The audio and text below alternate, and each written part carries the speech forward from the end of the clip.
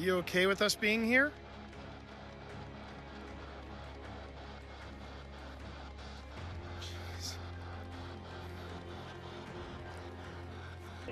Lady. Lady, lady. Yes. Ashley. Is it a lady Ashley is talking to? Or are you referring to Ashley? It just said Ashley, I'm not kidding. Whoa! Ashley just got her name. She has now ascended. I don't know if you heard that, Pip, but your sister from another mister here, Piper, just said we should put Pip on FaceTime.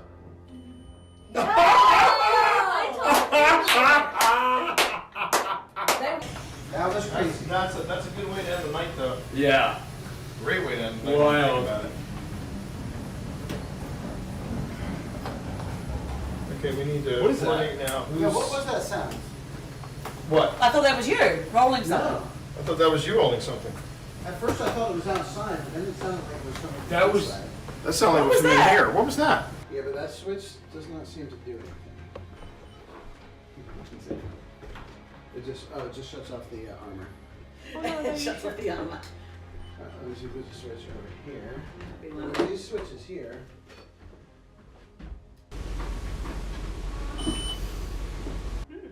That was not us. Again. All right. I think I heard Sabrina say mom. Huh? What? I thought you were in another room. No, she didn't say anything. Did you not? I heard that. I thought that was. I thought that was Serena. I heard mom. Me too. I heard it too. It wasn't. That was not a real person.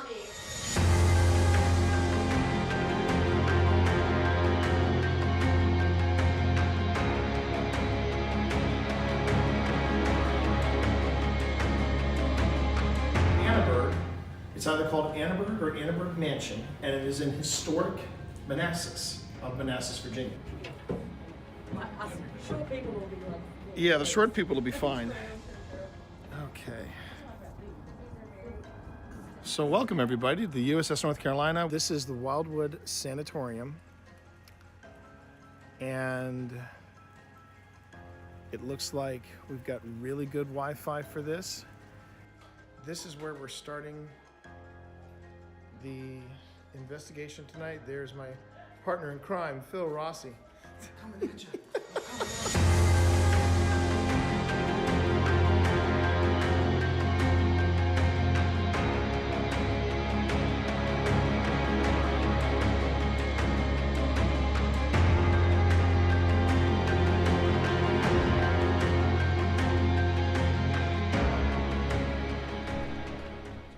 I would like the cat balls.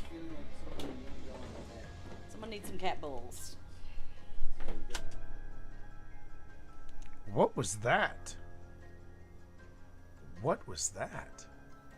Yeah, I thought it was something on the floor, but it's not. Someone needs some cat balls. All right, hold on. Hold the phone, everyone. I'm going to isolate this section.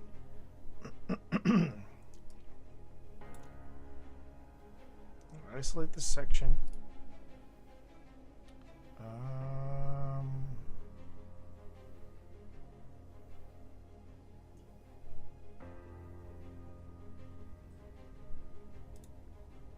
Okay. Is that still going off in there, Tina? I'm going to hand you the cat balls, if that's cool. I would like the cat balls. Feeling like something you need to go on the bed. Someone needs some cat balls. It's right there. I'm now slowing it down to 175.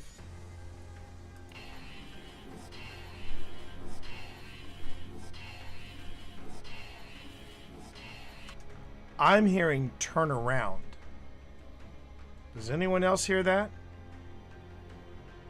Turn around? Is that still going off in there, Tina? I'm going to hand you the cat balls, if that's cool. I would like the cat balls. Feeling like something you need to go on the bed. Someone needs some cat balls. You have 3 cat balls. You mean the big one?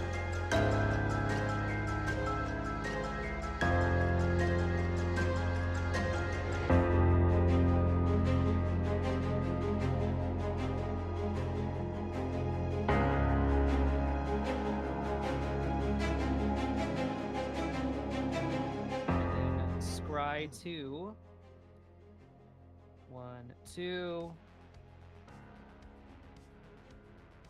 and then I will put this one on the bottom. And So I then this see you're one having a lot of fun. on the top. And then Thor, has anyone ever called you a Bond villain in a previous life? Because, man, I swear to God, it just sounds like saying, it seems you have the upper hand in the cards, Mr. Bond. I mean, I never said I wasn't. I wish I knew how to quit you, Thor. I wish I knew how to quit you. Oh, my God. Which is a 3/3, and Valgavoth, which is 6/6. a 6/6.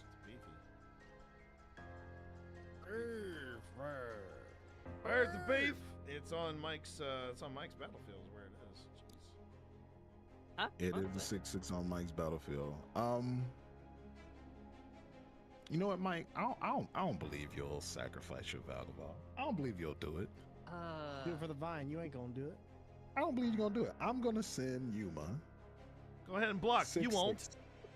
You won't do it. Have you lost life yet in your turn? No. You're about to. Is my entire hand counter? Yeah. Oh boy. Okay. Oh. Okay. This is a game All right, for the well, ages. I'm gonna save This is a puppy. game. This is This a game. is a game, chat. All right, we untap the land. We untap the land. We're both at 1. I don't hear no bell. I don't hear no bell, Nick. I don't hear no bell.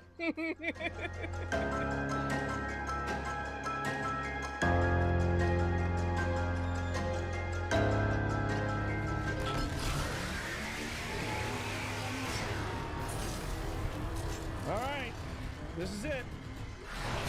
Yep.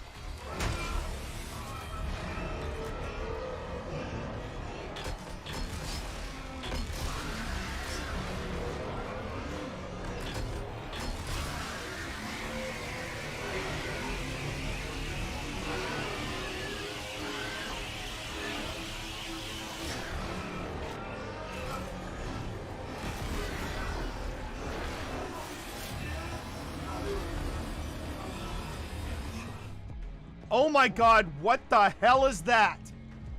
What the hell is that? What is this, chat? No. Just no. I want to go back to the feel goods. I want to go back to the feel goods with this game. Just no. No. Oh, we already got the candle blowout. And you'll know when it's speaking to you through the parabolic microphone. Yeah.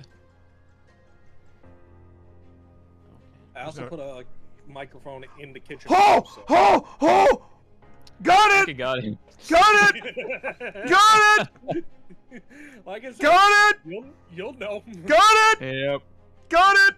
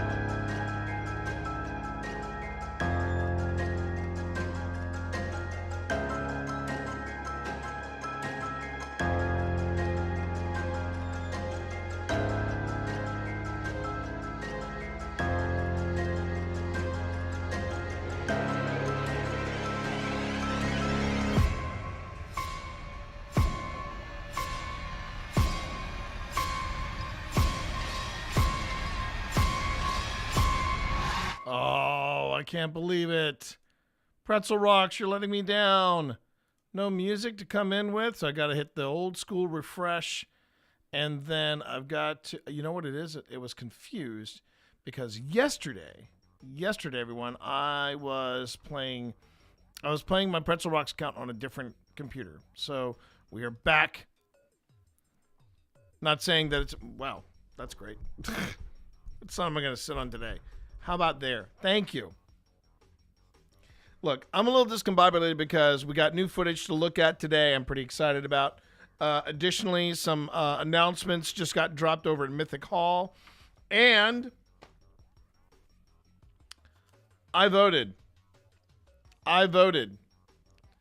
Because, not gonna get too political, but when the other side says, yeah, it's cool to do this in Texas, but not in Virginia, I'm like, hold my beer.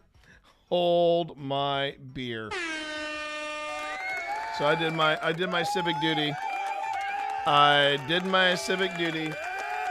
Went on ahead and posted the thing, or voted the thing, and we're gonna let that sit and spin for a bit and watch the orange pumpkin rot from the inside. Meanwhile, I have some really exciting news to pass along if you haven't seen it already. Let's see here. We gotta find the. Oh, first off, just so everybody knows, Kickstarter be live. I'm gonna double check that too, just to make sure. Let's see. That's yeah, I set that aside because I might wanna actually take advantage of that. Let me see here. Oh wait, I've got that. Bit.ly.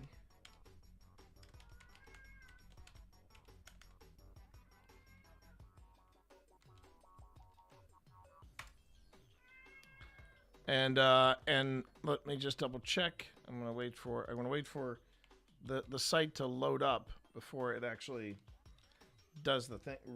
Really? Oh my god. She didn't waste any time.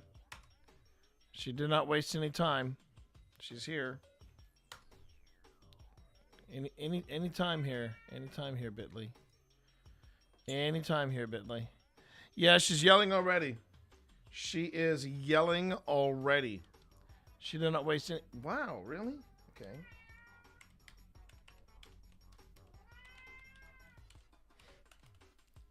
I mean, I'm live. Because I'm live, she's like, oh, it's time for me to scream. Time for me to scream real loud, kids. There we go. Okay, so it is working.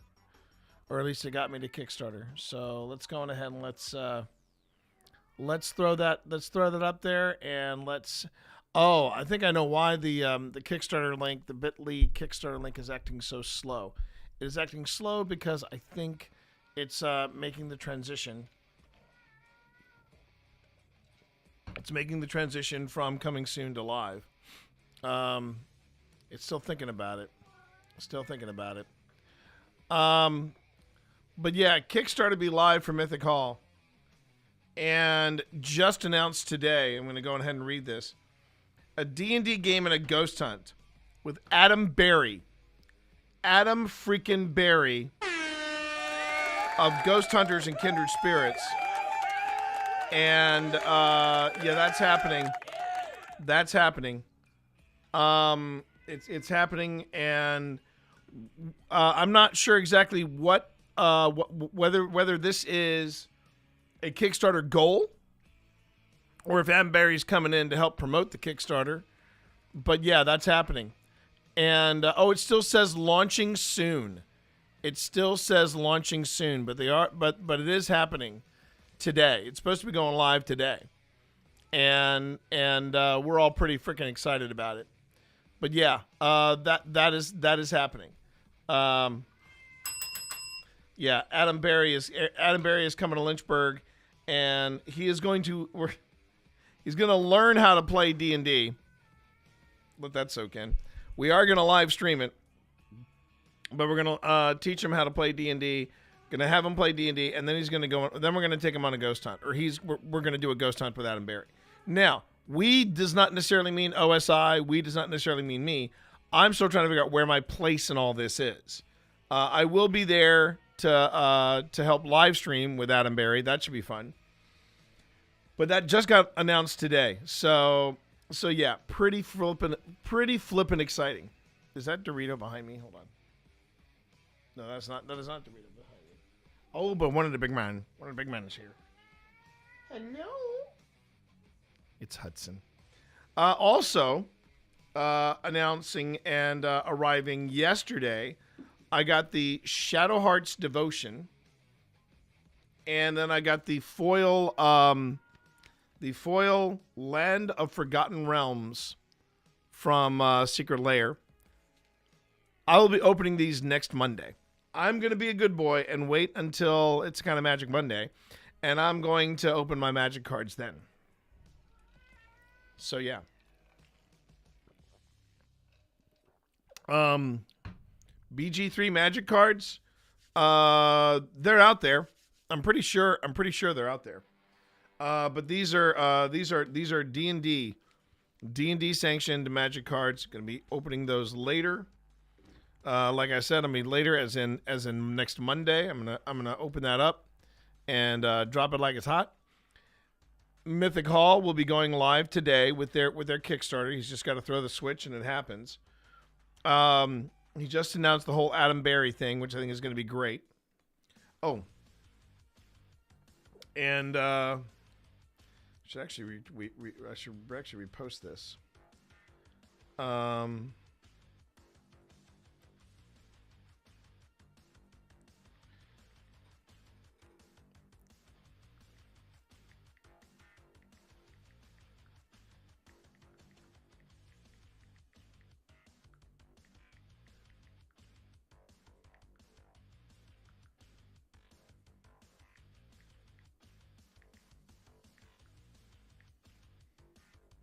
So I'm going to retweet it with that. And then, let's see. And then I'm going to do this again, but I'm going to do this for... That is not the way to get me to get you treats. You know that, right? He literally just pushed the treat jar over. He's really hoping. No, he is actually hoping for that pop to that top to pop off. He's really waiting for it to pop off. And I hate to break it to him, it's not going to happen. It's a screw top. But therein lies the one brain-celled wonder that is Dorito. It's also his passive aggressive way of saying, yeah, I'm here and I want treats. So I'm going to go ahead and retweet that, and I'm going to go...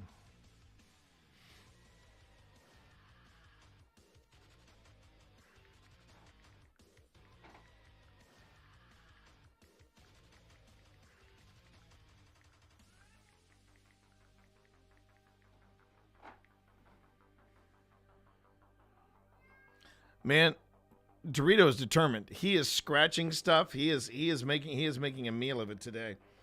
All right, so I did the thing on here, so that's good. I will now go back to the Tea Monster. Cancel that, please. Switch over, and we are good to go. Okay. Let me go on ahead and let me kick off the stream with the proper treats, and then we'll get to talking. We'll get to talking about this week. Vi. What's all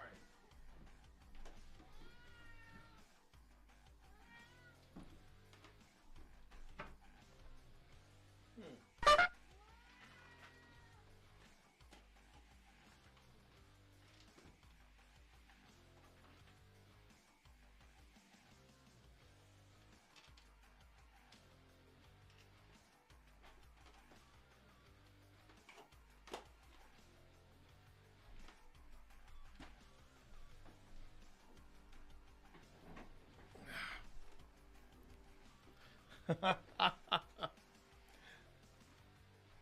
Thank you for that, Jason. Thank you. Meanwhile, we now have silence in the library, mainly because the cats are now nomming away on their treats. Okay, so let's talk a little bit about this week, shall we? Because I did touch on it a bit yesterday, but now things have changed. I do have the schedule up both on my Discord as well as on the main Twitch channel. The only thing I didn't do hype-wise, I'm trying to get into a better habit of posting stuff on YouTube as well to let people know, hey, we are live over on YouTube. Feel free to pop in and say hi. But we are live on YouTube, and if you have a question, if you have a comment, if you want to just say hey, there it is. Yes, you do see a kitty. KZ, yes, you do see a kitty, and they are. They just are. And thank you for saying hey over there on YouTube. We are live though on Twitch and YouTube. And we are thrilled to bring you this review session. So give me a second. I'm going to drop in a quick little note to YouTube.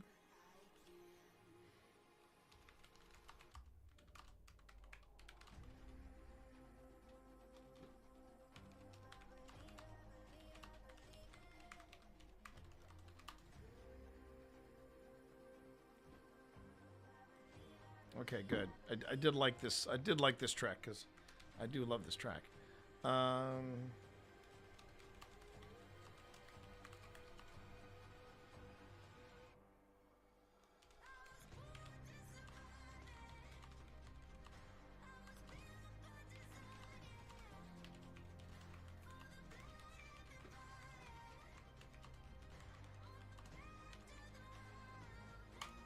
There we go. And then I will pin that. So, so basically, what is happening right now? What isn't happening? We're having a very busy morning. For one thing, we've got our we got our paranormal investigation on. So I'm pretty happy about that. I'm pretty freaking happy about that. And secondly, what else happened today? I voted, did my civic duty, and I voted, and got the secret layers, but I'm not going to be opening them until next Monday for It's Kinda Magic Monday. And I have our schedule up for this week. I was a little late. I was late posting it because Sunday and yesterday got by me very quickly. I have pants. I'm proud to say, everybody, that yes, I now have pants. I have pants. Little victories, but I have pants. So, welcome everybody to Old Spirits Investigations. Let me start from the beginning. My name is T. You can call me TT Monster or Twitch Dad. We are live today both on Twitch and on YouTube. And along with cats, we are going to be looking at footage from a recent paranormal investigation that we hosted at the very haunted Clover Hill Historic Village located in Appomattox, Virginia. And it's the place that I was actually going to suggest to Sean, that's where we should take, we really should take Adam Berry. Because that place is wicked active. Whether it's during the day or whether it's at night, that place is wicked active. And I've been really impressed with the stuff that we've already found from that place. We are looking at our second visit, which happened a couple of weeks ago on March the 7th. And what happens when we do these types of reviews, right? Whenever we do these types of reviews, these reviews are all they're not just accountability sessions. That's what I would call them anyway. But they're also transparent sessions where you get to ask a paranormal investigator any question you have, and within reason, within reason. About mainly about the paranormal, whether it's the investigation, whether it's the equipment, whether it's my own thoughts about the paranormal. That's what I try to open up and allow for people to get a chance to to sit down and ask a paranormal investigator whatever is on their mind. As you saw maybe in the reel that I just posted here on Twitch and on YouTube, and on social, saying that I was going live. One of the things that I tend to do is also I go on to tangents. I sometimes will hit tangents. The most recent tangent, Jason. How tall are you? Yes, exactly, Jason. Exactly, Jason. Yes, you read my mind. Thank you, Jason, for proving my point. I love you, man. I love you. Okay. But sometimes I will go on tangents, as in the as you saw in the clip. You know, the it's tough to be the Kwisatz Haderach, because you got to choose between Florence Pugh and Zendaya. Cry me an effing river. That's why when Dune 3 unfolds the way it is, I'm not gonna feel sorry for Paul Atreides. I'm not gonna feel sorry for Paul Atreides. I mean, I feel bad that his dad got screwed by the Emperor. Sure, that bothers me too. But man, Zendaya and Florence Pugh, just come on, man, come on. Anyway, Jason, thank you for the biddies, appreciate it. And if you really want to know, I'm 5'10". If you really want to know, I'm 5'10". For what it's worth, I am 5'10". And I feel like I'm getting shorter with every day. So this week's schedule, I want to talk a little bit about it. I will be here today until 7. Tomorrow I'm going live at 11, but I cannot guarantee if I'm going to be on at 7. Because here's what's going to happen. I'm going to be getting some kind of call, I assume, from Mythic Hall. And they're going to be saying, T, you need to come over and help me with the audio. We are upgrading our audio setup over at Mythic Hall. And I'll talk about Mythic Hall in just a second, about what it is and how it works and who they are and all that good stuff. I'll be talking about that as well. But yes. And in other news, fire is hot and water is wet. Paul Atreides is not a hero. But you got to understand. Val. Not everybody read the book. Not everybody knows how this is going to go. And a lot of people think, oh, I can't wait for Dune Part 3. Yeah, I know. And you want everyone else to suffer. I get that. But thank you. I do. I watch my head on cupboard boards and the washer and dryer hatches as well. But I will tell you this, Val, there are going to be some disappointed people. And ironically, I think these are going to be the same people that go, man, I freaking loved Pedro Pascal in The Last of Us. Can't wait to see him in season 2. Yeah, about that. Okay. Now I was pulling up. Was it this? I think I was pulling this up. Yeah. Here we go.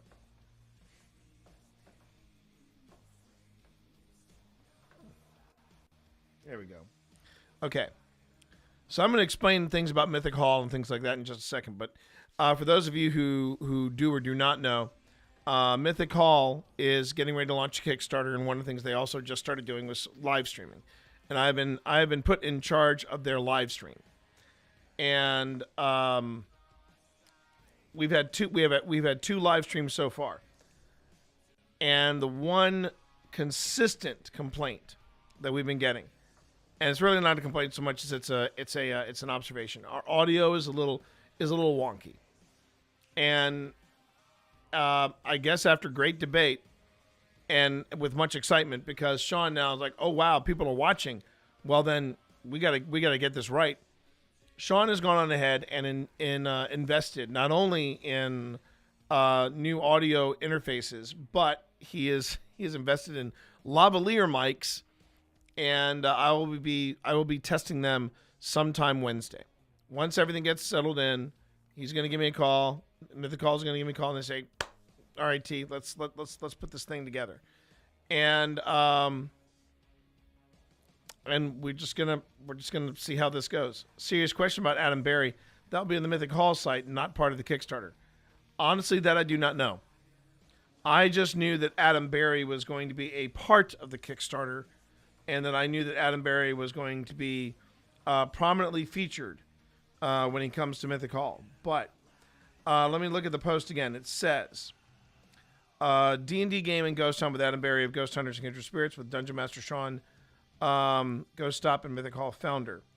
More info on this reward tier. So I think that's probably how it's going to go. It's a reward tier. And it will probably be that if you donate X amount of dollars, yeah, Kickstarter. I don't know when the Kickstarter is going live. I thought it was going live today. And let me find out what the deal on that is.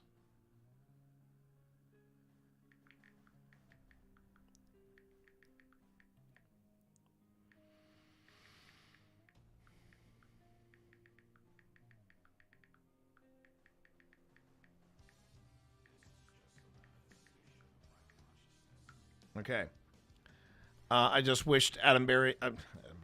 I just wish Sean good luck. And I will let everybody know what that Kickstarter goal is once everything goes live. And there's a lot of things that are happening in this Mythic Hall Kickstarter. And this Kickstarter, yeah, it's pretty exciting. The Kickstarter will not only feature a Ghost Hunt and a D&D session with Adam Berry, but it's also going to include things like exclusive dice from Norse Foundry. It's going to include exclusive candles from Cantrip Candles. Now, if you're wondering what do candles in D&D have to do at Mythic Hall, it's part of the immersion experience that we offer. Let me explain. Right now, for example, I am doing a campaign. Actually, I'm crawling this weekend, and I'm actually looking forward to it. But we are crawling this weekend with Hekna, and I'm excited. I'm super excited about Hekna. And whenever we dungeon crawl, we light up a Cantrip candle and put it on the opposite end of the table. It smells like popcorn because Hekna takes place in a carnival from hell. And that popcorn smell is in the air when you walk into Mythic Hall.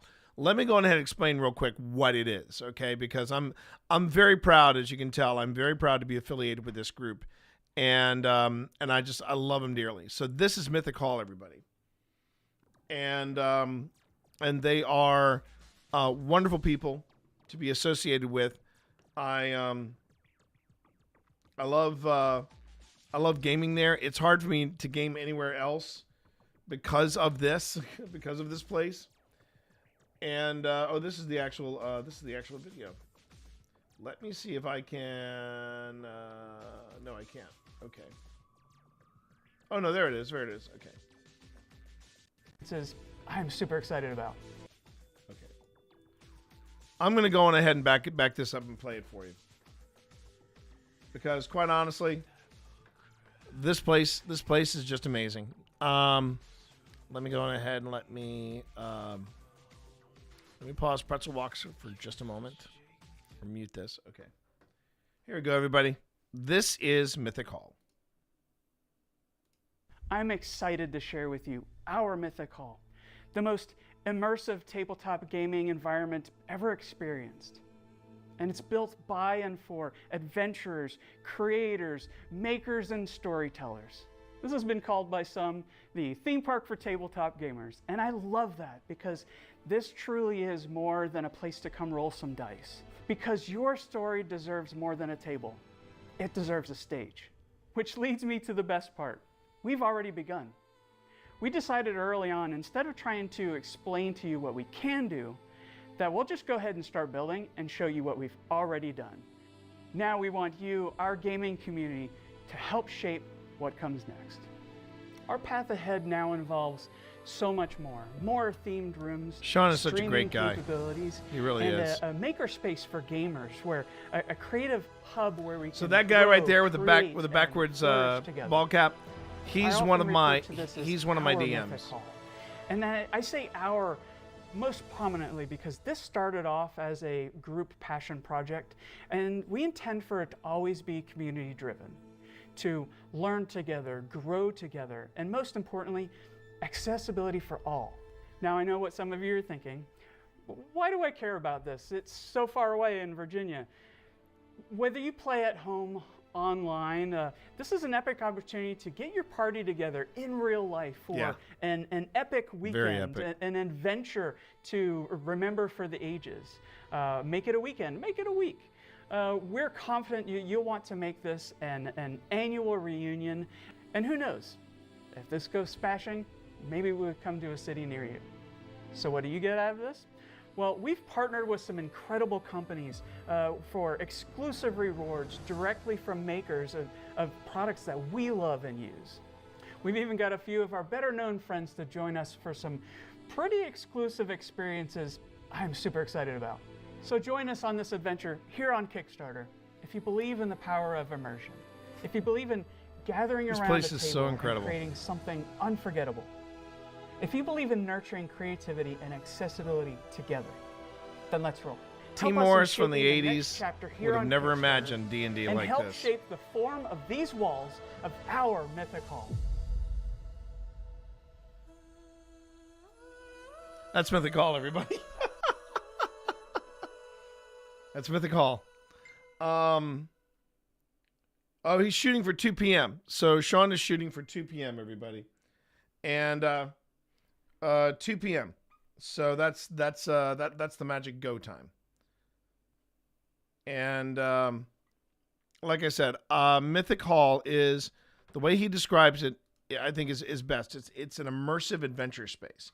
Now, you don't necessarily have to play D&D here. You can play whatever role-playing game you want. When you look at the upcoming events that they have, it covers a lot of different places, a lot of different locations. And shooting for 2 p.m. and just my luck, Kickstarter's been down most of the morning.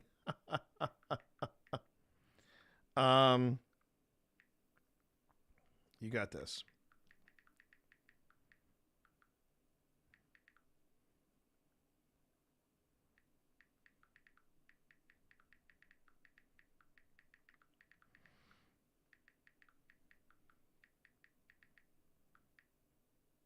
So yeah, so we're looking at a 2 p.m. launch time, 2 p.m. launch time for Mythic Hall, and this place, so Mythic Hall is exactly what you see. The lighting is in the DM's hands, as well as the music. Okay, no worries, Marv. Thanks for the lurk, and I appreciate you being here. I did see you earlier. Just a lot on the plate. Sorry about that, man. But yeah, there's fog machines. There's illumination coming from the different set pieces that you have. You've got music that we when we are live streaming, we have an exclusive agreement with Midnight Syndicate. And if you know Midnight Syndicate, you basically know the music of D&D. And they do amazing stuff, and they're actually planning to make some original scores for us. You have this immersive play space. You've got the animated window that you saw behind Sean. You can set that window to be whatever setting you want it to be, and it completely changes the scope and the feel and the joy of D&D. And I can't wait. And you could. The place is also available for rental. And you can rent out the space and run your own campaign, a private campaign. If you want to get an idea of what that is like, let me pull up games and events, and I'll be more than happy to show this off for you. Ads are starting in about 50 seconds. So what I'll do is I'll wait until after ads, and then I'll take everybody over to Mythic Hall and their upcoming events. But you can also get a chance to see Mythic Hall live and in person Thursday nights at 6:30. And look at that. Jason Nightstalker dropping a tier 1 sub to Resident Evil. It was great seeing you this weekend, Spence, by the way. Wanted to say that. Love you. Miss you. And we just had a great time kicking off this live stream of a campaign called The Crooked Moon. And now you can see it all live. And when I figure out, when I get a date or time from Sean, I'm gonna dive in and we're gonna get that audio little spit polish as well. See you all after the ad break. But I'm very excited about this, as you can tell, chat. I'm very, very excited. Spence, I know you just got the sub, so you're going to be avoiding the ads. But you're also a mod, so I'd be surprised if they're going to say, well, you need to be a sub to be a mod. I don't think that's the case. But I wanted to ask you, Spence, are we still on? You have turbo. There we go. That's fine. And, oh, look at that. 15 bits. Yeah, I know. You would think that. I don't want to necessarily make that requirement, Jason, because I'm already... What? What's the tea? Hello, Rosa. Hello, what's the tea? What tea am I spilling? Mythic Hall is going to be going live at 2 p.m. with a Kickstarter, and if you're wondering what Mythic Hall is, I will show that to you in just a moment, Rosa. But in the meantime, hi. Also, Rosa, we might have something special happening with the Mana Buds. We might have something special happening with the Mana Buds. It might be happening. I can't go into detail. Don't know how much detail I can share, but yeah, we gotta wait and find out what's going on. Look at Rosa. Look at Rosa getting that sub from Jason. Look at Jason, making it rain. I appreciate that, Jason. Thank you very much, Jason, for the support, Rosa. Welcome on in to my Twitch stream. It's great to have you here. And today we are going to be looking at we're having a wee chin wag before I get into the footage review. And we are going to be in the school today. We're going to be in the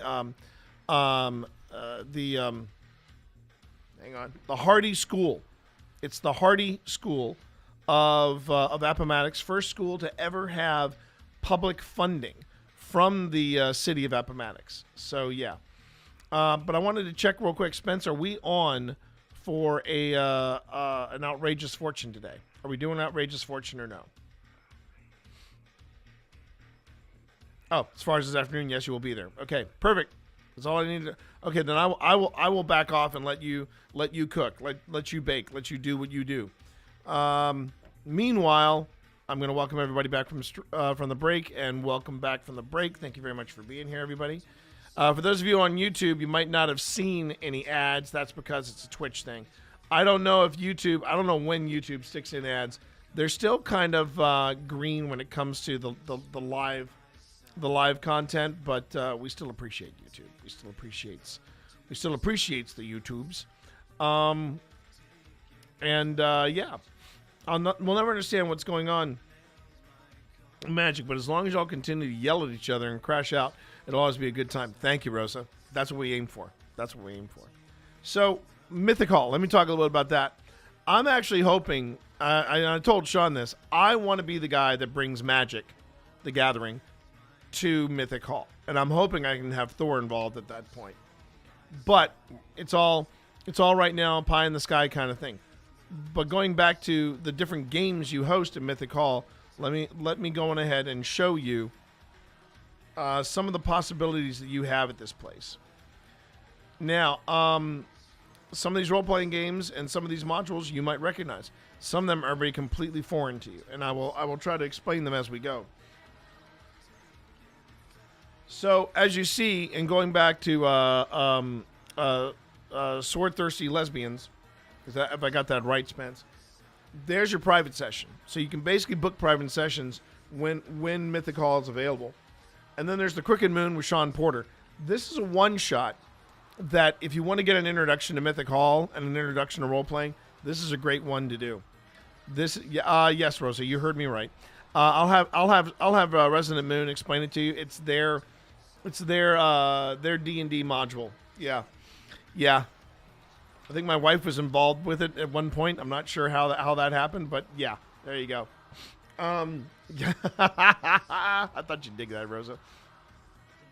The Crooked Moon. This is a D&D setting. It uses basic D&D rules. I believe it's 5e.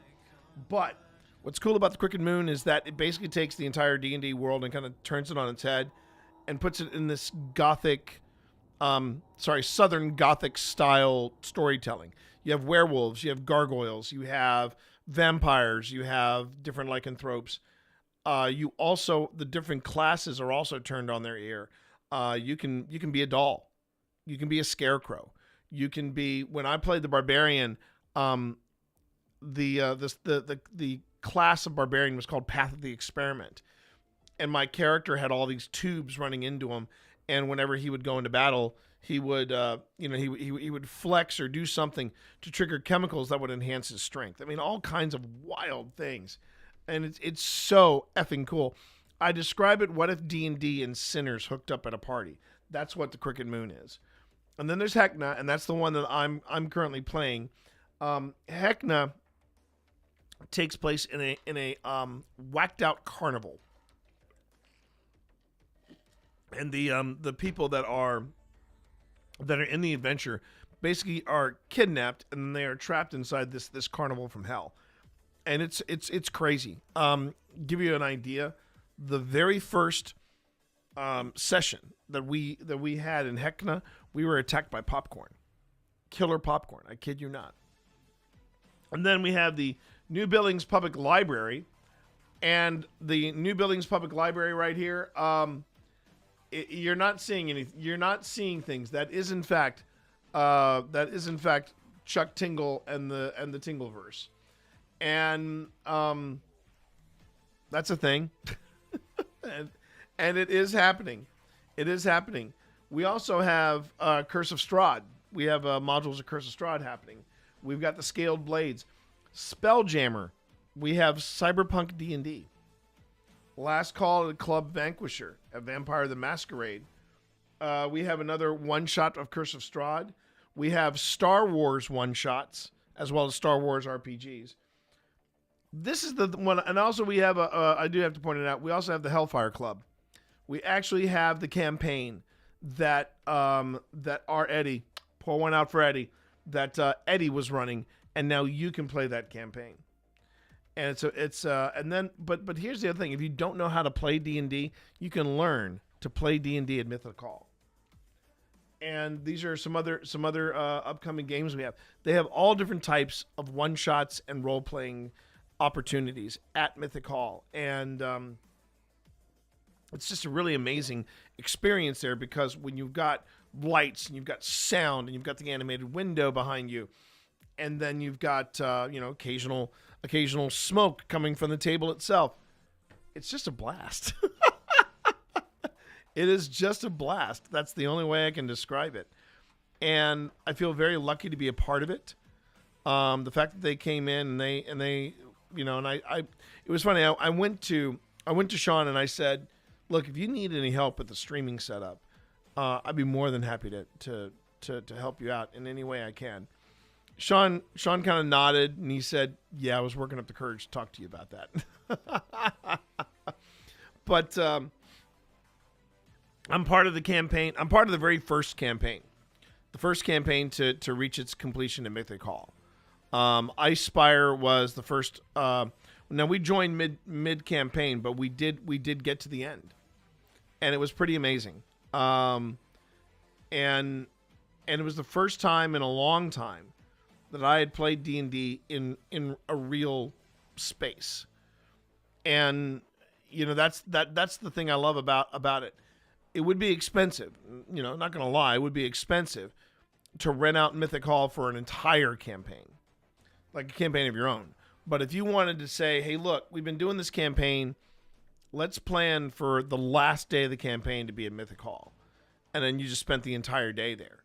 And it's great because within walking distance of Mythic Hall, you've got some really fantastic restaurants. You've got Ahi Sushi, you've got a sandwich place, you've got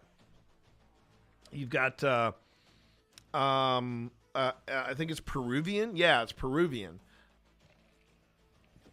So many. You got Mexican places like you wouldn't believe. I tried D&D once or twice. I couldn't get into it for some reason. Well, the thing is, Jason, it is a commitment. It is a commitment. And some people just, maybe can't do that on a long-term basis. But there are the one-shots. And the one-shots are a great way to get a taste and go, maybe I do want to try D&D again. And I know I've told Sean, I said, when they are ready, when they have a new room ready, and they want me to do a Magic the Gathering clinic, I'm all set. I'm all set and ready to do a Magic clinic. And yes, I think after a year, because it's been over a year, after a year playing Magic with commitment isn't really the issue for me. Okay, if it's not a thing, then it's not a thing. Sometimes, I mean, it's kind of. I personally find our role-playing games for me kind of another way to scratch that itch of being a theater jock, and I just genuinely enjoy the thrill of when I get to play, and I try to come up with voices for each unique voices for each character. When I played Virginia Jack, was that what I called him? Hang on. I think it was Virginia Jack. Everybody called me Jenny, and that was really triggering my character. All right, here we go. D&D Beyond. Only time I okay, y'all, Mike Housekeeper's the best. So I have had the pleasure of doing of playing 3 characters. Yeah, Virginia Jack Harperton. That was my that was my Crooked Moon character. Chaotic Evil. No, Neutral Evil. Was it neutral? Wait, was I Neutral Evil? No, I wasn't Chaotic Evil. No, I was not neutral. I think I was Neutral Evil. Because Lawful Evil, I would be, Lawful Evil, I would be completely out of control. Let me see. It's in here. Crooked Moon. Yeah, Neutral Evil. Yeah, Neutral Evil. So it's Neutral Evil for Virginia Jack. And then I played Quentin Edmund Devonshire, or Q, a Mouseling Artificer. And on Hekna, I'm playing Vermithrax Yen, Lawful Good, and he is a Dragonborn monk. So yeah, it always felt too restrictive or structured. That sounds like a DM thing. Because D&D is many things. Restrictive or structured? No. I mean, there are rules, but those rules are very, very adaptive. And you can make them as footloose as you want them to be. There are some DMs that they follow everything to the letter. And there's some that are like, well, there's D&D rules and there's house rules. A good example of a house rule is when you roll a nat 20, for example. If you get the nat 20 and you get the kill, you get the final kill. You have a house rule is feel free to put some flavor into this. How do you want to do this? Like I rolled a nat 20 when I was Quentin in another adventure, and this was pre-Mythic Hall, and they said, how do you kill these 2 orcs with your bomb? And I said, Quentin looks over the ice ridge and he sees the orcs there. The ogres there.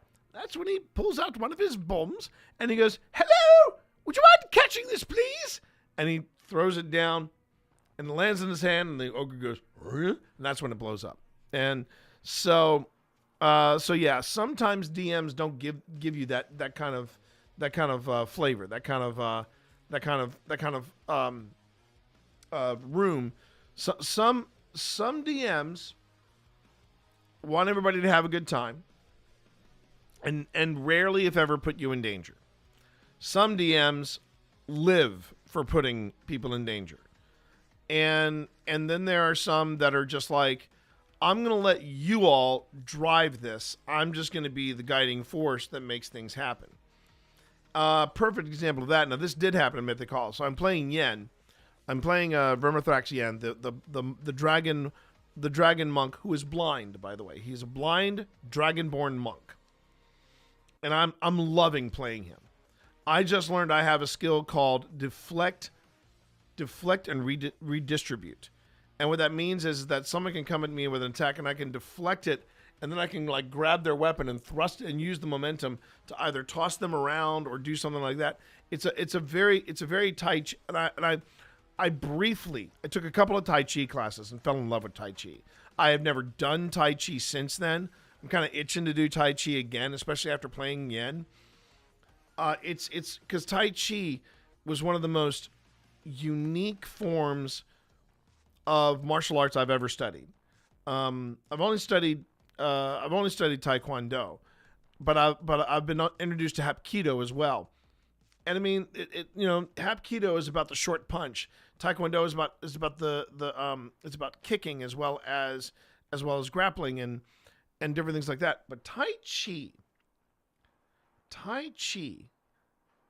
that was really cool.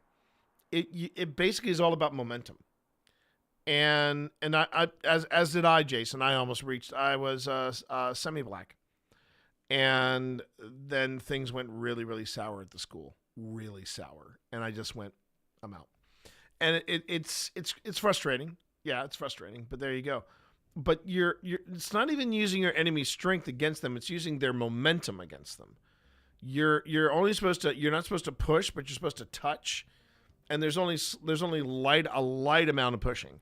But it was so neat. It was so unique and so cool. And I really enjoyed the couple times that I dabbled in Tai Chi. But there was an instance where all the other characters in my party were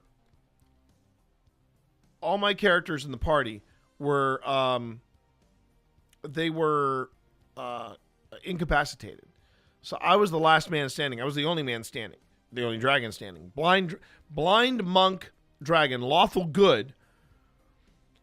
And I was in a situation where I was seeing people. I was seeing somebody get tortured, and I said, I'm advancing on them, and my party was looking at me like, "What are you doing?" And the DM said, "Are you sure?" And I just said to everybody, "I don't like bullies." And I was playing and that's the thing. The DM said he's playing to his alignment. He's going in. And it was, and I mean, I made it out alive, but everyone was kind of sweating bullets. And I just said, I'm lawful good. And my character was bullied when he was younger. So no, he's not going to like bullies. And if he sees somebody,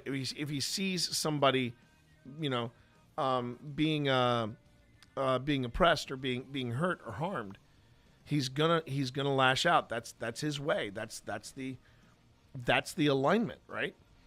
I was one belt from black, but college happened, and the owner had a requirement if you had to complete an X amount of tournaments before you could test for black. Yeah. When it gets to the black belt level, everything kind of changes. And the thing that I also noticed about the school where things went bad, the closer we were getting to black belt, we weren't. So I don't mind saying this. There was a school I attended in Manassas. It's closed now, but there was a school I attended in Manassas. And when we got there, my then wife, Natalie, and I were taking classes together, and we loved it. Great exercise. I mean, we would, and you know how some people judge like how hard you sweat is how good or bad the workout session is. I'm still that way. Even though I know sweating has nothing to do with how good or bad a session is. It just feels good sometimes to sweat. Well, this particular school, we were sweating so hard, we would have to clean our uniforms. We'd have to clean our uniforms at least twice a week. That's how hard we sweat. And then we went on ahead and we bought a second uniform. Just so that we could, we didn't have to, clean it or worry about forgetting to clean it. And so we would wear one suit, we would wear one dobak one week, wear another dobak the next week. but we were still at least once a week. If the dobok went into the laundry. The closer we got to black belt, we were finally in the master's class, and I shouldn't say masters with quotes because he is a master. He's a 7th degree level, or 8th degree level Taekwondo practitioner. Well, he was. He's probably retired by now. But he what did he do? But we got into his class. I mean, this was the master's class, and this is where you knew you were that close to the black belt. And this school did something really unique, and I thought it was pretty damn clever. They would once you said, yeah, I'm going to go for my black belt. You basically signed the contract that you were going for your black belt. You paid a little extra, and they actually got your black belt. But then they put it on a shelf, and the black belts were all personalized. So they would flip it so that you could go up there and you could, if you ever had a frustrating day, you go up to the shelf, you find your belt, and you just kind of get into a zen about it, right? But to give you an idea of how anticlimactic it was to finally reach the level of his course, we got to, and I think it's red when we got into this one master's course. We hit red belt. And we went from washing our doboks once a week to washing our doboks once a month. And that was going 3 to 4 times to class. Once a month. We would listen to him talk for, I kid you not, 30 minutes.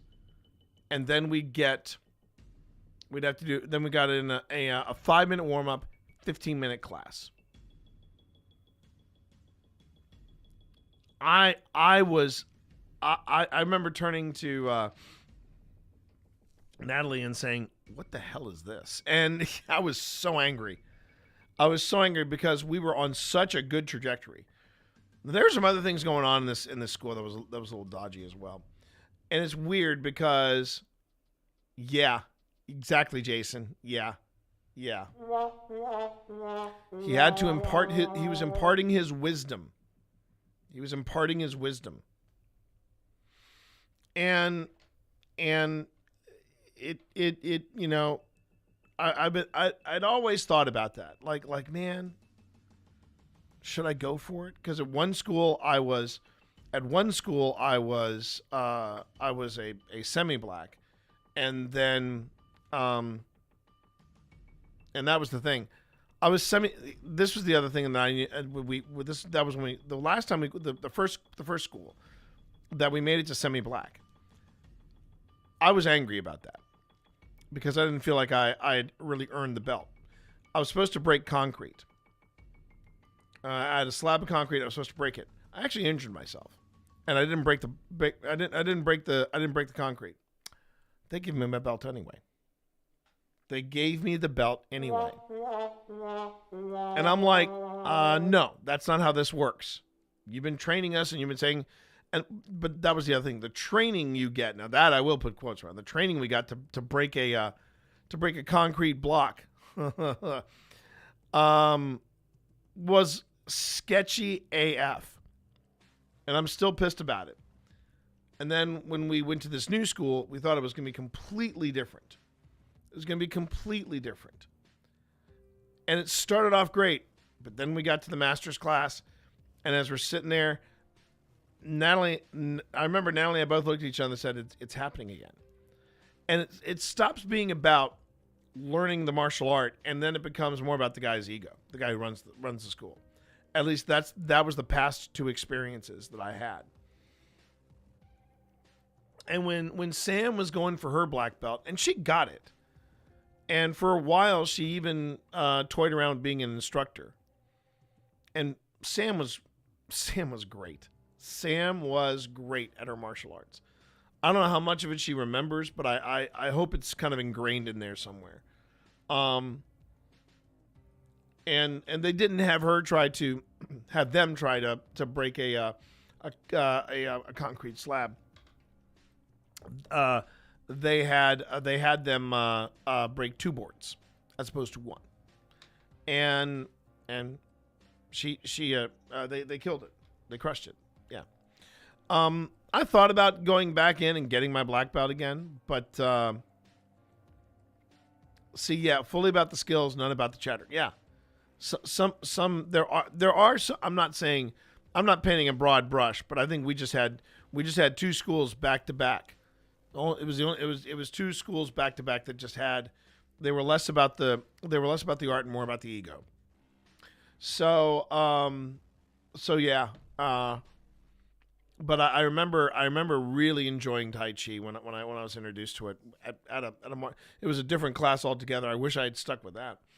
But I know. Welcome to the ADHD portion of today's investigation. So as I was saying earlier, pardon me, everyone. Going back to Mythic Hall, if you know nothing about D&D, you can learn to play at Mythic Hall. They also have clinics for you want to be a DM, and I would love to do a course on how to play Magic the Gathering. And playing in a space like that would be so much fun. So much fun. We're gonna see we're gonna see what happens though in this Kickstarter. And the plan is that the Kickstarter is gonna allow people to choose themes for the rooms. It's gonna be a chance to get some exclusive merch, not just from Mythic Hall, but from Norse Foundry. The people make some wicked cool dice. From the Cantrip candles, a lot of things are coming, and all that launches at 2 p.m.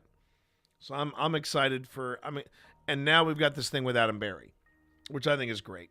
I think that's fantastic. I didn't realize it was one of the reward tiers. That makes sense. And I got a feeling that's going to go fast. And the other thing that's cool about it is that this is sort of the goal that it's incredibly immersive, Sly. Incredibly immersive. Oh yeah, Budo. Yeah, katana training, right? Yeah, there was a Kendo? I think it was Kendo. There was a Kendo training facility next to, or rather across from where I used to live in Vienna, Virginia when I was single. And that place had been there for decades, and I think it might still be there. But the thing I remember about it was somebody said, yeah, only have that if you've got a lot of expendable cash. And I'm like, what do you mean? And with Kendo, yeah, you start off with the basics, but then the higher up you go, you got to get better. You got to get better sword equipment. You got to get better armor. You got to get traditional looking armor. Oh, it's crazy. It's crazy. But with Adam Berry helping out with the Kickstarter, this is the thing that I know that Sean really wants to accomplish with the call. He actually wants to bridge the gap between ghost hunters and paranormal investigators. He feels like there's a lot of crossover there, and he wants to, kind of build a connection between D&D players and ghost hunters. I mean, we actually we took it to the next level on our shop. I want to see if I can find my we actually have at our OSI shop. We have a shirt that says D&D nerds. We make paranormal investigators look normal. And then on the back it has our logo and it says roll for perception. I'm pretty proud of that shirt. I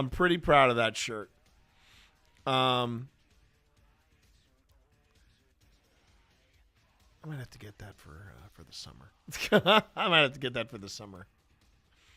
So anyway, pretty excited for my friends over at Mythic Hall. Pretty excited for being a part of that, because the stream, this week's stream, we should have the audio sweetened out. It's gonna be fun. All right, I gotta make that today. I gotta make that. I gotta make that logo for you. The medium rare. So there we are. And ads are starting in about 30 seconds, everyone. Ads are in 30 seconds. Thank you very much for dropping the announce.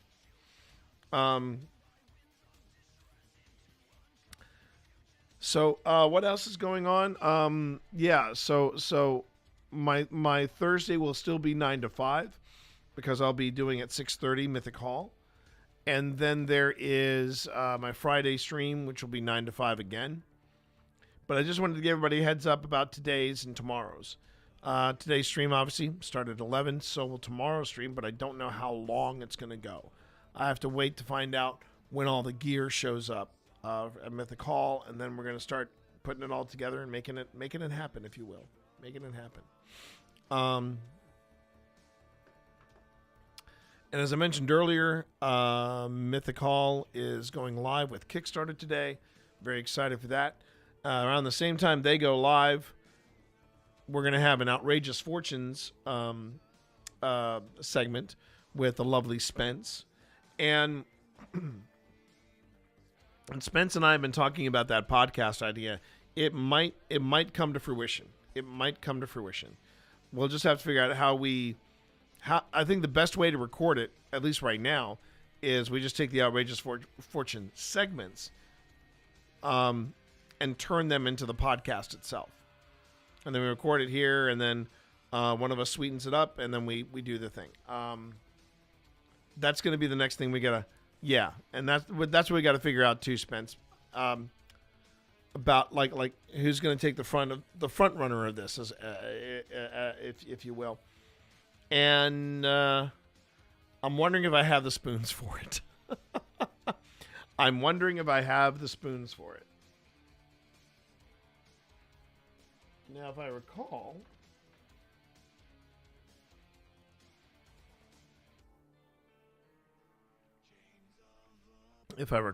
I'm looking at the footage. Yeah, I got at least two of the cameras, so that's good. That's good. It's got 2 of the 3 cameras. It might mean I just have to overlay a 3rd camera in here at some point, but anyway, we can do rollies for it. Yeah, we could figure that out. I didn't necessarily want to. Sometime soon, we'll be talking. We'll have to sit down and talk sometime about how we want to do it. When do we want to launch it? That sort of thing. We'll figure it out. We can talk about Val's birthday if you like. Yes, that is also a possibility. So, all well and good. So there is also an opportunity. It's been a wild couple of days. We have something taking shape, if you will, on we have something taking shape right now on with the Mana Buds. I can't go into it, but if it all works out, yeah, we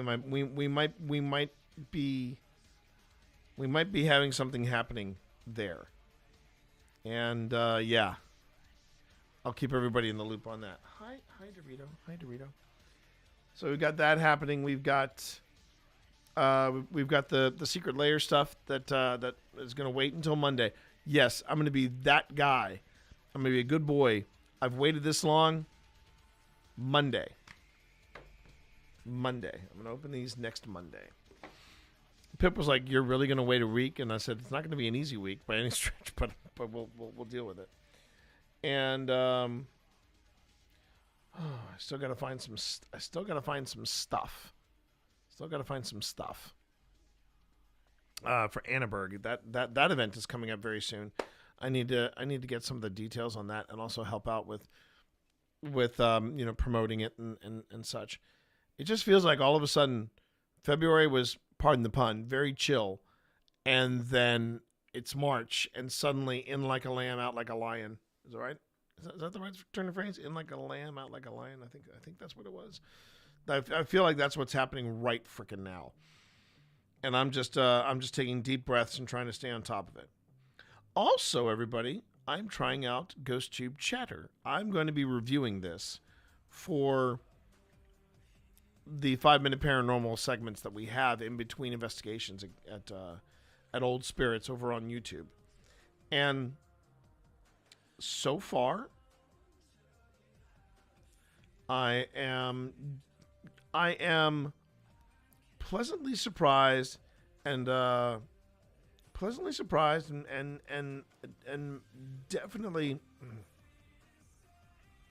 definitely impressed with how things are going. Okay. All right. I'm also looking at the first hour and a half, if you will, of I'm experimenting with reels, as I mentioned earlier too, and I'm enjoying it. I'm enjoying making these reels. CapCut is a very delightful experience. It is very different from Premiere, but it is a delightful experience. I don't mind saying. All right, let me now clumsily segue. In like a lion, out like a lamb. Oh, okay. In like a lion, out like a lamb. Yeah. Yeah, for me it's the opposite. It's coming in like a lamb and going out like a lion. It's just things are kicking up and it's the 24th and I'm just like, "Okay, strap in everybody. Here we go." All right, but I'm going to clumsily segue into the actual footage review that we want to do. We're going to be doing this for roughly an hour and a half. And then I'm going to take a break. And when we get back, we'll do our segment with Spence. And then, of course, we will end our stream with more footage review. So, let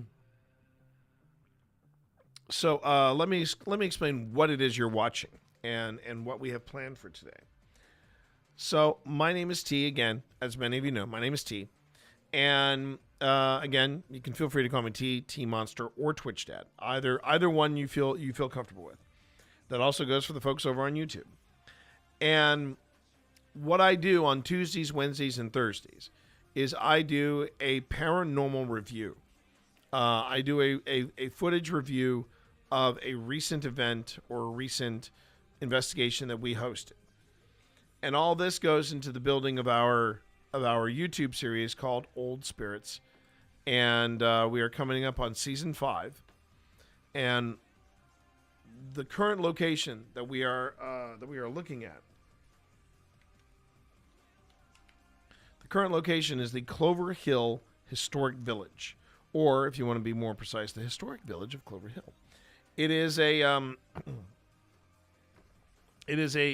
living history museum, if you will. When it is open during the year, they have reenactors walking around portraying different people that lived in these cabins and things like that. You can interact with them, ask questions. It's all kind of cool. But this historic village of Clover Hill is located in Appomattox, Virginia. And we went there in November. We investigated the Martin Cabin. We investigated the Hardy School, and then there was the church. There's this one chapel there. And we didn't get to the chapel because Pip wasn't feeling well on that November night. So we went back on March 7th, and we were so impressed with the stuff we found in the school and in the cabin that we said, let's go back there, and then we'll end at the church. So we're still not sure exactly what we found or if we found anything in the church, but we have just wrapped up our second visit of the Martin Cabin, and now we are where the footage picks up. We're in the school, and that's what we're going to be looking at. We're going to be looking at the school today, and as I said earlier in the stream, this is about accountability. We go on ahead and we review our stuff live on stream. And we do that to give you the opportunity to ask a paranormal investigator anything. And, there's no music in the background, as you plainly hear now. We come in here and we look at it together. I do this because I want there to be a sense of accountability.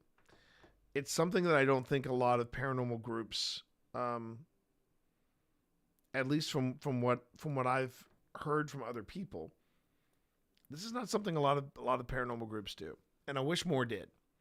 I like reviewing the footage live because you're basically going through the process, and because this is part of the process, and you find out that paranormal investigation is not necessarily the stuff you see on Sam and Colby or Twin Paranormal or Mind Seed, where they're running away from something happening, where they are, something is happening in the other room and they run away from it, when they're screaming demon, when they're pretending that they're possessed, all these ridiculous things. Paranormal investigation is not just the, not just the boots on the ground. Excuse me a second. It's not just the boots on the ground and, wandering around the different parts of the location, right? Paranormal investigation also includes this. Looking at the footage, reviewing the footage, and trying to figure out if you actually did catch something or you didn't catch anything. And that's what we're doing here. So if you are, if you want to ask a paranormal investigator a question, this is the place to do it. This is where you want to do it. All right. So let me find the entry point first, and then I'm going to cut the segments that do and don't have audio with it. Hey, Jay, how are you? Good to see you, man. Good to see you here, Jason.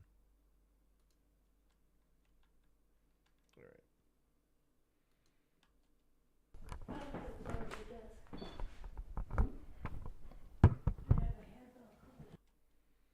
Okay.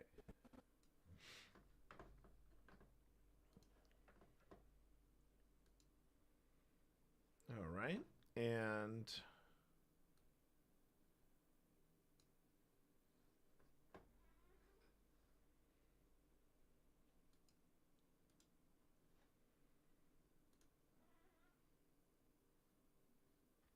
okay. And we have Ripple deleted. Okay. And then I'm going to jump to the end just to trim off the parts that we don't need.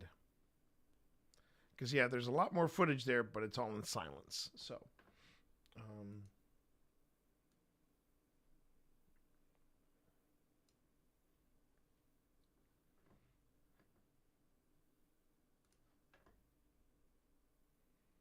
well, it looks like it picked up all three cameras at the end. Even better. Even better. Okay. So now so what you're looking at is an hour and 15 minutes worth of footage. Just getting the day started? No, that makes sense. All right. And what we're going to do is we're going to basically create a rough cut. We're going to create a rough cut for roughly about 10 minutes or so. And then I'm going to go back and then I'm going to start marking it up with different things that we catch in time. And you'll see how the production goes. But this is how the sausage is made. This is how paranormal shows like Ghost Hunters, Project Fear, Portals to Hell, whatever your show du jour is, this is how they're made. So the investigation, Jay, was at a place called the Historic Village of Clover Hill, located in Appomattox, Virginia. It is literally on the battlefield. And what this place was that they had 3 historic buildings that were in danger of being torn down. And what I'm not sure about the rescue process, but they basically picked up the buildings and moved them to this location. And it is located either on or right next to the Appomattox battlefield. And they have the Martin Cabin, which was built in like 1830 and is still standing today. Then you've got the Hardy School, which was the first school that was built with funds from the city of Appomattox, making it one of the first public schools ever created. And then there's a chapel. And all three, the chapel, the schoolhouse, and the cabin are all original buildings. The other buildings that are on campus, that are on its campus, like the blacksmith shop, the winter quarters for Confederate officers, those buildings are all recreations. The general store, a recreation. And we went out here. Pip found this place. We went out there in November, and it was popping. It was popping. And so we went back in March because Pip couldn't make it to the church. And we were told by the caretaker of Clover Hill that the church was particularly active. And so we went back, and because we were going back for the church, we said, you know what? Let's go on ahead and let's do a second investigation of the schoolhouse and the cabin, because of all the places we were at. The cabin was particularly popping. It was particularly exciting. Whenever I'm good on Wednesday, outside of managing any Kickstarter fires that pop up, I plan to focus on the stream.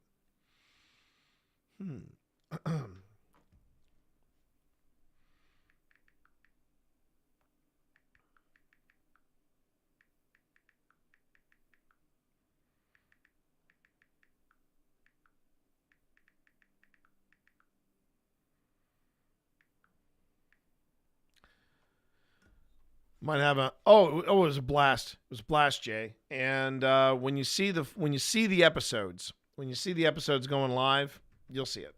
You'll see it. Okay, let's jump on in. Let's jump on in.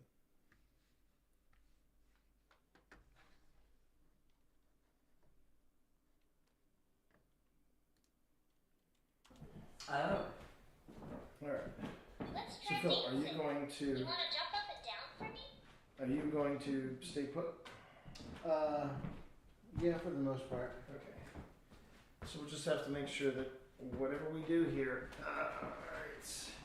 we try to stay I felt that, as still as possible. Okay, I'm starting recording on my camera. All right. You got the clicker? I've got the clicker. Is this camera going? Yeah, the camera behind you's going as well. Okay, you all set? Okay. All right, and here we go. Welcome to the return to the school. Wow. Is that EMF? That is EMF. I've never seen it do that. And it's on the lowest setting? It's on the second lowest setting. But you... Hang on. Can you make a sound? Ooh, I felt a tingle. Well, that's funny. He got the EMF. And you were Okay, seeing well, EMF. first off, Are you trying to hold my hand? the three... See, I can't tell if it's me. Just remember, unlike the tracer, those wires aren't doing anything. It's all to do with the pod. Yeah, I know, but I didn't think the pod was... I didn't think these were supposed to be bent. And they're bent. I think. We'll have to ask Sean I next time. don't think that has too much to do with it, because it's the pod at the end that's taking the reading.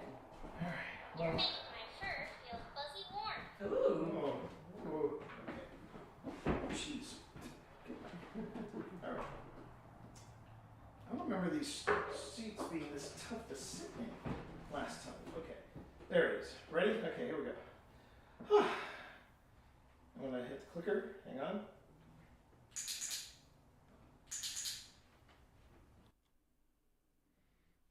Interesting. So I got plenty of hits here, but I think I'm gonna trim that out. So fun fact, everybody. I discovered that the clicker that we used, or the clicker method, I guess you could say, where I had the clicker and we used it for filming. Apparently, that's how we're able to get all three camera sources. All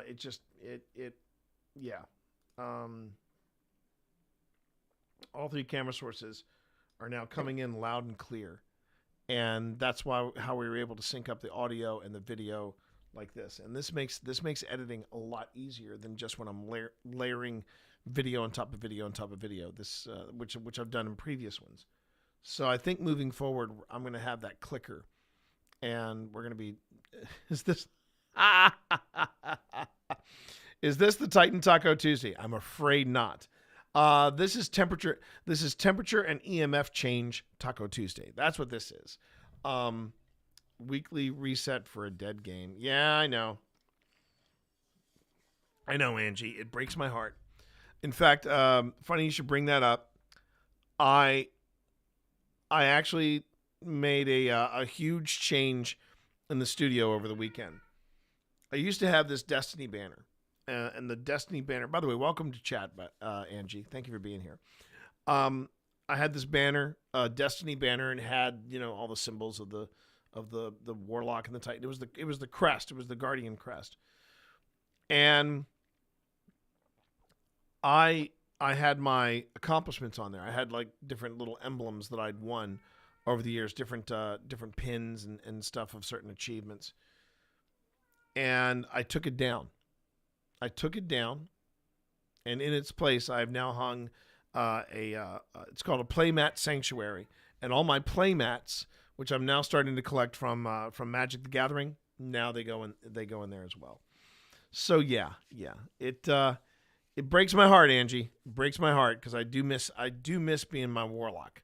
I do miss my Warlock. And there's a part of me that does miss Titan Taco Tuesday. But now we're doing temperature change Tuesday, and that's where we're looking for temperature changes, fluctuations in EMF, and things like that. All right, so here we go.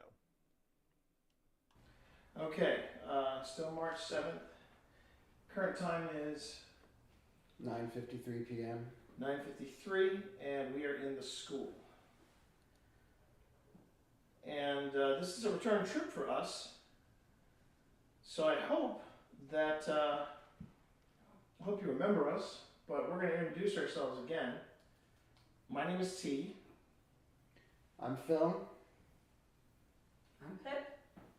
I'm Tina. Do you want to play a game with me? And I hope you remember Boo Buddy, because Boo Buddy made quite an impact here last time we were here.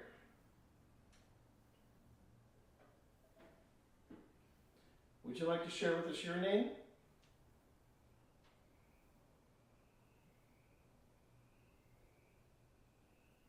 Do you want me to read about the school? Yes, please. Just give me 1 second, because I'm going to move. You want us to deploy green lights? Well, honey, Deploy green lights? deploy another green light. Back in the back of the room, sure. Why not? Okay, I gotta get out the, Where are the green lights? They the saw. other ones in the wagon. In the front pocket. So red is EMF, right? Red is EMF, but Let's play Marco Polo. I'll say Marco, and are you playing tag with me? Oh, does that mean he got a touch? that means he got touched. Yeah. That means he got touched. Oh, I just got tingles. Do you like the bear? He's pretty neat.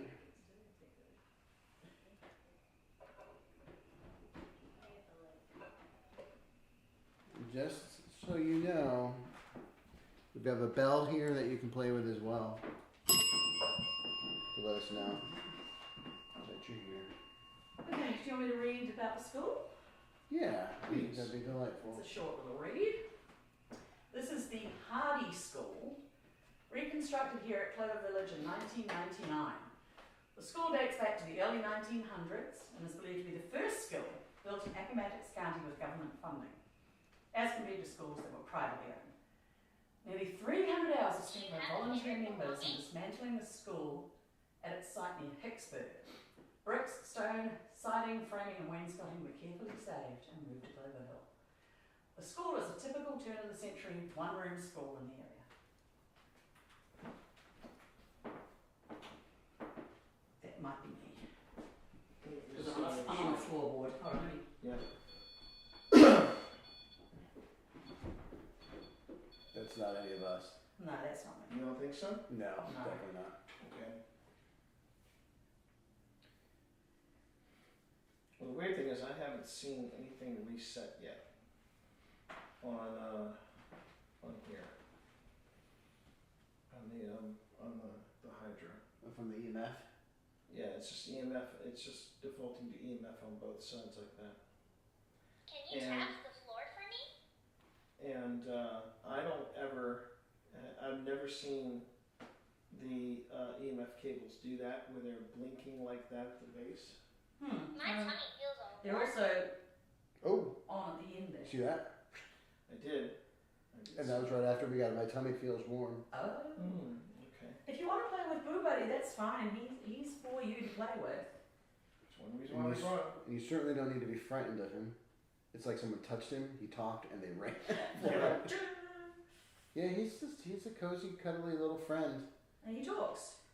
He's like a magical teddy bear.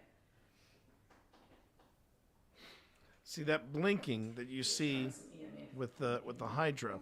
I've never seen it do that before. It hasn't cleared since. No, it So hasn't. here, take the camera. No, I don't want to go. Honey, don't worry about it. I'm gonna have to He I'm did it gonna again, calibrate. didn't he? Oh, you can reset it? Yeah. So I'm just recalibrating because I think when we were moving around, it was too much. Most haunted. Got it. The floor is taking a lot of vibration. So hold on. Do you have any toys? All right, there you go. Okay, everybody, sit down. Sit down. So enjoy the. Your energy feels super close. Ooh. Is that a red tummy? That's a red tummy. You're interested in him. He's fun to play with. Yeah, I think I might have to take this. I think I might have to have Sean take a look at this because the inputs like that, they didn't do that last time we used it. That's interesting. It's fully charged, It's right? like It's fully charged.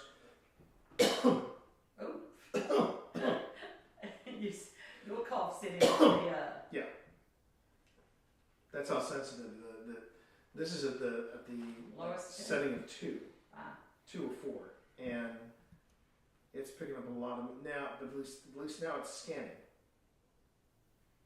But I wonder what those little,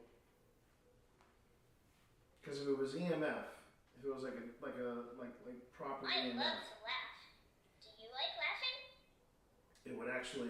I'm That's about to really shift good this. that bear starts laughing. Yeah, I might have to take that. Those I might have to problems. take this footage That was me. to Sean over at Ghost Stop and go. Can I Have you turn had on any of the Hydras do I'm gonna this? Turn on Ghost Tube here because I bet there's a lot of kids here that are really good at drawing. And maybe they'd like to draw me a picture of something fun. You know, something that you like.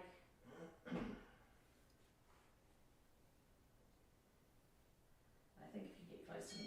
Oh. That didn't take long. What is it? Ouija board. A Ouija board. Oh, wow. Come on. Has there ever been a Ouija board in here? There might have Try been. touching my ear. Do you know what that is? That was me shifting. Has someone tried to talk to you with that?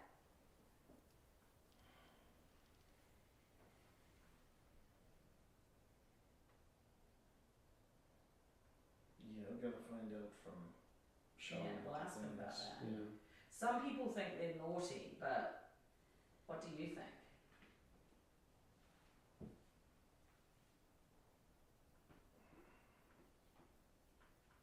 Maybe their teacher wouldn't let them use it.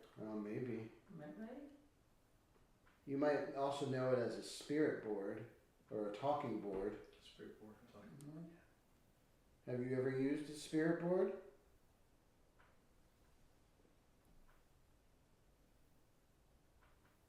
Are you a kid like me? That's a good question. That is a good question. Any rapid pops you're hearing is basically me rubbing up against this desk. I remember being this tough sitting in these chairs last time we were here. Do you want one of these chairs? Maybe in a second. I'm gonna give this another shot. These smaller chairs with this round base on them are easy to sit on. There's one back there. Is there anyone here with us right now? Can you give us a sign? That is not a sign of what? Any kind of sign that we're not alone. Again, not a sign of what? Do you want to go over what devices you have? And Yeah. Yeah. So on this desk, we have a bell. What's your name? You just have to get close to it to ring it, or you can tap the top to ring it. You made my fur all wiggly. We have a device down there with a metal stick on it that you just have to get close to, which is much like this device that's over here. You just have to get close to it. You can touch it if you want. That's what happens when you touch it. None of these devices can hurt you. And then we have this neat device on the ground that lights up when you move around it. And the bear. And of course, your favorite, Barry. Barry. The The bear. Barry the Boo Bunny. The bear. Bear. Did you have a teddy bear? Or maybe a doll that you liked? Please don't break. Please don't break. Sorry. I feel like if I don't move, What's we'll be your fine. This is your home, Rossi. This is your home. You live here now. Ooh. Now it's showing like a fire outside. But like a fire pit in a controlled one. That's my butt. You're awfully quiet tonight. You must have seen these devices before, like they must have. Do you remember us?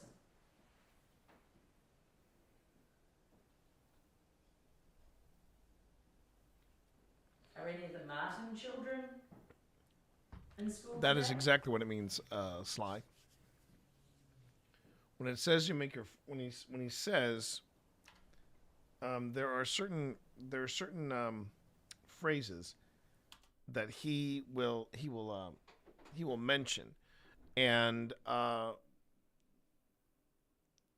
when he says you're making my fur all wiggly, that's in response to electromagnetic frequencies, changes in electromagnetic frequencies. That's what it's pertaining to. Okay, so we're in an ad break now. So please bear with us, and I will get back to the investigation once we all get back from the ad break. Okay.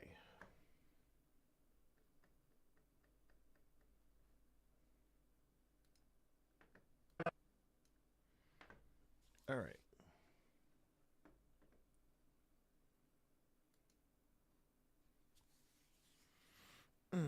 And I hope everybody's having a good Tuesday. Off to a good start, I hope.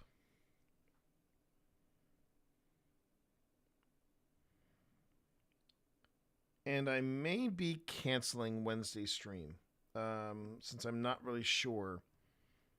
Since I'm not really sure where. I'm not 100% certain what we're going to be doing on Wednesday. Because, and I'll explain this once everybody's back, Mythic Hall got back in touch with me. So I have to reconsider some of this. Welcome back, everybody. Welcome back. So I heard from Sean over at Mythic Hall, and I may be either canceling or going to do a morning stream and then come back and do like an evening stream, or I might just do an evening stream because they want me to come in around noon, and then we can work on the audio setup, and then once the audio setup is up and running, I can come home and I can do probably a short late afternoon early stream. But Wednesday's kind of in a hiatus position right now. We're just kind of in a holding pattern because I'll need to go in and get their audio all set up. So what you saw me do just now for the past 10 minutes is you saw me click from video source to video source. This is something called a multi-clip. It's a multi-clip sequence. You create it in Adobe Premiere, and instead of you've seen me in previous streams. I have one video source, then another video source, then another video source. And I'm syncing up audio by hand and all that. Yeah, that's old school editing, right? This is the way Premiere really comes into play, and is just such a great program to work with. And I'm curious if DaVinci has something like this. I'm assuming it does, because it has all the other bells and whistles that Premiere has. But what happens in a multi-sequence is that I basically have 3 different clips, or however many clips I have, and then I have one audio source. And I tell Premiere, go on ahead, sync all this up together. Use this as my audio, use this as my video, and then create a multi-clip. And then from that multi-clip, you then make a sequence from the multi-clip. And then I have the sources in front of me, and all I have to do is just click onto them, and it's much like a switcher where I go from camera A to camera B back to camera A to C, and so on. And it's all using the really good audio that I get from the H4n. Lately, it has not been syncing up very well. But what I'm trying to do, the thing with a clicker is when you use that little dog clicker, it's an old podcasting trick. It actually gives like little marks in the audio. And I think that was what Premiere needed. I think that's what it needed. If I put in these 2 similar little clicks, it's not just in the audio that's from the H4n, it's also coming from the audio that's in the cameras. So because of that, it was able to sync everything up, and now I just have to click back and forth. I've gotten out of multi-camera mode, and now I'm just looking at it, and I'm going to be adjusting some of those edits as well as dropping in elements of what the equipment is saying is a change in the environment. And so far, I think it's been mainly EMF. But I'm still not sure what's going on with the Hydra. I think the Hydra's acting a little flaky, but I got to ask Sean about that. Okay, still March 7th. Current time is 9:53 p.m. 9:53, and we are in the school. And this is a return trip for us. So I hope that, I hope you remember us, but we're going to introduce ourselves again. My name is T. I'm Phil. I'm Pip.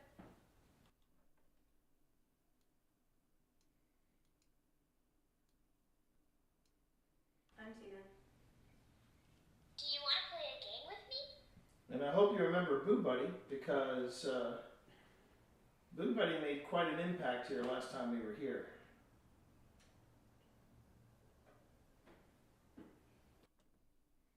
Would you like to share with us your name?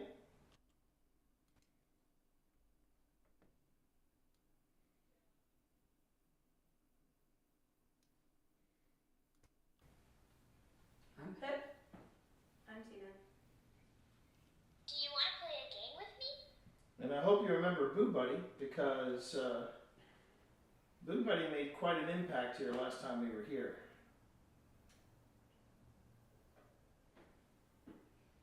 Would you like to share with us your name?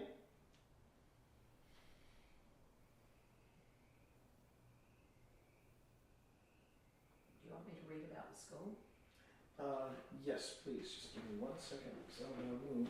You want us to deploy green lights? Well, honey, Deploy green lights? deploy another green light. Back in the back of the room, sure. Why not? Okay, I gotta get on the, Where are the green lights? Are they the still? other ones in the wagon. It's in the front pocket. So red is EMF, right? Red is EMF, but Let's play Marco Polo. I'll say Marco, and you playing? all right. So now this is worth pointing out. If you take a look over at if you take a look over at Boo Buddy, and that's Bernard. Barry was it, hang on. Yeah. I'm trying to remember now which one was. Hang on.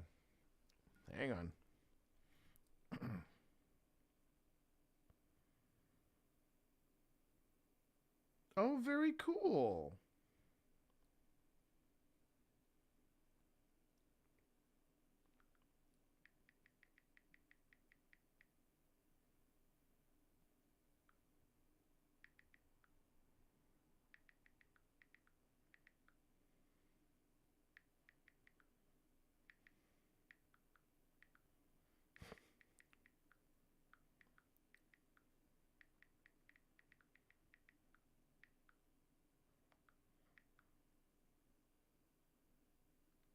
I just found out Ashlina and this is so freaking cool. Ashlina and Latinos Against Spooky Shit are doing a Gamers Hear Me Out podcast. I think that is so freaking cool. Well done, Ashlina. That is so freaking cool. That's gonna be fun. That's gonna be fun. And it's happening at PAX East. I feel like I'm feeling the FOMO. I am feeling the serious FOMO. But the problem is, I mean, I would have fun at an event like PAX East, and I'm still essentially a gamer. But you know, that's what they do. They do gaming at PAX East. Bringing it back to paranormal though, take a look. Oh, I was actually looking this up. I was looking up what I called Boo Buddy. Boo Buddy 2. If I recall, we have, let's see.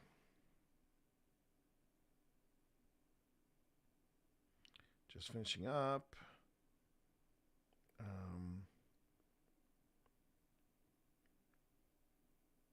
Right. Barry is Boo Buddy 1.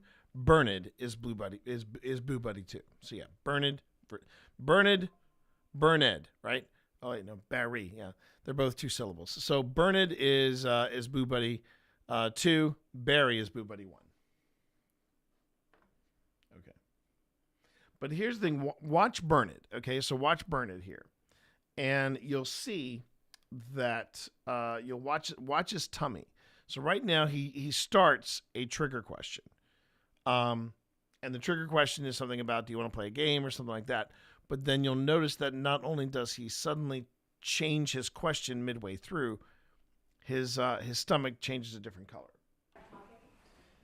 So red is EMF, right? Red is EMF, but Let's play Marco Polo. I'll say Marco, and you. Are you playing tag with me? Oh.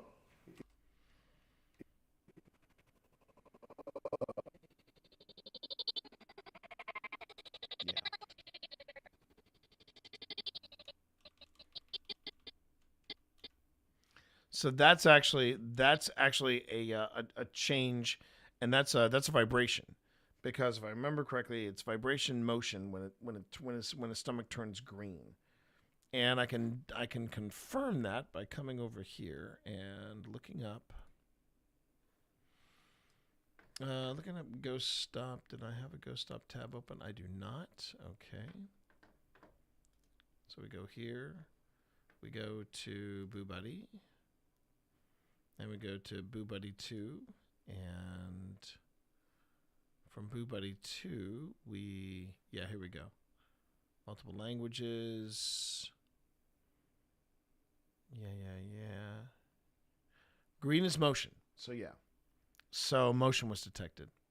That's what happens when it's and that's what it says. Are you playing tag with me? And it picked up motion. And the thing was, Phil wasn't moving, I wasn't moving, and the ladies were outside. The reason I didn't pick up anything, or I didn't mention anything about the motion picked up by Hydra, was that the women were walking out, and because they were walking out on the floor is probably picking up their vibration. But that happened when they were out and nobody was moving. So that's a positive hit right there. So let me see. This is the cabin.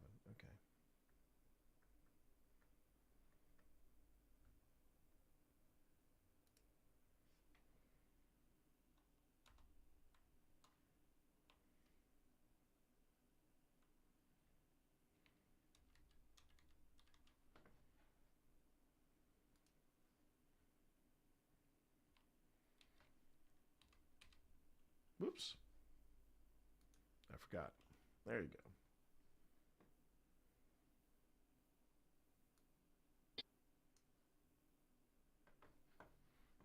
Okay.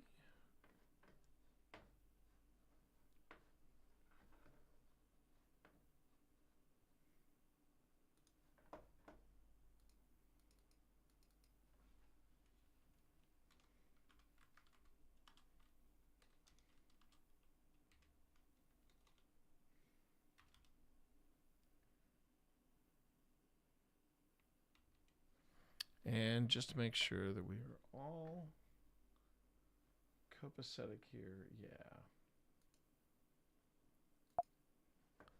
Let's make that shadow completely black, shall we? Okay, good. Thank you. All right.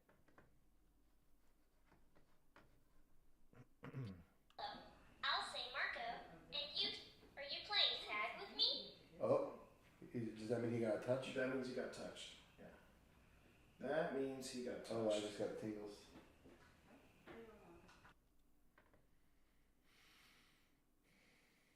And I forgot, Tina went outside. Okay, no worries, Sly. You have a good day. And see you on the other side. So let me do this. Let me go on ahead. Let me...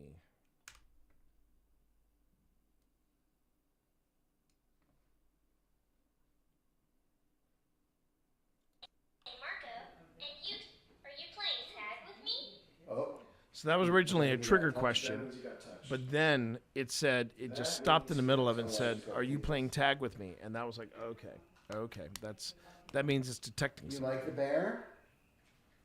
He's pretty neat.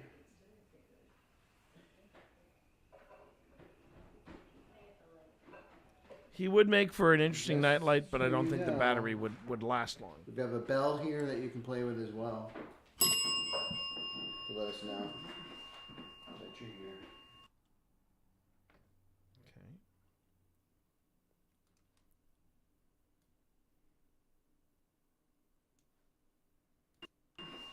That you're here. Okay, do you want me to read about the school? Yeah, please. That'd be delightful. It's a short little read. This is the Hardy School, reconstructed here at Clover Village in 1999. The school dates back to the early 1900s and is believed to be the first school built in Appomattox County with government funding, as compared to schools that were privately owned. Nearly 300 hours are spent by volunteer members in dismantling the school at its site near Hicksburg. Bricks, stone, siding, framing and wainscoting were carefully saved and moved to Clover Hill. The school is a typical turn-of-the-century one-room school in the area.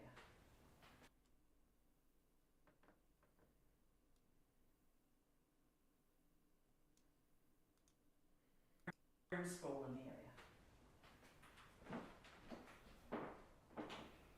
School in the area.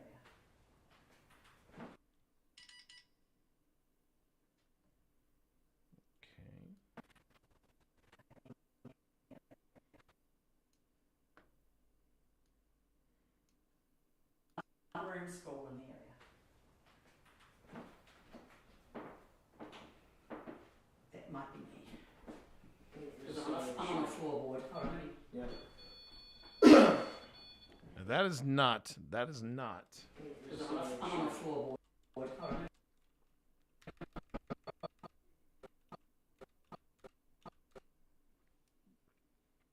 The REM pod, that is definitely not us. That is definitely the REM pod on its own.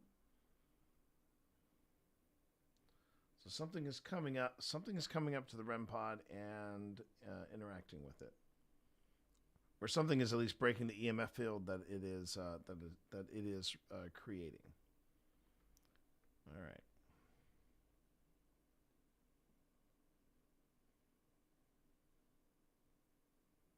There's the REM pod. Okay.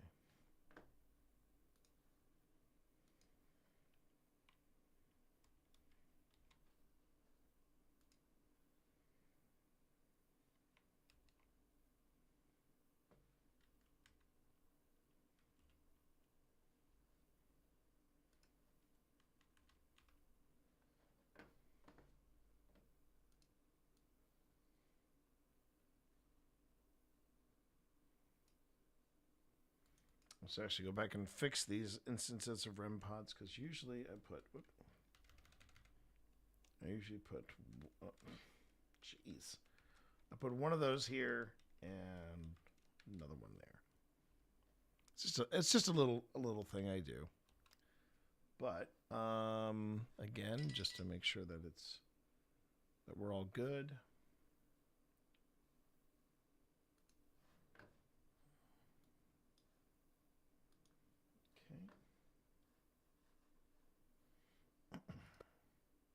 I'm on the floorboard.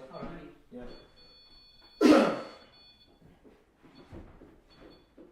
not any of us. No, it's not. You don't think so? No, definitely not. Okay.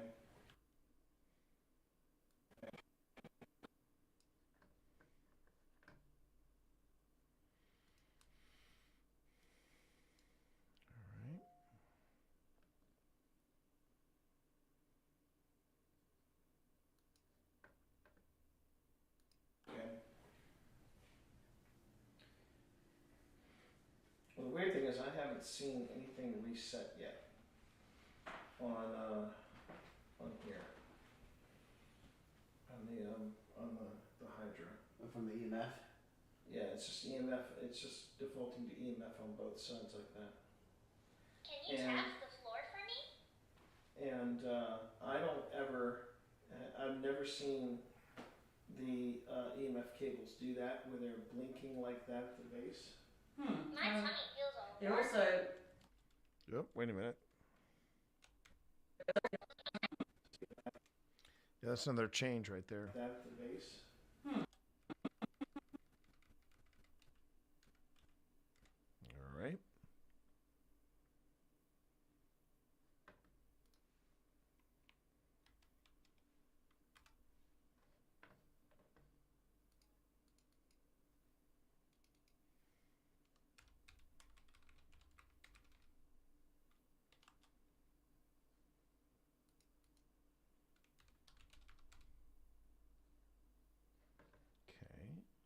Like that at the base. My tummy feels all They're also. Oh. On at the end there. See that?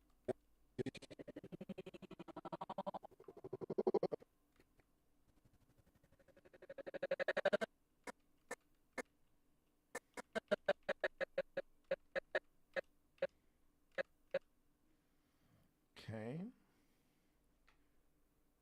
All right. So now I just got to figure out where I'm going to put this. All right.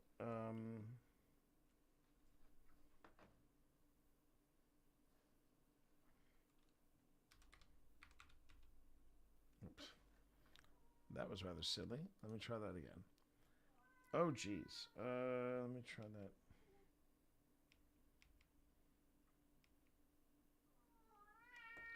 Oh, Vi. What? Vi, you're killing me. What's wrong now? What's wrong now? What's wrong? What's wrong?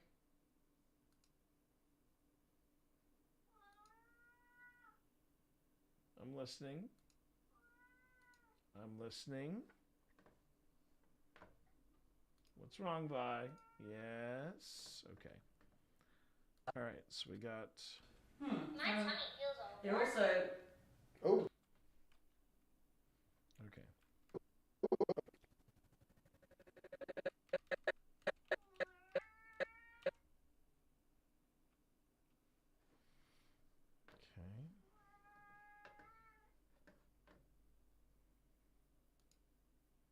Oh, good. Okay, put it on a completely separate track. So that's what I wanted. Let's see.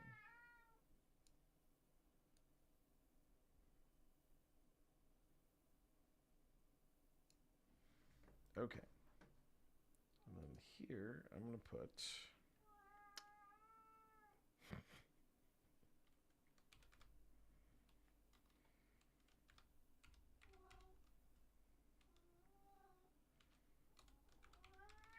Oh my goodness, Vi. Oh, I heard that one. She kind of turned into a croak.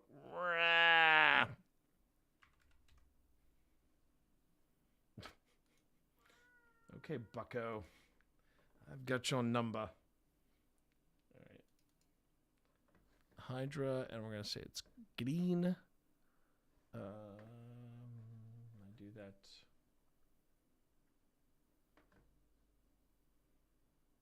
I do that over here, right? Yeah. Oh.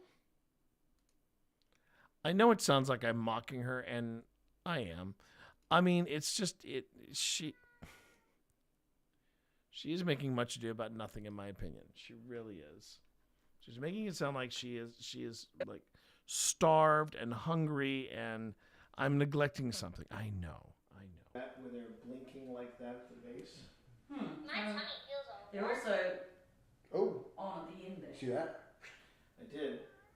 And that was right after we got it. My tummy feels warm. Oh. Okay. If you want to play with Boo Buddy, that's fine. Now again, nobody was moving at that point, so I think.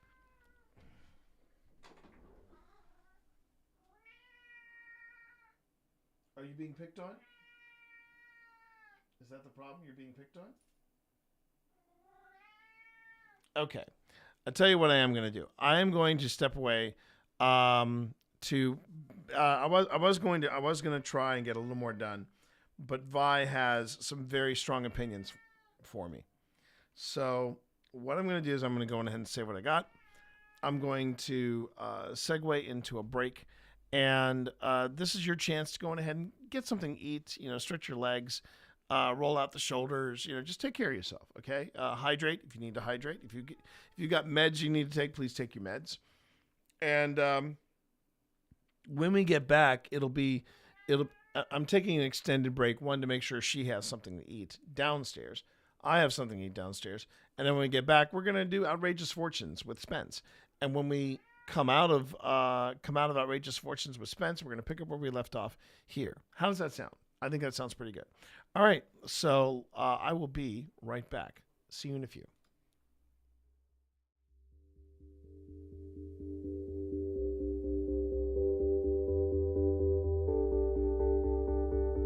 That's one of the things on my to-do list for the week. What was that, honey, baby? Today? You say that just as I launch the stream. Just as I launch the stream, and you really let the drop in play. Let the drop in play, woman. You are on my territory right now.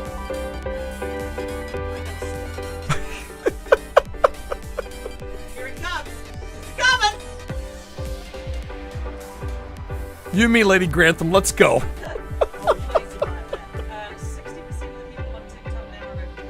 Yeah, and that's really pissing off the Zennials. I think that's what they're calling. Isn't that what Sonny's generation is called? The Zennials. What? Yeah. I don't know what. Yeah. I figured out why I came in here. You figured it out? I figured it out. I can't work out how to plug my headphones into the PS5. I can't. Okay, I will. I can't bend down to examine where I'm supposed to put the. Where to put it? I heard that noise. Okay. My hands are like iron. Fingers are like spears. My fingers are like spears. Okay. Apparently, chat. I gotta do IT for my wife. I'll be nasty. If I get a third nasty, and I got 4 more to go through. All right, this is either stink bug, toasted marshmallow.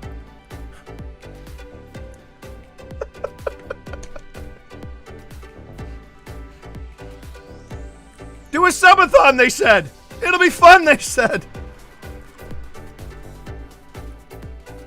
Oh, thank Christ. Toasted marshmallow. Oh, thank Christ. Toasted marshmallow. You want me to say well done? That you did good?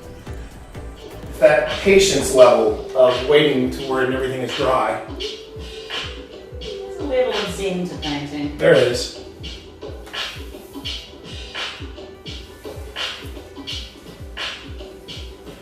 The question is, can I do this without the ladder? Don't drop too much on them. I'm trying not to, darling. Light of my life. You do tend to overburden your brush sometimes. I know you're making a face. I am not making a face. I am not making a face. I can see it. This is bullshit. Did you read 1 or 2 while I was I read 2. I tried to stall as long as I could. No, but, well, I see why bartenders are like, oh, mojitos. Yeah. Well, regular mojitos are fine, but when you have to add fruit to them, it takes an extra. Gus sees you, by the way. Hey. Gus sees you. Does Gus like mojitos? Gus, do you like mojitos? Pip wants to know. I I'm can make gonna you try a- this one. This I is can- this is a strawberry mango mojito. Let's see how Pip did. My wife loves me. Ooh, ooh, is that good?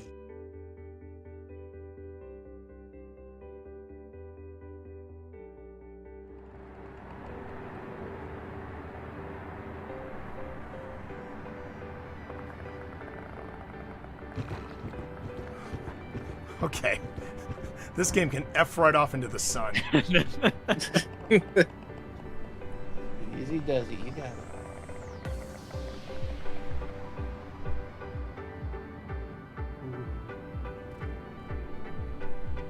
Alright, door locks to your left. I know where it is. Okay, I'm just. I appreciate you. I appreciate the fuck out of you, but yeah, I know where it is. I'm cheering you on, T. You said it was to the. No, it's to the right. It's to the right. On the right No, side it's- of the door. It's on the right side of the Oh, door, but to your left. As you were looking at it. There you go. Yeah, right there. You got it.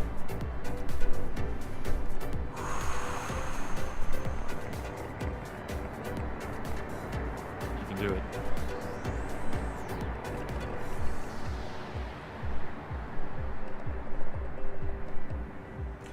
Phil Rossi, do this damn tutorial. I'm just saying.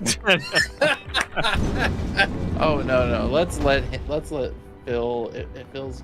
I'm gonna Secure love vulnerable positions.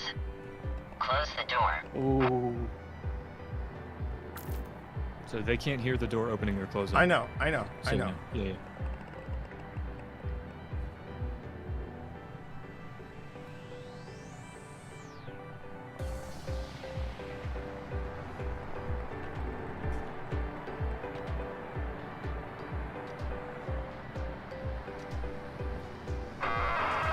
Subject. Close the door. Yeah, I'm getting there, man. I do not like the tone of that AI. He can. Two of them are together. You know, not. There's one as soon as we open the door. On the right. Yep. Yeah, I see it. I'll take it. Two on the left. Two in the far. Hold. Hold. I'll move left. I'm moving right. Oh, jeez. I'm gonna stay right here for a minute.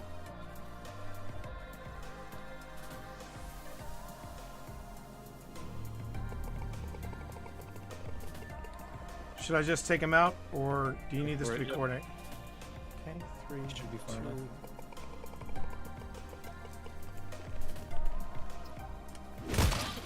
Nicely kill, done, T. Yep. Nicely done. Thermal, I'm on your 6. Wikipedia for me, but I have a Wikipedia, and I hate it. Oh my! Oh wait, is that an empty? Tell me that's an empty suit. Okay, it's an empty suit. Okay. Oh, but I don't like the music that's playing. I do not care for the music that is playing right now. And there's a lot of ammo around here. There's a lot of ammo around here. I could have swore that was somebody hanging there. I could have swore that was somebody hanging there.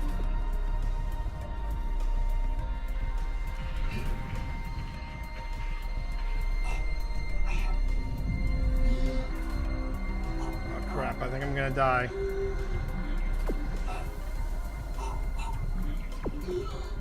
Jeez. Yeah, I think I'm gonna die, everybody.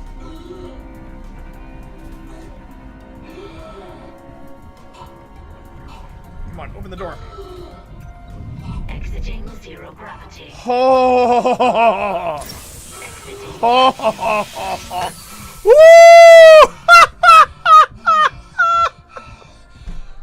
If anyone would care to clip that, I would be forever in your debt.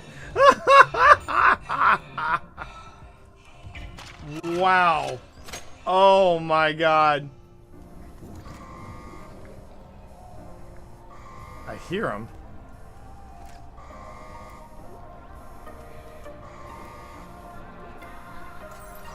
Now wait a second. Can I?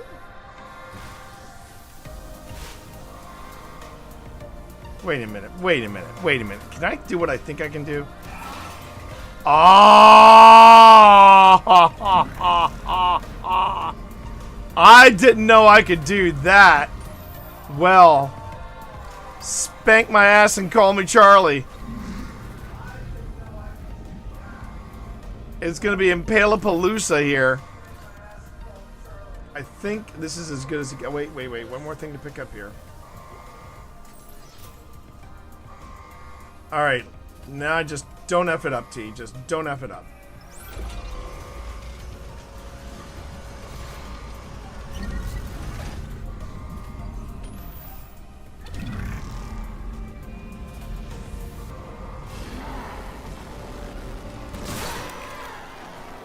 Okay. Hello? Hello? Hello?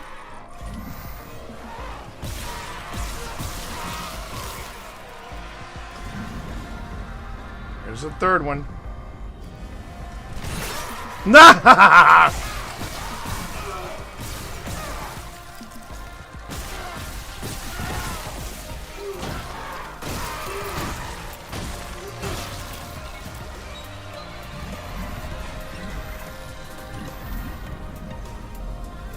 I wonder if I can do this.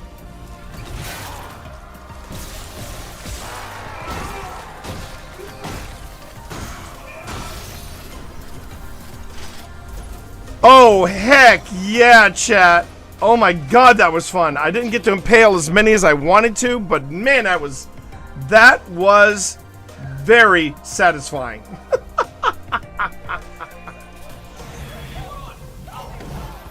Oh, here we go. The mutant babies. The mutant babies.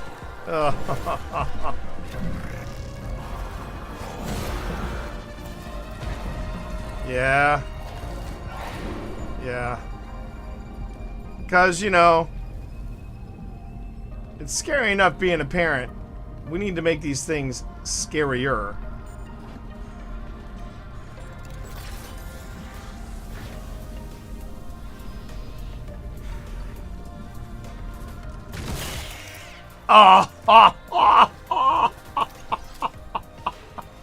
I gotta go get some more spears. I'll be right back, everybody.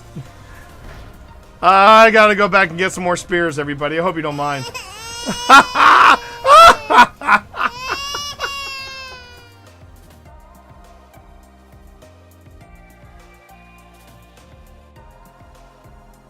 Which And should be the upcoming update that's... The hell is that?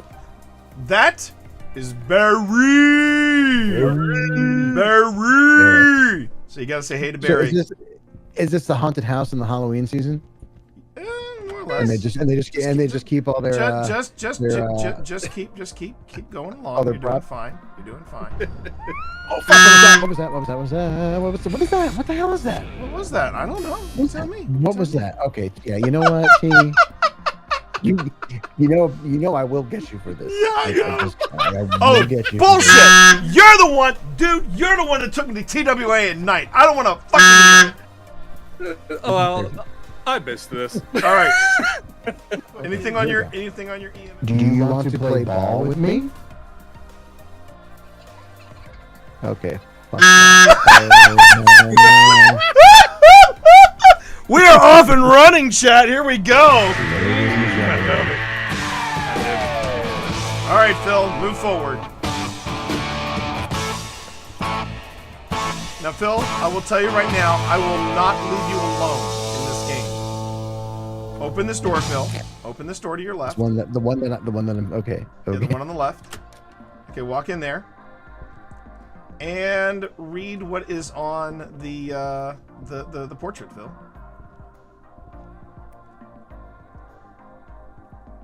How was that? Was that you? No. Because I didn't read anything and I just heard a noise. No, just Magna. Fuck you, bitch. This is awesome. She threw the tarot cards at me. No, I put those on the floor. Oh, thank God. I thought she threw the tarot cards You know at what? me like... I want to be brave. I want to be brave. Oh, no. Oh, yes. Oh, boy. Oh, yeah. Oh, no. Out. Oh, yeah. I'm saying over near the I TV. really don't like the look on the cards, but okay. Wait, I'm gonna get a picture of you moments before your death. Okay. Okay. All right. How do I read the cards? Do I just click once? Yep. Go. It said aggressive. Oh boy. And then it just burned in my hand. Should I leave?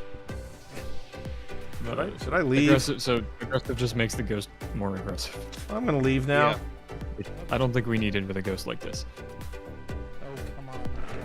Ah! Okay. The You cards want- burn up in your hand automatically. They're like consumables. Like, Okay, when you pull it so out, it's- should I try another one? Should I try another one? If you want to. I'm yeah, feeling- there's a lot of effects they can have. I know. Here we go. Let's try it again. Void. Shit. Okay, you're Oh, good. That does nothing. There is a bug with it though for some people, because some people have gotten void, and for some reason there are items that they're carrying disappear for some reason. Okay. Oh, that's not good. Should I go three? Yeah. Should I go 3 for 3? 3 for 3, go for it. Here, let me take a picture of you doing this. All right, here we go. Ready? Oh, do it. Do it. Rick. Here we go. Moon. I think Moon is good. I think it's. I'm not going to push it after 3. Is that he said he was loving how Bethesda's RPGs are by playing that game. Because he never could get into, the others. He couldn't. That's true. That's true. Couldn't get into Speaking of which, has this always been here? Yeah, it's always been. Okay. First time I've noticed it. Likely story. Ha! Ha! Ha! Ha! Ha! Ha! Ha! Ha! Damn it! Okay. Okay. I'm glad we got that out of our system. Great.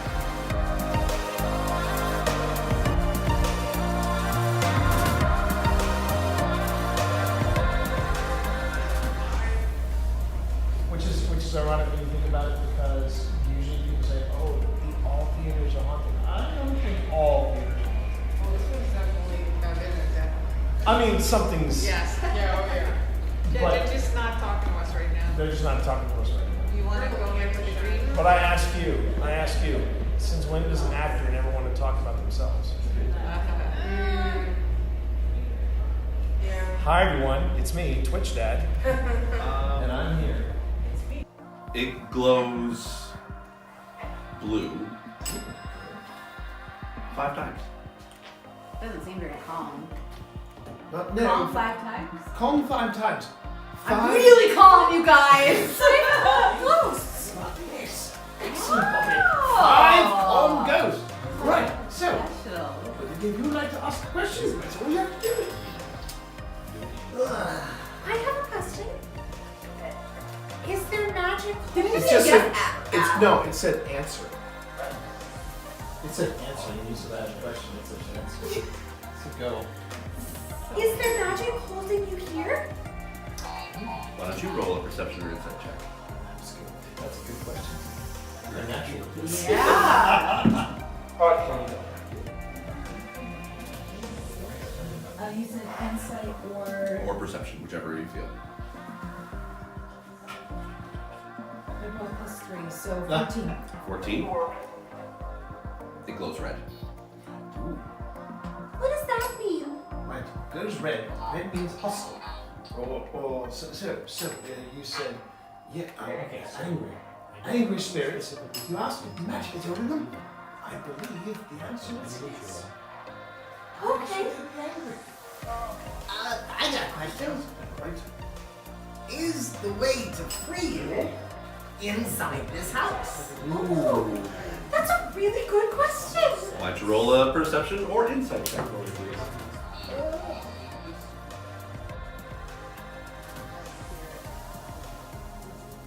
Okay, so I think it can be very, discussions about yeah, it can be really hard to distinguish. I mean, I do think So I lump like demonics into just non-human entities. So it could be an elemental spirit, it could be a nature spirit, but I lump it into this categorization. It could be a thought form, a tulpa, an egregore, which is basically these energies and forms that are said to be created by our consciousness. I have my own response. I'm going to wait until But you watch yourself. I think it's hard. I just think ultimately it's hard to make that distinction. I think part of it is your gut.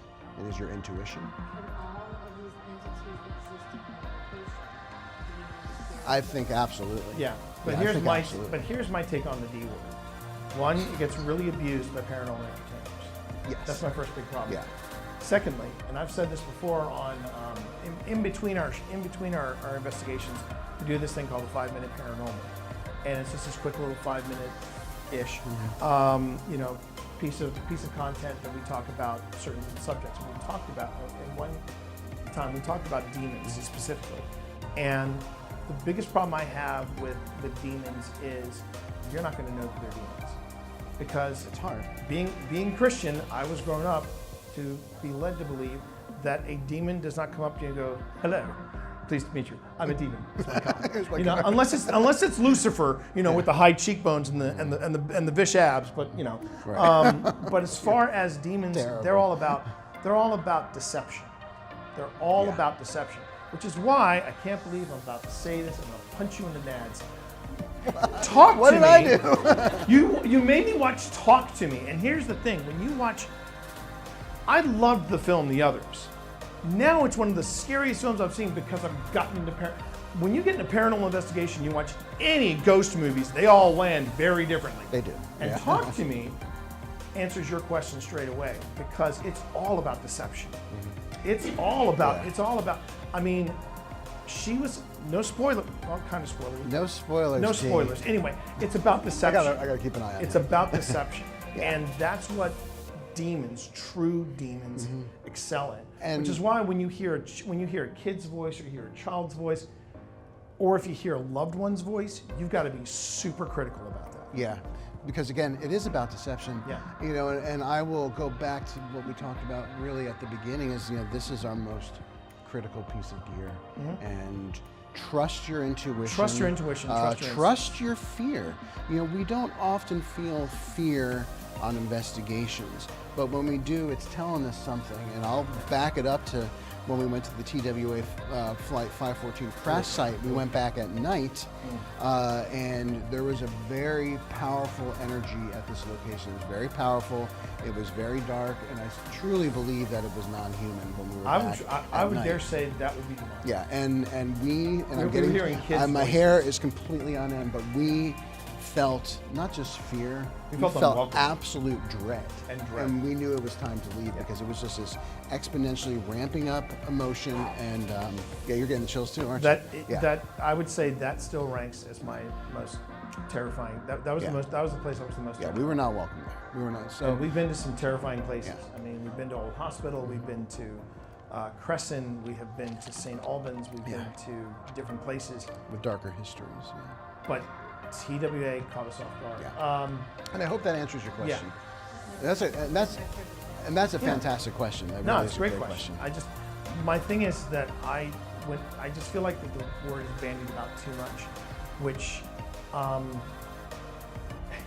and like I said, I know I keep going back to Talk to Me. But the thing is, that is this movie really had an impact. It rattled it. I did a good job. The thing, and I think the reason why it resonated with me so much is because I feel like that was for me an accurate depiction of what a true demonic spirit would do. Yeah. Because it is, from beginning to end, it is about deception. And we had a pretty interesting talk at Trinity Episcopal with our priest about that. My priest, the Reverend Gail Goldsmith, and she had a few words about, we don't really call it demonic anymore because we look at the scriptures and we realize it's about that. It's about not appearing as you really are, versus you have a mental medical affliction or something like that. But yeah, great question. Great question. Other questions? One of these as a kid. No freaking way, dude! This is the first time this has ever come up on the Sam McColby channel. That's amazing. Oh, I'm kind of embarrassed about it. Okay, that's a clarinet right there. It's an actual clarinet. Bro, my dad made me do marching band with a clarinet. And so like in high school, I'm just like, I can see you know what I'm that. saying? Yeah. Okay. I'm gonna just come out and say it. Mad props. I mean, you know, he's a band nerd. Now, granted, I was a trombone player, so you know, unlike Colby here, you could hear me when I was on the when I was on the field. But hey, look, we both marched. The fact that he is a marching band geek, something that I didn't realize was a thing, and he has worn the polyester uniforms. He has suffered through the heat. Man, you don't know misery until you have worn a marching band outfit and it is like 90 degrees after the sun sets. It's just not what I would call the best of times, okay? But I appreciate that. I appreciate that. Well done, Colby. Well done. Like, check that out. All the marching kids out there, you know what I'm saying? There you go. Oh, he did the heel toe. He did the heel toe. Represent. Well done. Well done. We're only going to be down here for a few more minutes. Please. Oh, did you see that? It moved. And she's Yeah, shoot. wow. Okay. It moved right to where it should drink back. Are you asking us to leave? If you want us to leave, you just let us know.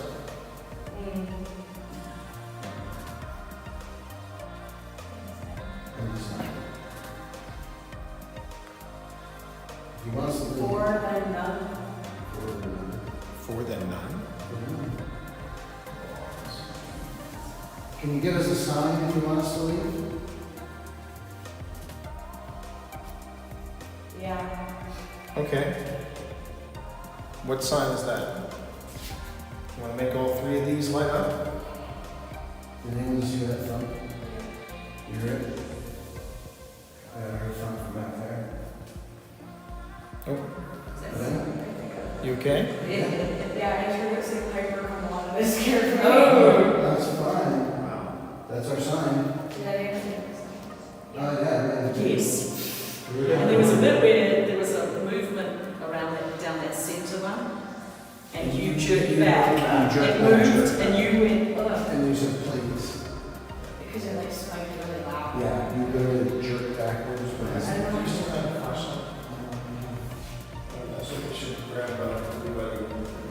That's like the first time I've ever felt like that one. It's like the entire time I felt like my head was spinning and I was like floating. Like, you know, like after you're in the beach and you go to bed and you feel like you can feel the waves. Yes. That's how it felt.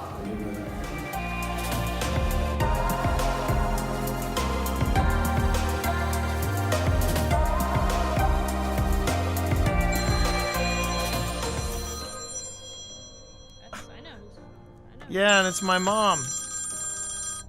Hang on a minute, this will be fun. Mom, I'm gaming right now! Yes. Yes, you are. Mom, I'm gaming right now! With my friends, Mom! Hey, don't do that, me! Hey, I'm here too! Mom! I'm gaming with my friends! What do you want? Hey, and I'm streaming, Mom! Mom! I'm hanging up. I love you, Mom. Join Sunny and tell me how many wallets we've got. We'll call you tonight. Love you. Bye. All right. After 7? After 7. Yeah, around 7:30 or so. Okay. Okay. All right. You're awesome, Mom. Bye. She's shaking her head at me, everybody.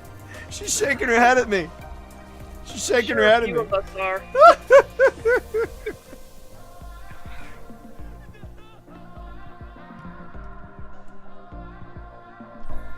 Are you up in that box again? Are you up in that box again? No. You're never gonna get in that box again, are you now? You're gonna be like, no, I don't think I will. But you're also not gonna like. Hang on a minute. Let me see if I can.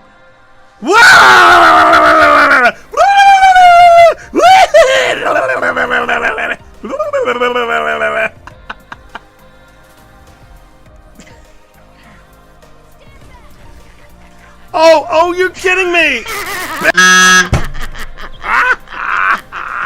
Well, that's what you get for racing upon your wife. Yeah, but it's... All right. Hey, baby. Baby. Where's my sweet baby? Oh, that's my sweet baby. Are you hiding in a chair? Are you hiding in a chair? Come on, baby. I want to go in a chair. I want to be in chairs. I want to be in chairs. You don't know, then why are you in the mop buckets? Why are you in the mop buckets? I want to be in a chair. Get back here. Get back here, woman. I want to be in a chair. My wife, everybody, my wife. Leave me in this chair.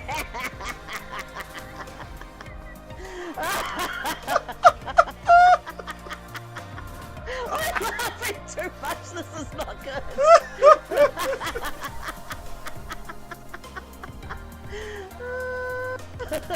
Oh, my wife is in box. My wife is in box.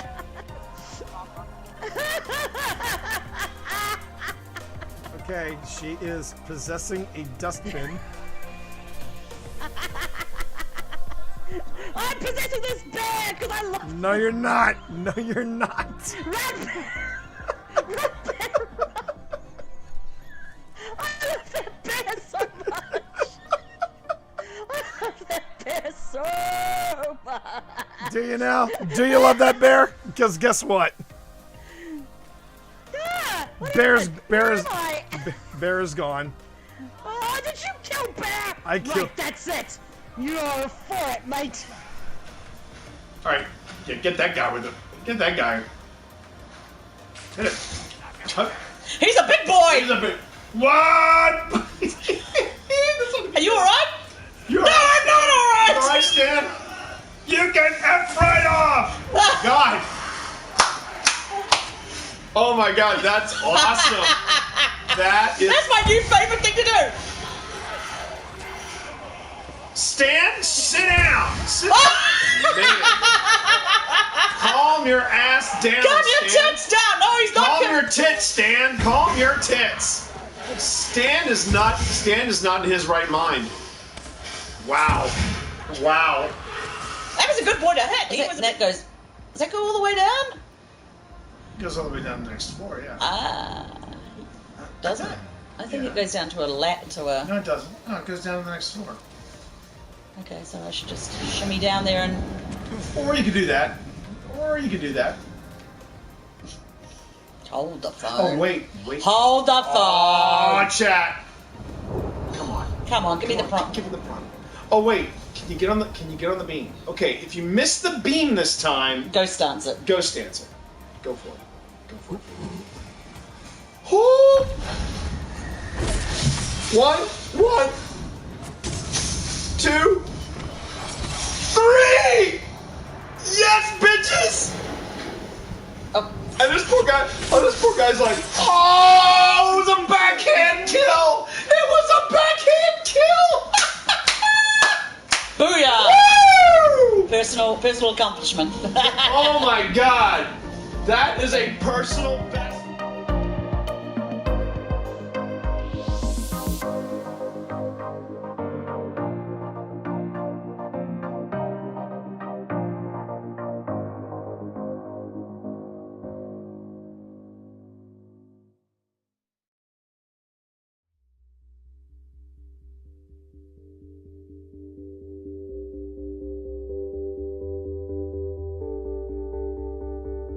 That's one of the things on my to-do list for the week. What was that, honey, baby? Today? You say that just as I launch the stream. Just as I launch the stream, and you really. Let the drop in play. Let the drop in play, woman. You are on my territory right now.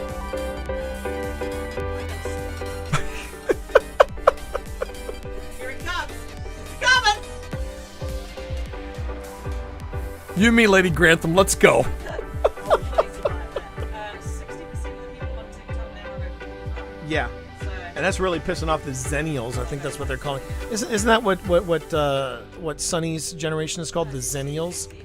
What? Yeah. I don't know what you call it. Yeah. I figured out why I came in here. You figured it out? I figured it out. I can't work out how to plug my headphones into the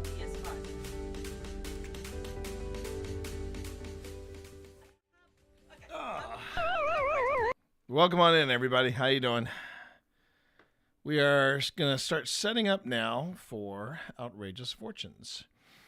Outrageous Fortunes is the weekly tarot lesson that I get from the lovely Spence. And I just realized something. I gave Spence my card camera. Hold on a second, Spence. I may have another camera that I can use. So stand by. Stand by. Oh, we're an ad break, everybody. So yeah.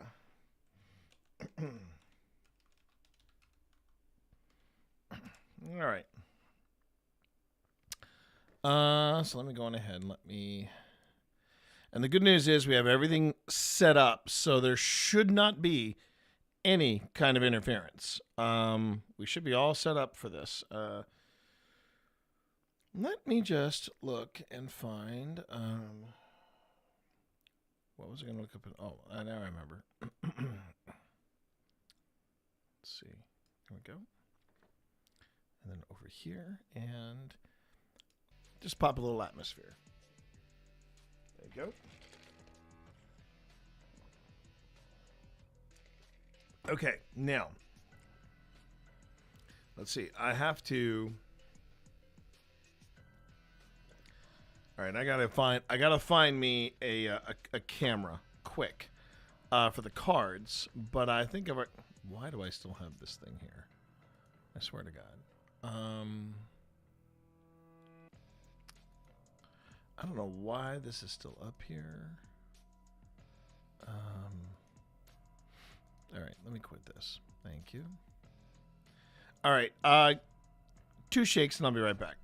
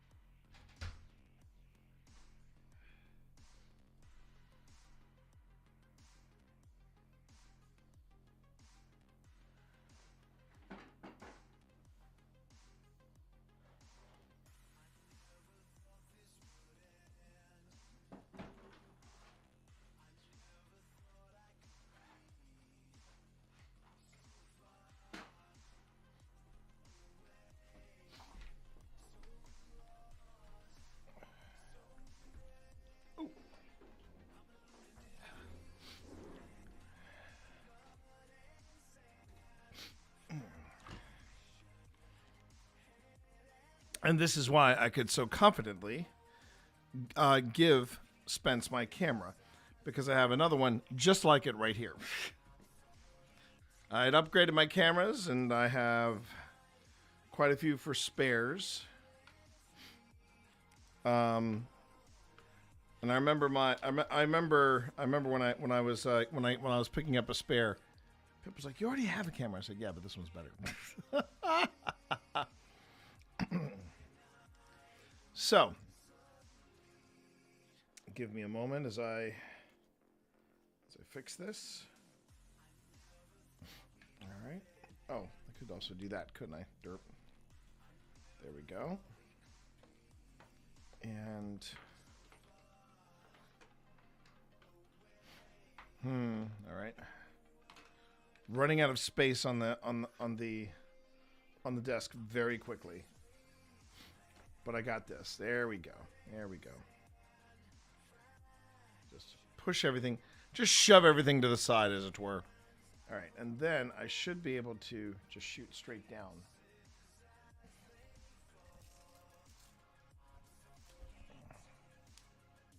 All right.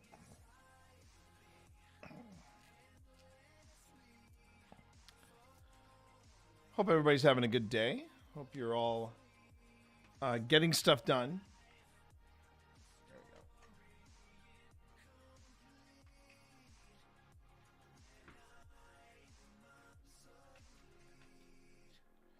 And it should be worth mentioning that the Kickstarter will be starting soon for the Kickstarter should be starting soon for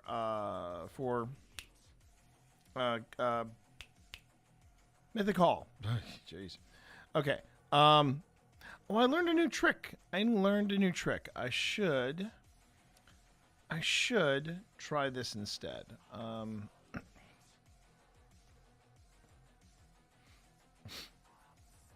No, where is it? Ah, here we go.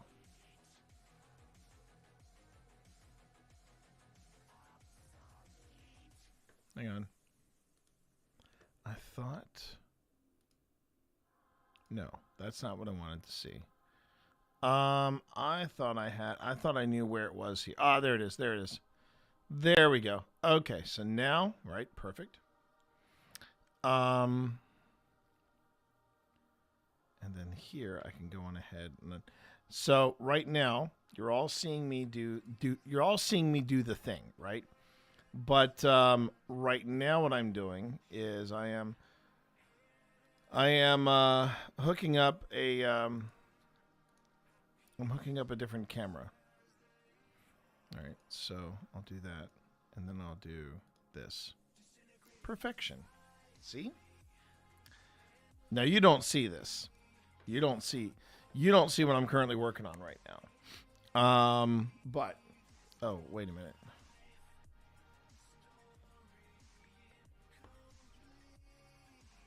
Oh, that's perfect. Okay. Yep. Okay. Now, well, it's pseudo perfect. It works. It works. It works for what I need to do. So I'm good in that respect. Yeah. Okay. And then now that I've got that set up, now I can start segueing in. Oh wait, no, I can also do this. Oh, wait, no. It was almost perfect. It was almost smooth. It was almost smooth like butter, but it wasn't. Let's see here. Okay, so let me bring in Spence. Let me bring in Spence, and let's see.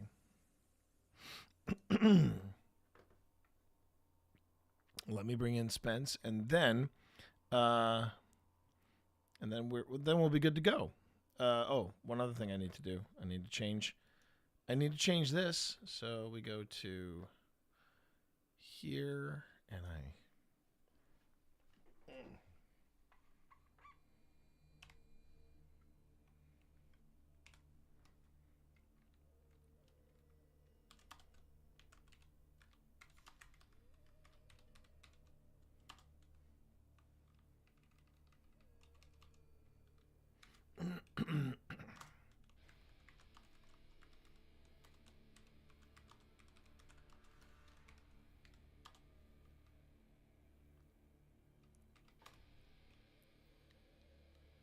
let's see.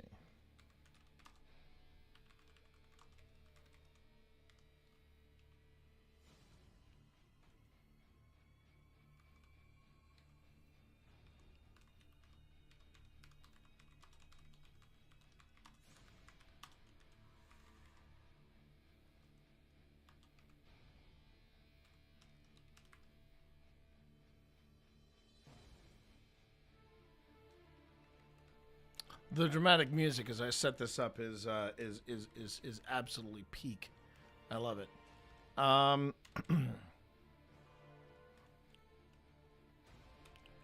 Resonant moon. All right, we're all set, and I'm gonna go ahead and click done. And hi, Panic. How are you? Yep, I'm about to send that. That invite in just a moment. Just working on the bits I need to work on. And let's see, stream together. And let's see, I will. Huh? Why does it say 1 to 6 on there? That shouldn't be right. That should be right. Okay. Huh. Oh, there we go. Invite. There it is. Invite guests. Okay. So I send the invite, and sleepy but okay. All right. I hope you're feeling better from yesterday. Hello. Hello. Okay, good. You can hear me, and I can hear you. And I hear no echo. And there's no echo. And am I turning your camera on? Nope. You're all set.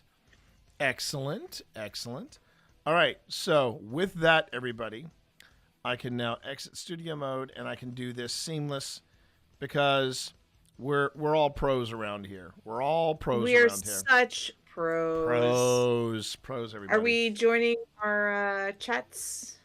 Yes, we are. Yes, we are. And I'm also going to make a quick trip to the little I don't know what you would call little private paranormal investigators room. Yeah. And, all right, sounds good. Shared chat moderation. Okay, I got that. Great. Well, there's a lot of Which stuff is perfect because I have an ad break that's gonna start soon. Oh, that is perfect. Okay. All right. All right. Shared chat is start. Why is it giving me all this stuff about shared chat moderation? I don't need to. I'm fine. Okay, let's try this. Let's go to. So while you're gone, I'm going to start writing up our podcast script or something. Oh, a podcast script. I love that. Oh my God. I mean, really? we might as well have a proper intro and stuff. Yeah. Well, I mean, yeah. Okay, got it. Now that I've got it, can I put you back here? Yes, I can. Okay, I will be right back. And hello, everyone. Welcome to the Gravity Well and to Outrageous Fortunes, a segment where the Tea Monster learns tarot from me. And so we're going to write a script while we wait for him to come back. So let's do new Google Doc, and we're going to call this Outrageous Fortunes Intro.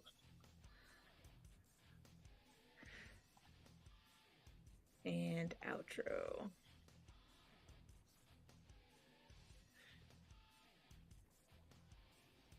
Okay.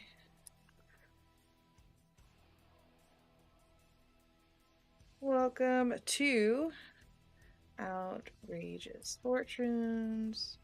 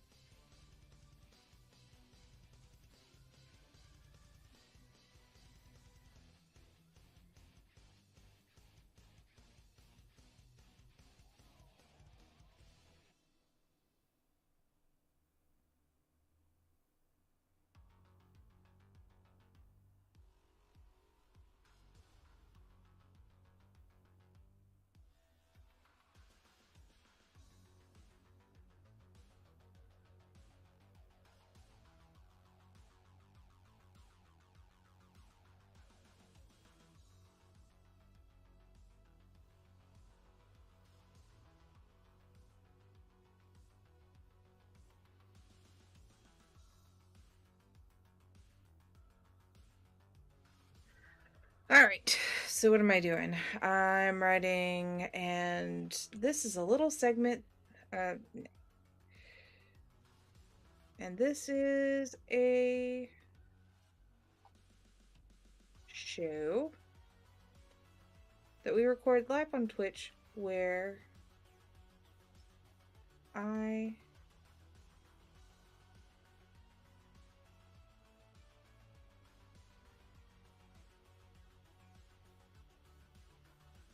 am getting. Hi, Neko. Thank you for the noms. Please be a good kitty and tone it down a little bit because it's a shared chat with a group that is not as familiar with the cat stuff. But I do remember that person from my initial, not initial, but it was definitely up there. What is it? Do not. Yeah, I know not to share browser sources. Thanks for that, Twitch. I appreciate you. Okay. Let's see here. Okay. All right. Howdy. Okay. So chat, this is a Tuesday. This is a Tuesday thing that Spence and I do, and welcome to it. This is Outrageous Fortunes. This is where we get together, take a break from the paranormal, and we do a tarot lesson. And so that is what Outrageous Fortunes is all about. It is me learning this specific tarot deck, and we have a good time with it. I'm excited to bring this to you all. This is something I started up with Spence at the beginning of this year, and we've just kind of stuck with it. And I know what we're going to do in the future is we're going to basically turn this into a podcast. What kind of podcast? I have no idea. I mean, I don't know if we'll just take we can always take the audio segment and put that out as just audio only. But we also have the video, we have the video aspect of it as well. So it all comes out in the wash. Spence, how are you today?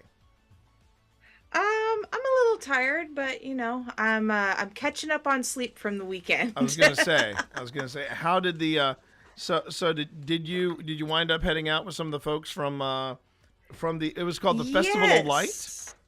Yes. So I was at the Festival of Light this past weekend in Lynchburg, Virginia, and we had so many great performances on Sunday. And one of the things that I make on stream is these little pocket dragons that you can put on your finger and have it fly around with you. And last year, one of the performers who is a dragon dancer, I gave him a little gold and green dragon. Apparently he's been wearing it just about every day since November. And for the event, he asked me for a purple one. I said, absolutely. He now has a whole story that he's built around the dragon dancing and has a small troupe. There's 4 dragons at this moment, and they all have these dragon ribbons that they use to create these beautiful ribbons and dances. It's a bit like so I got to hang out with all of them. Yeah, it's a bit like to give you all a visual. It's what this dragon group does is they have silks.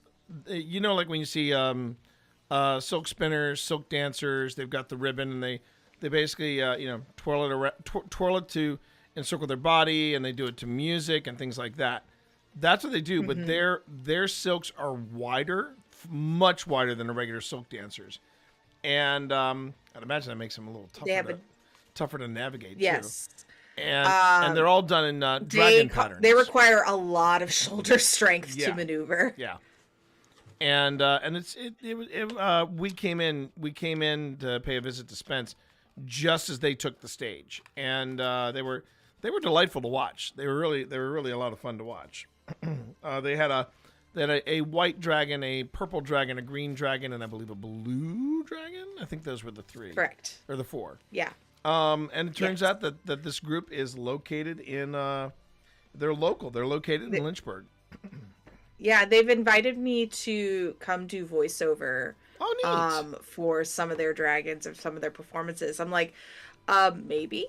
I mean, it is a bit of a haul, but occasionally I can come down, but I can also pre-record stuff. And you can also, and if they need you live, you can always stay here if the guest room is open, and that's always pleasant. So yeah. So that was this weekend, and you're still recovering from it. Yeah. Well, because there was a lot of high energy, and so there was not a lot of sleep that happened. Right. I rested. It's not rested. like we stayed up late and talked all night. We could have, but we didn't. We were responsible. So, but just the travel, the excitement, the anxiety, it all builds up. So you got to do what you got to do to calm it down. All right. Okay, so I have shuffled. I'm almost done writing this little intro for us. All right. So we're done shuffling the deck. Yeah. See, I was actually going to try to make a montage of different for the intro. I was going to try to come up with a montage of different things that involve tarot. I want to see if I can find the Stephen Wright joke. I played solitaire with a tarot deck once. 5 people died. I was playing solitaire. Yeah. I want to find. I want to find some voice bites from Live and Let Die when solitaire says something like, "The cards never lied to me, Mr. Bond," or something like that. And then I want to find at least one more quote of somebody talking about tarot in the movies. I just got to figure out where it's from. I will look up The Craft and see if that has any quotes. Okay.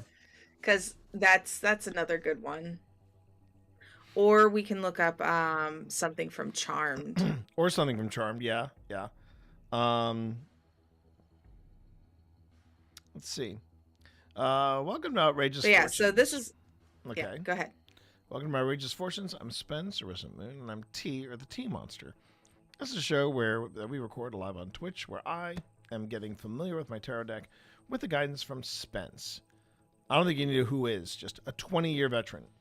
A 20-year veteran of the tarot. During our time together, we turn to the cards, read the definitions, and see what patterns reveal themselves. And we might, and then I think it should be added in there, and we might even go down a tangent or two along the way. So grab your deck, take a deep breath, and let's turn to the cards. Or how about this? So grab your deck, take a deep breath, and let's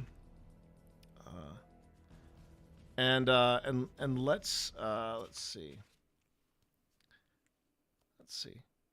And let's turn our attention to the cards. How about that? All right. This might be the pilot episode, everybody. So you're seeing creativity in you're seeing creativity in real time. And I'm writing this. I've got a Google Doc started.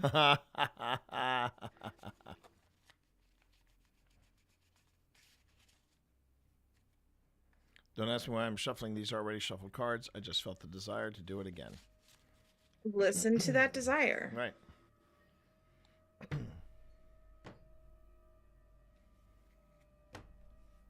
All right. Okay. Do.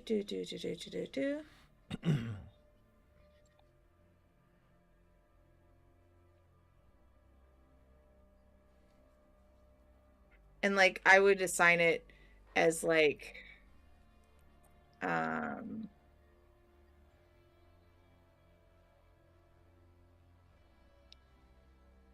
gonna share the document with you. Okay.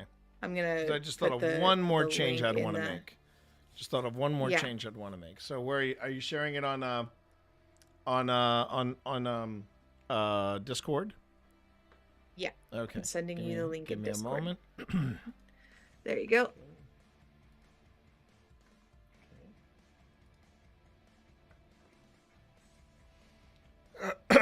Oh, it's pulling it over here. And I'm. You should be able to edit it. Yep. Yep, I can. Okay. Let's Hi, see. Tax. Welcome to the stream. Might as well say. Oh wait, can I? Oh, that's fine. Refresh no, the link because I yeah. just changed the access. Okay. There we go.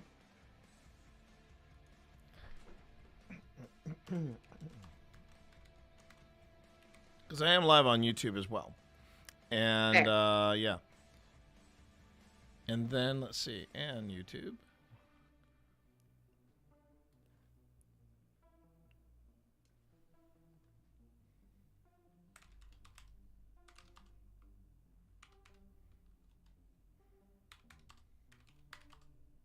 We're both writers. Yeah. Can you tell? So, yeah, there you go. And this is a show that we record live on Twitch and YouTube, where I am learning the ways of the. Is it the tarot or just tarot?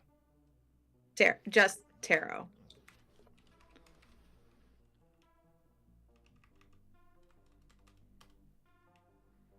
I'm just going to say 20-year. A 20-year veteran tarot reader, I would say. Or how about a 20-year veteran of tarot Yeah. readings? Okay. Okay. Yep. Okay. And you're gonna take all of the last line. Let's turn our attention to the cards. I feel like that's a teacher thing to say. Yeah.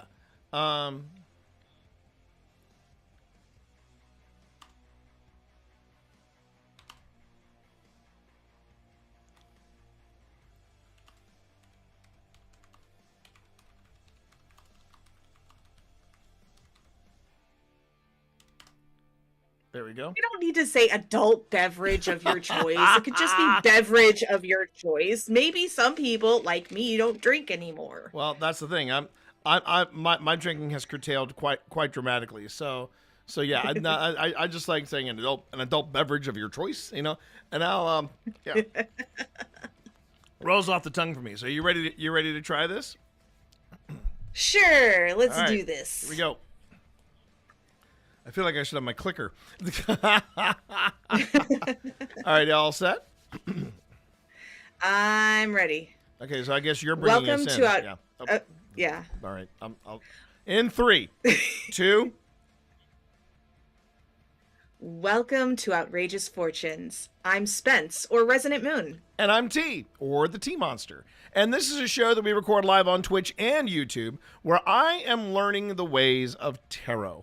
With guidance from Spence, a 20-year veteran tarot reader. During our time together, we turn the cards, read the definitions, and see what patterns reveal themselves. And we might even go down a tangent or two along the way. That's a great rehearsal. We got to do it again because I had music playing in the background and it's going to be on the track. Sorry. So I'll finish this up. Everyone. Sorry. So grab your deck, an adult beverage of your choice. And take a deep breath. Yeah. Nope. Fucked it up. That's okay. That's why this is Sorry. And I used my one F-bomb. That's the one F-bomb. Done. Okay, here we go. Sorry, guys. Sorry. Do we want to just start from the beginning? We'll since start you had from the music beginning. going? Yep. The music's down. We're ready to go. All right, count me in. In 3, 2. Welcome to Outrageous Fortunes. I'm Spence, or Resonant Moon. And I'm T, or the T Monster. And this is a show that we record live on Twitch and YouTube, where I am learning the ways of tarot with guidance from Spence, a 20-year veteran tarot reader. Darn it. Let's see. Yeah. Okay. Once again with feeling. In 3, 2. Welcome to Outrageous Fortunes. I'm Spence, or Resonant Moon. And I'm T, or the T Monster. And this is a show that we record live on Twitch and YouTube, where I am learning the ways of tarot with guidance from Spence, a 20-year veteran tarot reader. During our time together, we turn the cards, read the definitions, and see what patterns reveal themselves. We might go on a tangent or two along the way. So grab your deck and adult beverage of your choice. Take a deep breath, and let's turn our attention to the cards. So here we are, pilot episode. We're gonna probably tighten that up. We're gonna probably practice that a lot. We're gonna read that, do whatever we need to do. Hi, Spence. Hi, T. Okay, I got my deck shuffled. Not like here. I didn't just see you 2 days ago. I mean, it's the magic. It's the magic of podcasting, right? We're doing this all. It can't be spit polished. Well, I know. Okay, so yeah, I know that modern podcasters and modern podcasting is almost spit polished perfect, and I'm like, you can have a few warts along the way. It's okay. It's fine. I mean, I can talk about that. I wrote the book. I know what I'm talking about. It's not like we haven't been doing this for longer than you and I have known each other. At least longer than you've been doing tarot, because literally we have. That's how long we've been podcasting. So there's that. I mean, between the two of us, we have nearly 50 years. We have nearly 50 years, which is amazing considering podcasting was a thing in 2005. So yeah. Mm-hmm. All right, I have shuffled my deck now because this is the potentially pilot episode of what we're doing here. Shall we go over the story of what brought me, a 50-something Christian Southern boy, to this table to learn how to tarot? Do you want me to go over that or start it up or what have you? Sure, Okay. we can do that. I think we can. All right, everybody. So here's the story for anybody that is new to the stream, because we are live streaming this, but or to the podcast if you are listening for the first time. So I am a paranormal investigator by trade. Okay, I am part of a group called Old Spirits Investigations, and we have been doing a lot of different things paranormal. A lot of investigating, a lot of things that I never saw myself doing, and that included something called spirit writing. I've been delving in that. I do not consider myself a psychic in any way, shape, or form. As Spence said earlier, I'm a writer, and so is Spence. And I'm used to bringing stuff out of my head and just writing it down on paper. Of course, using myself as a conduit for someone or something else, that's again uncharted territory. And one of the things that gets thrown into the paranormal quite a bit is tarot and tarot reading. And I've always been indifferent about it, but I was getting for Pip, my wife, an oracle deck. Now, an oracle deck I know is like tarot adjacent, but it's not quite the same thing as tarot. But I was looking at this oracle deck for my wife, and I thought, oh my God, the artwork is beautiful. Yeah, I think I'm going to pick this up. And after I picked it up, I just casually started looking through what else they had in the store in case there was anything else that I wanted to get for her. And I came across this tarot deck called Wonderland Shadow Tarot. And this is put out by a group called Ethereal. I think I'm pronouncing it right. Ethereal. And it was a tarot deck that was inspired by Alice in Wonderland and Through the Looking Glass. And the artwork, it was one of those moments that the artwork just spoke to me. And I said, okay, I'm going to pick this up for myself. And it sat in its box. And I always felt guilty about it sitting in its box because I'm like, I think I actually want to make this work. So I reached out to my friend Spence that I know is not just a tarot reader, but a professional tarot reader. And I said, would you be interested in teaching me how to do the tarot thing? And now at this point, this is like just after New Year's. And I had just done a reading for myself, like, what am I supposed to be focusing on this year? And this was literally the day before T reaches out to me. And when I'm turning the cards, they are all pointing towards doing tarot. And I had no idea how I was going to do that. So when T messages me and says, hey, so what do you think about teaching me about tarot? I kind of saw the stars align and be like, all right, let's do this. So we started doing this in January, I believe, and we've been doing it once a week as part of my as part of my streams as well, and we've just been having a great time with it. And then I don't know if it was suggested by our chat or if it was suggested by someone else, but me. Oh, you or maybe you suggested it. But yeah, because Spence and I, while we have been on other podcasts and each other's podcasts before, we have never sat down and actually done a podcast together. So we thought this would be a great way to do this, and so it brings me to this point. So we're here now, and yeah, I have my tarot deck shuffled. And we are getting ready. Yo, hey, how you doing there, Thermal? Oh, I have to remember not to do that during the podcast. Do not say hi to chat unless it is a direct question or something or other. That's the streamer in me coming out. So sue me. Hi, Thermal. Anyway, we will mess up. We will mess up. We will mess up. We will go on tangents. It's okay.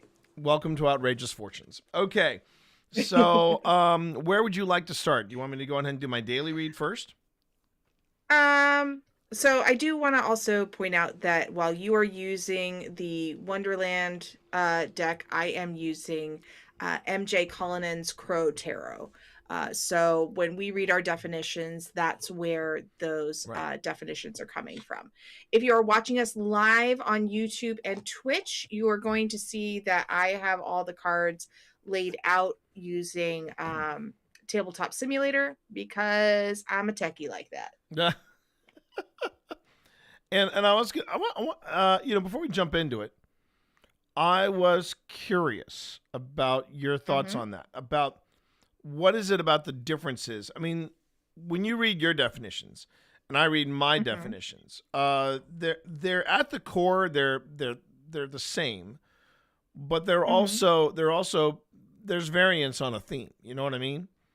And I wanted to ask you that opinion before we move forward with my lesson, which is why is it that they don't have like a uniform?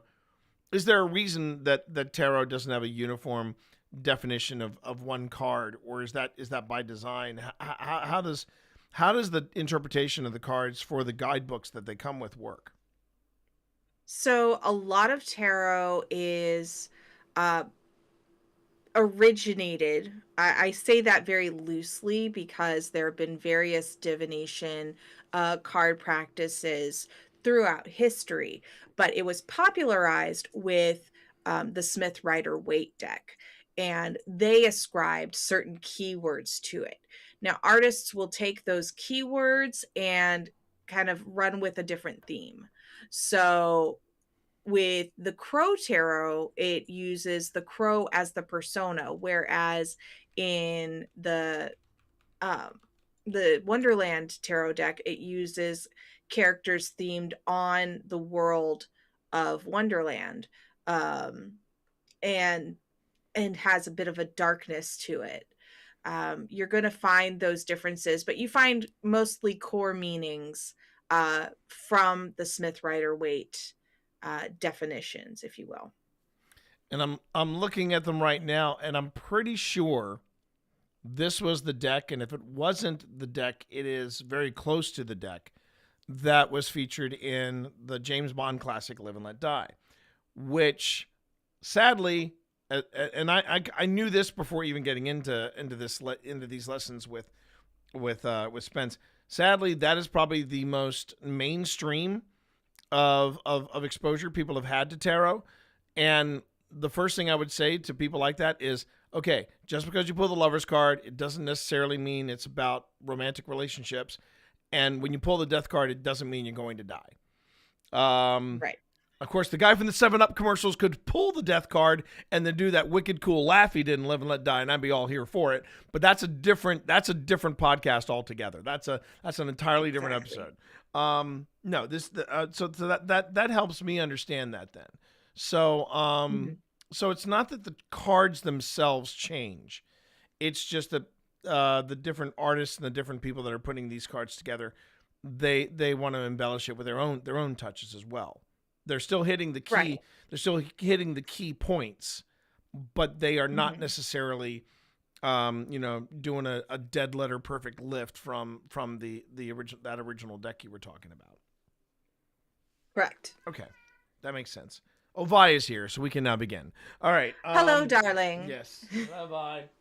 I know you've been fed. So no, you've been fed. Okay. So shall we do the daily? Let's pull your daily card. All right, we're pulling the daily card, everybody. So here we go. So I've already. I don't know why I'm shuffling. Nobody can see my shuffling. I've already shuffled this deck, and so I'm going to go on ahead and I'm going to. Now you notice I'm taking the card and I'm not necessarily flipping it over like a dealer or anything like that. I'm actually just taking the card, lifting it up, and placing it down. Because if I flip it over, is there a specific way that you should be pulling off cards? I mean, should I flip them over like a dealer, or should I just pick them up, set them down, and then do a horizontal flip of the card? Honestly, as long as you're consistent, it does not matter. There you go, and there it is. So this is how I normally pull my cards from the deck. So I'm going to go ahead and do that. I'm going to flip it over, and we have the 10 of Cups. Oh, I like that card. The 10 of Cups, and it's upright. And so for chat's reference, the way that I normally pull cards is I pull them down and towards me before I turn it over to whoever I'm reading for. So just to again illustrate it, this is what the Wonderland deck looks like, and it's to me, this is some really wicked cool artwork. I could much as when I do unwrappings of Magic the Gathering, I lose myself in the art on this card, on all these cards. They're just lovely. Mm-hmm. All right, so this is the 10 of Cups. Now I got my guidebook here, and all tarot come with guidebooks, correct? I mean, they should anyway. Correct? Most do. Oh, if okay. you are getting a smaller deck, it's probably not going to come with a guidebook. That makes sense. They are harder to print. And the other thing that I would say is that if you are getting a playing card sized deck, it may or may not be a counterfeit. So you always want to check the source and make sure that the artist is getting compensated for your purchase. Wow. Sorry, the wow was for something completely different. I'm going to just share it with you. Again, welcome to these are the tangents that occasionally come in. Pip just pinged me. Mutual friends of ours, the group behind Ghost Stop, have created a new thing called Mythic Hall. And their Kickstarter just went live. It is a $20,000 goal that these guys are going for, and they are already a quarter of the way there. And they just went online. That's fantastic. 30 minutes ago. 30 freaking minutes ago. So, yeah, let's go. That's pretty freaking cool. I don't think that's the right one. I may not have shouted them out correctly. Hang on. I got you. Hold on. I was trying to do a moderator thing and shout them out on Twitch. I know.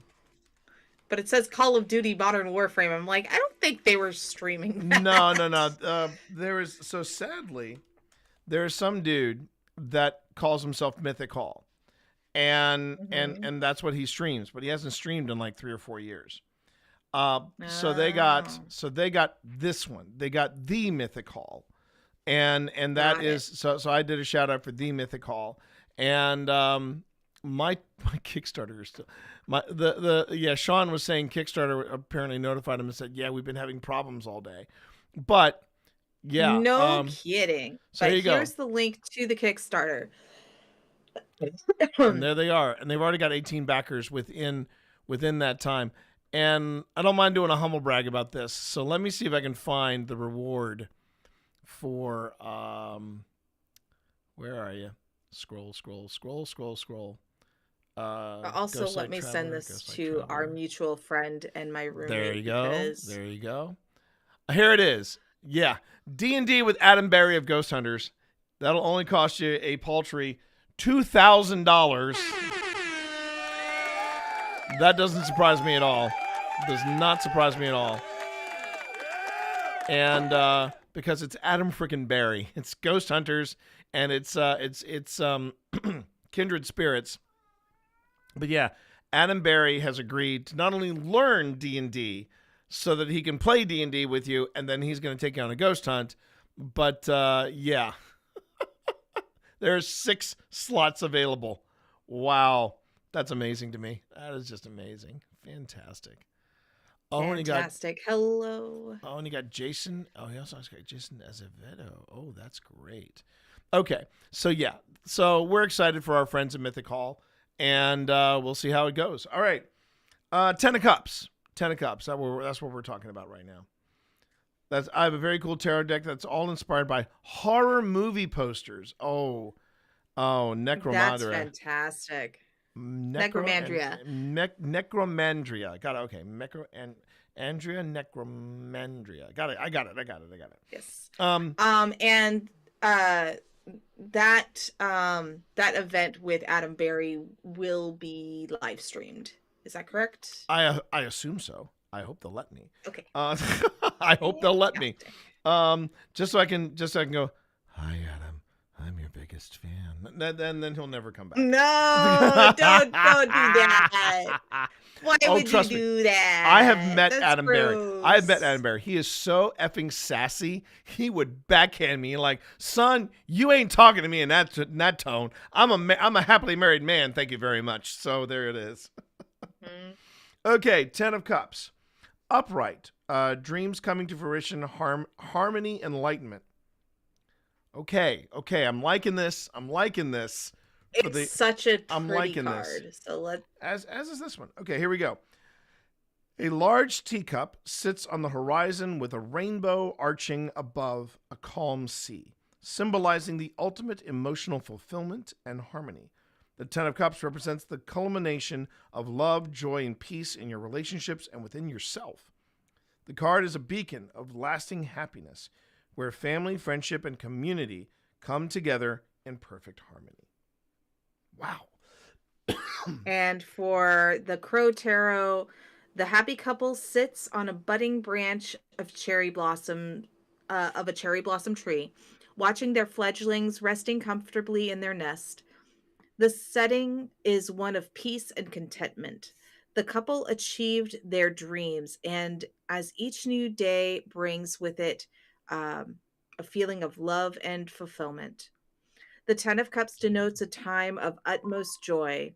Another message of this card may also be a romantic relationship is forming, one that could result in a lifelong love affair.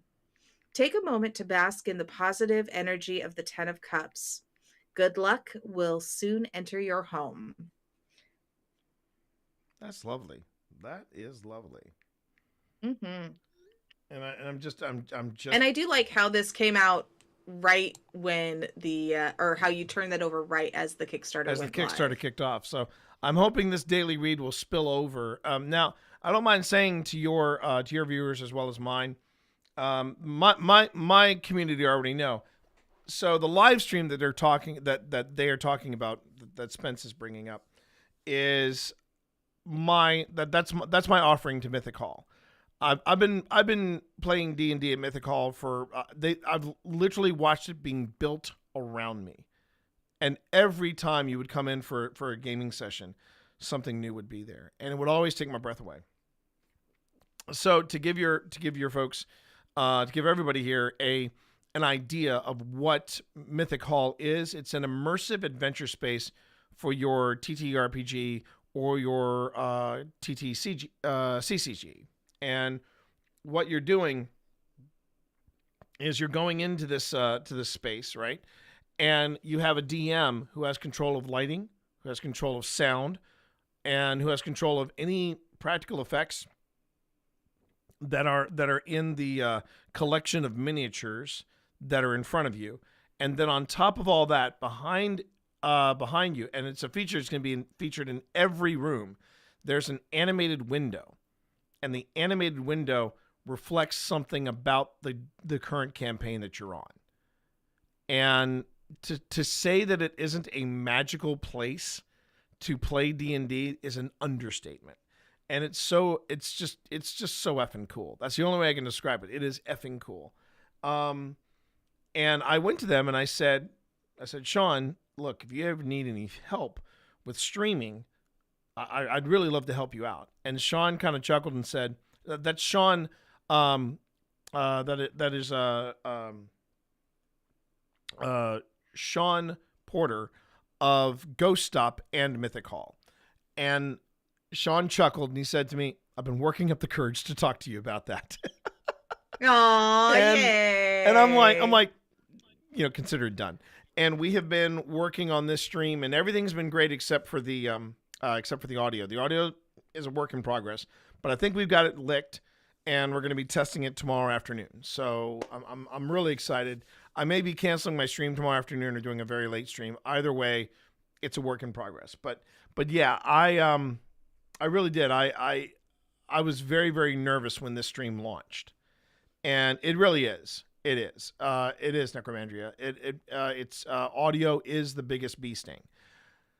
And every streamer that I talk, even when I was writing Twitch for Dummies, every streamer that I talked to said, "What is the biggest challenge?" And they would always say the same thing: audio. Mm-hmm. And we got a great looking stream. We just now have to have a great sounding stream, and that's what we're going to be working on tomorrow. So anyway, so I'm hoping this carries over, but really this is kind of I've been for the past 48 hours, I have been in a very, very I don't know what brought it on, but I've been in a very optimistic mood. And fantastic. I've needed that, which brings me into something that's odd. And again, it's relevant to the podcast that we are currently. Spence, if I was off this weekend, I want to say I sincerely apologize.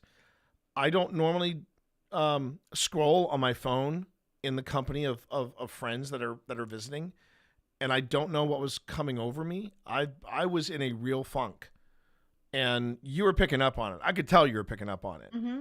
And I even asked you about it. You did. And I just wanted to apologize. My sleep cycles have been off. I've been off. And you were catching, I think, what was happening from the remainder of the week. And Monday morning. And that's okay. It happens. It happens. In fact, mm-hmm. And I know I'm not burdening you by telling you this or anything like that.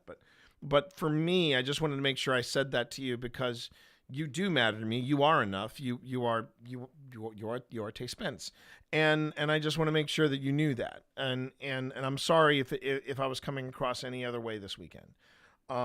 You are absolutely fine, my friend. But I thank you for acknowledging it. And it's as far, but the thing is, since Monday, I just felt like when I woke up, I was like, I am ready for this week. It was just there was just something in the air that made me go, this week is going to crush.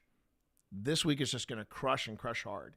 And I had, I had booster packs of Edge of Eternities to open, and I had my secret layers arrived, my D&D secret layers arrived, and I just felt completely energized. And a lot of amazing things have happened already this week, and it's not even Tuesday afternoon. So I'm hoping that this card is just saying, you think you're in a good headspace now. Just wait. That's what this card is telling me. It's just saying, mm-hmm. we got more coming at you, and you're ready for this. And I see why you like this card, and I want to kiss this card, but that would be a little too much. That's what I think the Ten of Cups means right now. So there you go. Wow. I've been doing another thing too.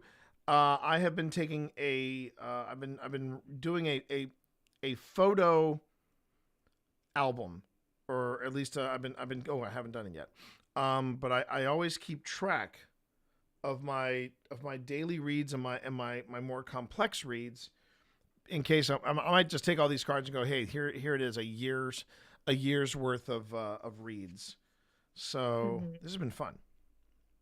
So where do you? I mean, apart from this, apart from Mythic Hall and my thoughts on it, what do you think that the Ten of Cups means in respect? I think you're hitting it right on the head. The rainbow on the card that I have speaks to, coming after a storm, coming after a time of trial, you know? Um and so I feel like the only more appropriate card for this situation would be the Chariot card. Right. So that's the biggest thing is like you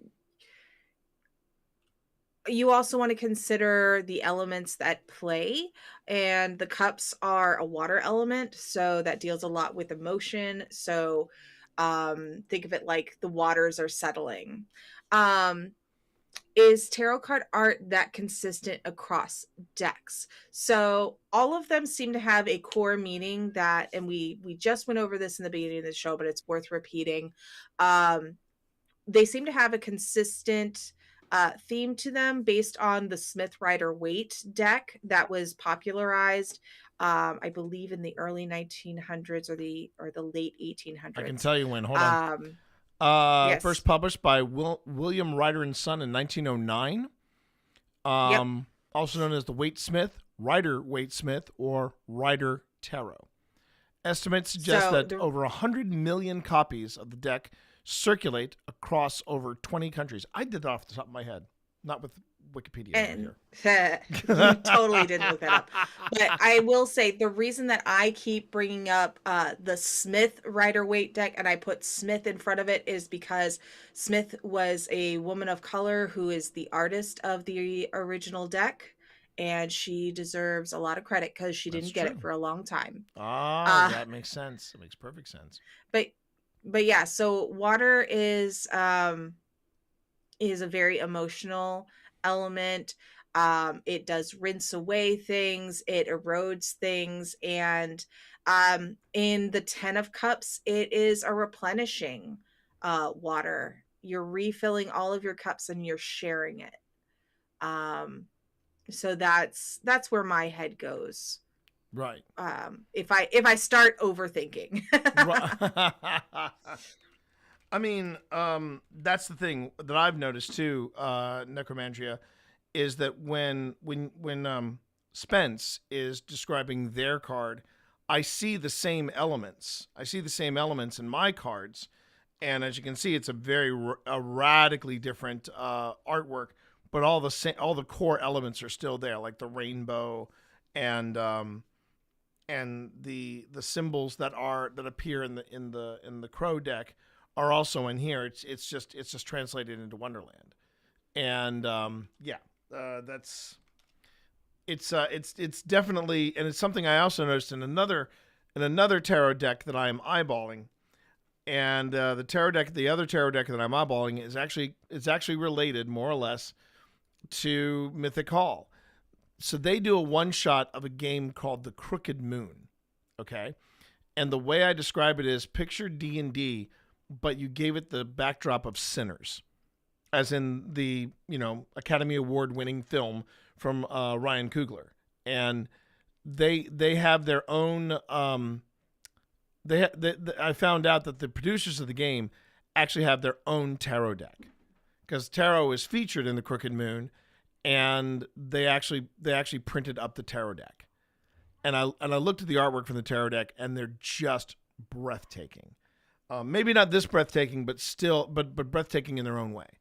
And I guarantee you that if I was to have that deck here, and Spence would describe the card art, all those elements would be there, but it'd be done in the style of the Crooked Moon. So I think that all the cards share the same core elements, but they just have different artists behind the wheel.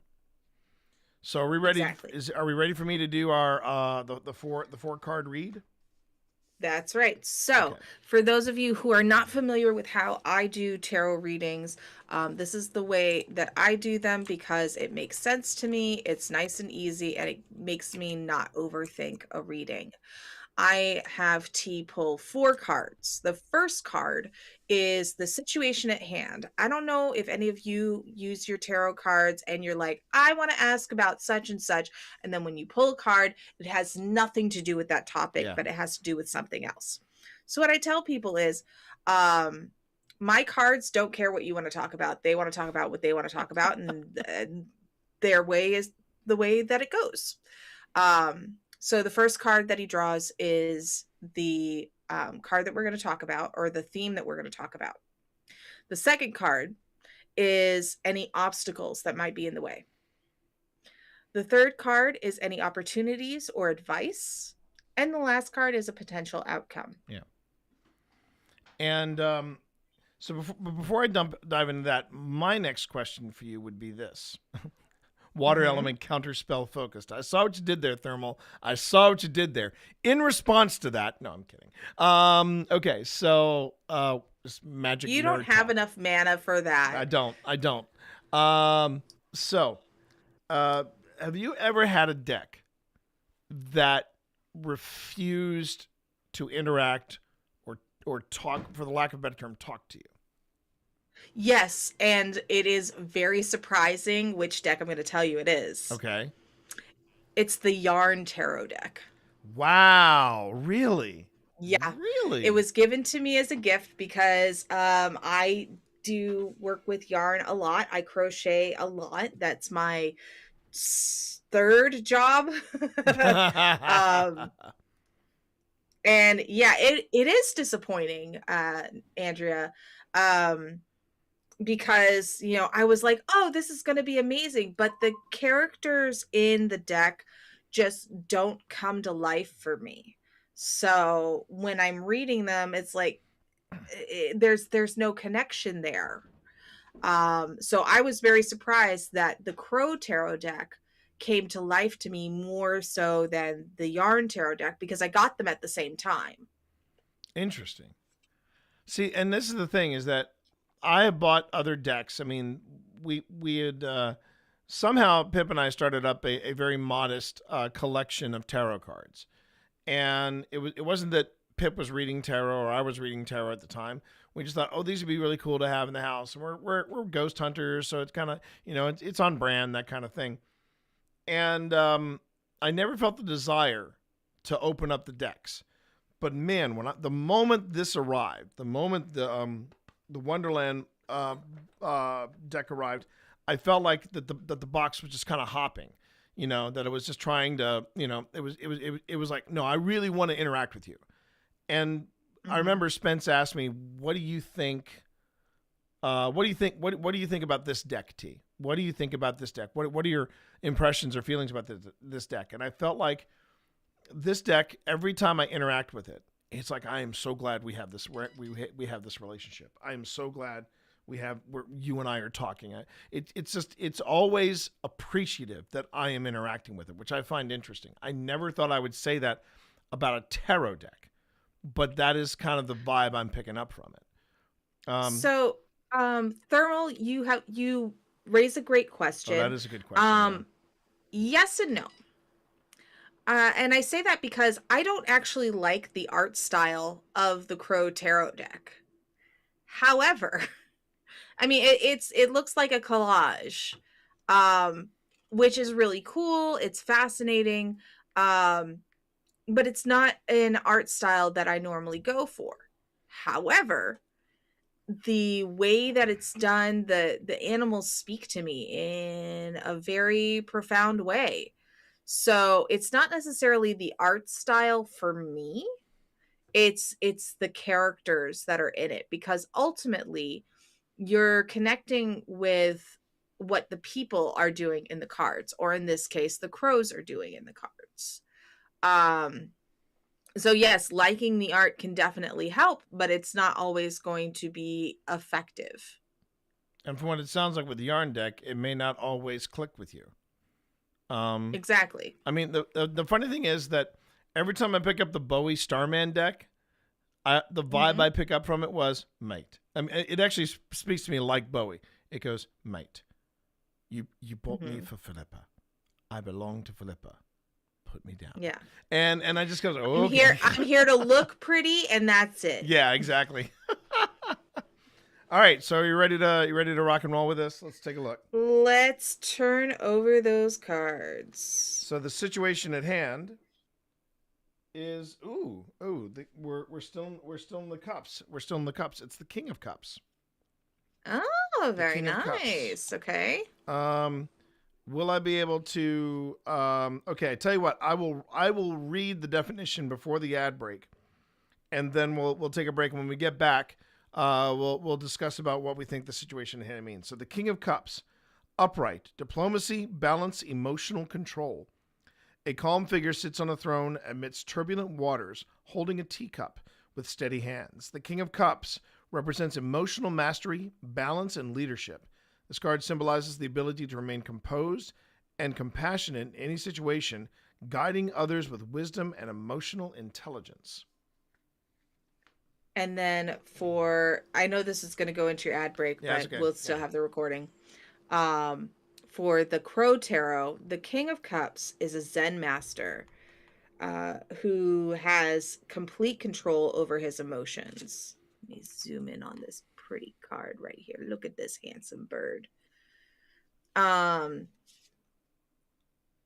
This regal bird can handle the most tumultuous of situations with grace and compassion. When you receive a royal visit from the King of Cups, it may be a signal to take some time to reflect on the emotions around the situation. What emotional triggers seem to pop up regularly that hold back progress? So it sounds like it's talking about control. Oh, well, actually, we should wait until the ad break gets back. And okay, yeah, okay.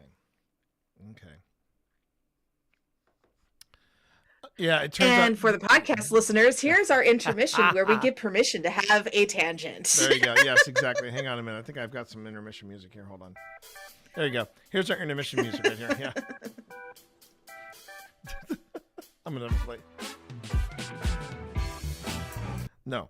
I'll fix that later. Because I've actually got some good intermission music, and I'll just loop it, and we'll be set. That was cute though. Yeah, it has to be. Crooked Moon Tarot set, $62. It is sold out. I have to find out when, but I mean, this is a nice set. The guidebook is hardbound. It's a hardbound, and it's got a beautiful. It's got a beautiful. I should send you the. I should. You know where most of that money went, into that hardbound guidebook. Yeah, pretty much. That's the thing. That's the thing about being a self-published author. You're like, it costs how much to make that? Oh, come on, man. But let me see. I'm gonna put this. No. I'm gonna put this. There we go. In our shared chat so that everybody can see it. So that's the next tarot deck that I'm looking at. I just have to find out from them when they're going to actually do a reprint. I hope it's not a one and done kind of thing, but yeah, pretty cool. Let's see. Oh, and we're back.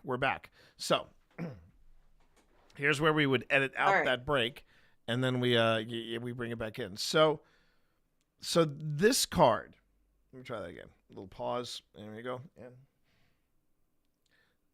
So this card, the King of Cups, is basically saying it's talking about control, and it's talking about balance, and it's talking about being a compassionate authority, if you will, over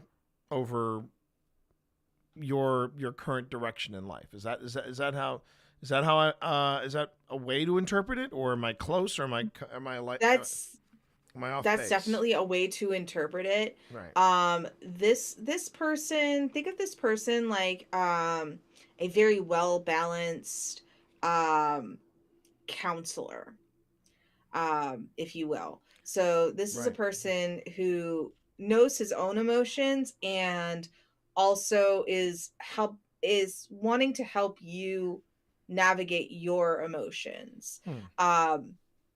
Sometimes some of the things that I look for are some of the other key elements on the card.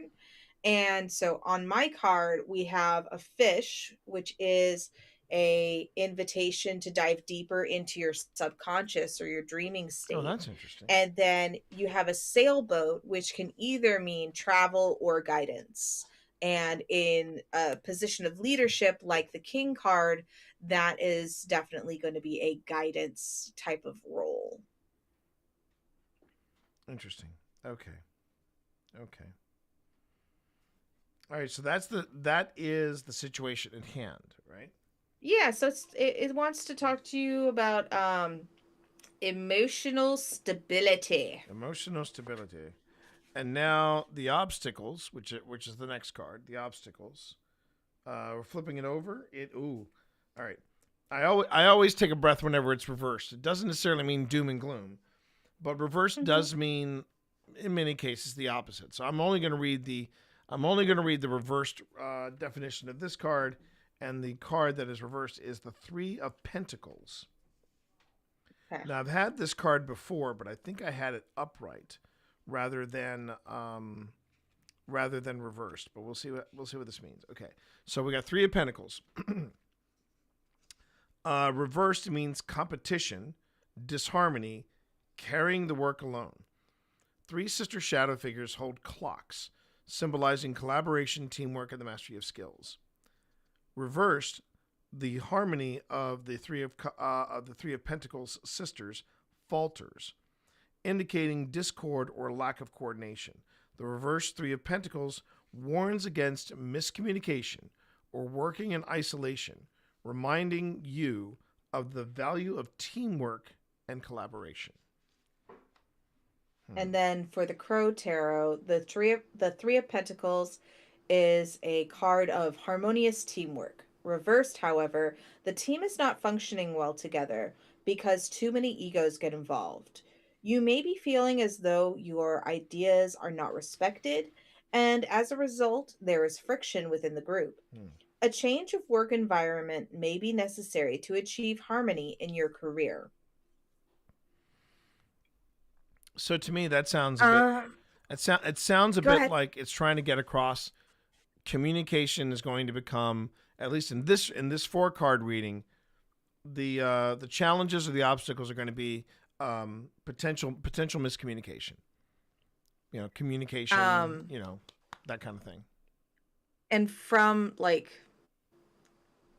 immediately in my tuning in, I'm hearing the phrase "too many cooks in the kitchen." Right. So it seems like there are too many people involved, and so the purpose is getting muddled. Yeah. I mean, there are several situations that and the way I look at this is, I'm looking at where we're headed, and I try to apply it before I find what these two last cards mean. I try to apply this on any situation, and I'm, off the top of my head, I'm thinking about Mythic Hall. I'm thinking about the Mana Buds. We have a I don't want to necessarily go into the details, but we currently have a potential opportunity brewing at the Mana Buds, and miscommunication could easily screw this up. And I'm trying to figure out if that is what this is pertaining to. It could pertain to both. I know it doesn't. I know that if anything, I over communicate with my wife. She'll tell me that often. So I know that my relationships are good. But yeah, okay. That's an interesting one. That's an interesting one. Okay. Yeah. So we'll see what the full pattern is as we finish turning over the cards. Okay, so the third card is the advice. Mm-hmm. Third card is the advice. I flip it over, and it is the Six of Cups. So my goodness, we're very cup heavy. I'm noticing. Cuphead. That's not a bad. That's not a bad thing. Cuphead. That's a game I really want to play, everybody. It's just an That game oddball looks game. so hard, It- but I love the style Yeah, of it. that old school Chuck Jones kind of merry melodies. And speaking of, the nostalgia of it, one of the key words for the Six of Cups is nostalgia. Yeah, upright childhood memories, revisiting the past, healing. Okay, Alice runs carefree through a stack of teacups, evoking memories of simpler times and childhood innocence. The Six of Cups is a card of nostalgia, where the past comes alive in the present, offering comfort and joy. This card invites you to reconnect with the carefree moments of your youth and the lessons learned along the way. Oof.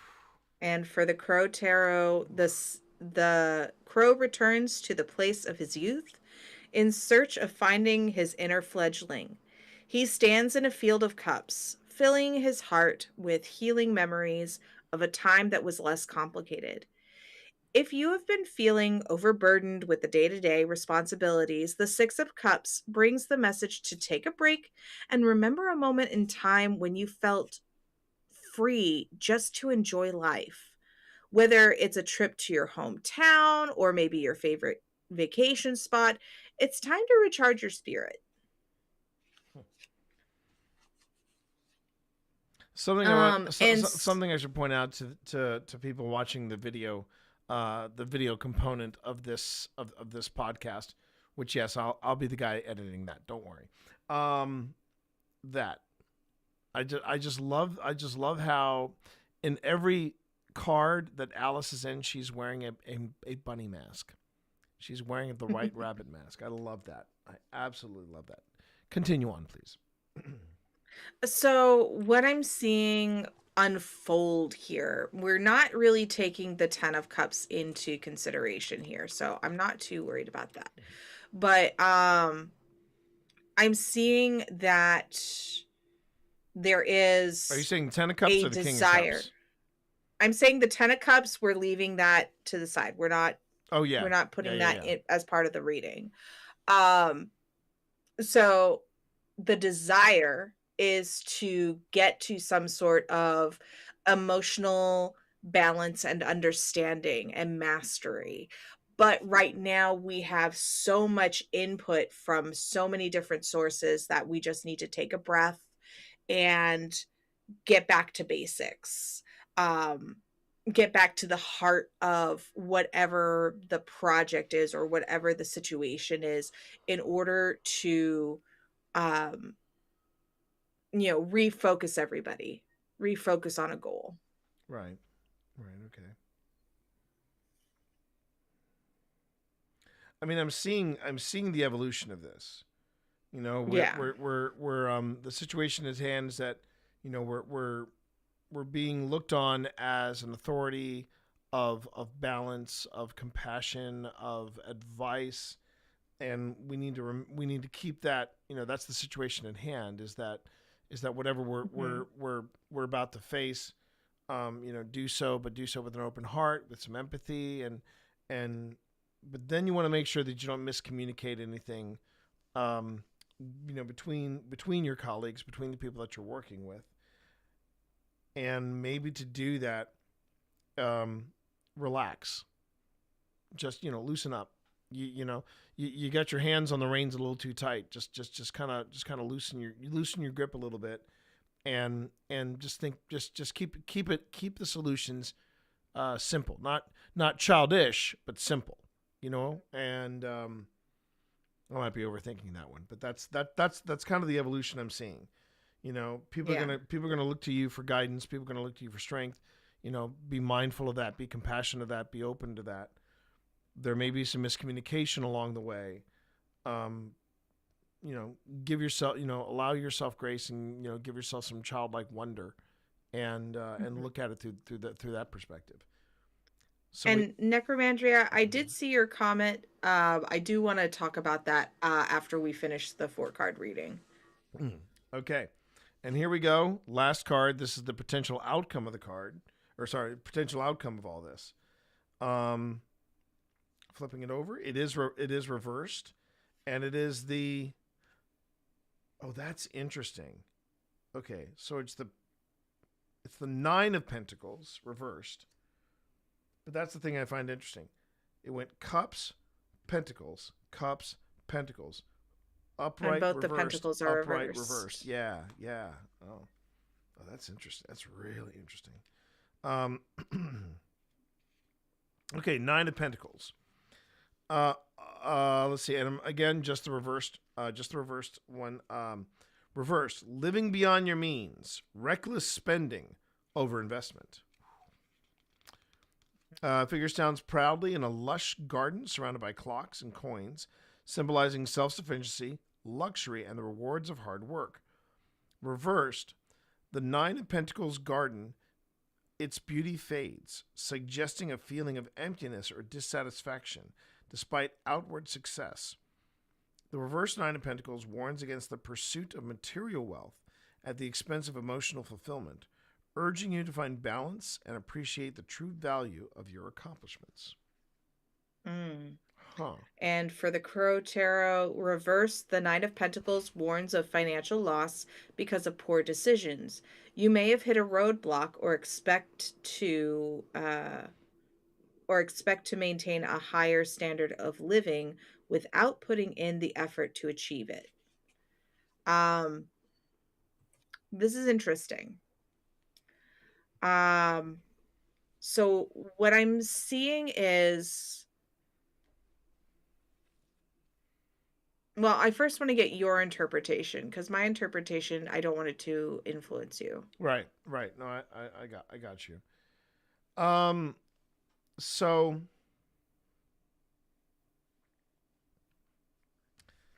that's a tricky one.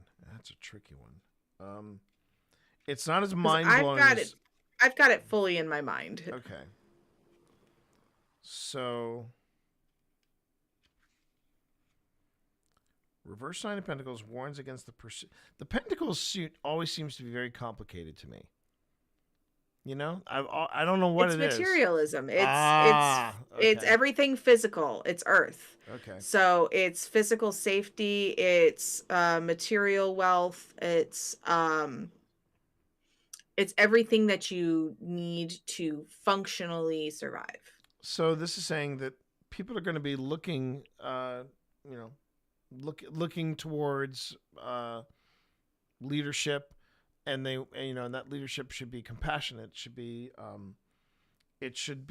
empathetic. It should be very open to everyone that's coming to them for that guidance and for that leadership.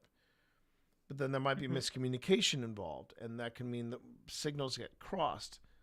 And so it may behoove us to approach situations with almost like a childlike wonder and an open mind and keep the solution simple. The potential outcome, however, is not going to be what we expect. We may have, it says, it may not be the outcome that we were hoping for, at least financially or materially, but we need to take a step back and go, okay, this is we still managed to accomplish other things. And that's what we have to remember, is that we have to, it may not be the outcome that we were expecting, but we have to also keep in mind that there are other things besides. Success is not just material wealth. Success is not just stuff. Success comes in many different guises. Agreed. So the interpretation I'm taking from it is that whatever this situation is, it is not something that money can fix.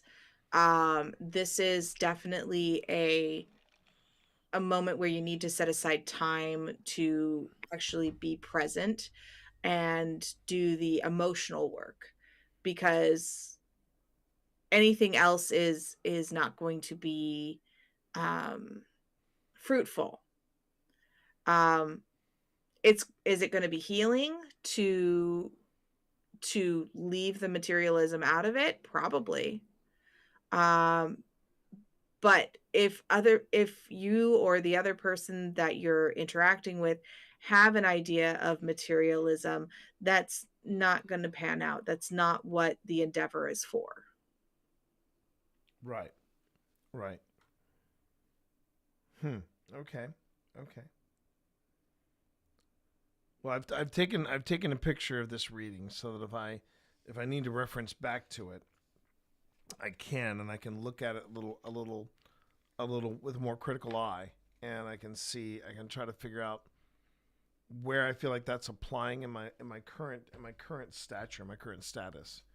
One of the things I do find interesting about the readings is sometimes the readings are very clear to me. Like the last reading we did, that just really hit home, and that was the reading. I've got it here, where it was, it hit me like a freight train. Give me a second and I'll find it. It is, let's see. Yeah, it was the Queen of Cups and the Knight of Wands, the Mage, and then the Five of Pentacles.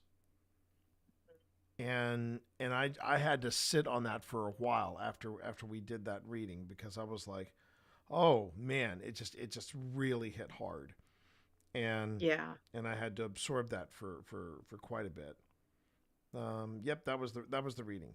And this one feels like it has a strange end for me, because I feel like I do that. I feel like I do, when I look at different things that are going on in my life,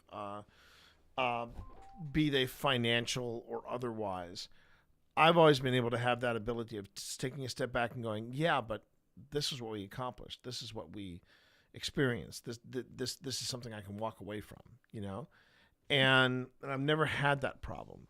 And I'm not sure why it's warning me about being unable to do that.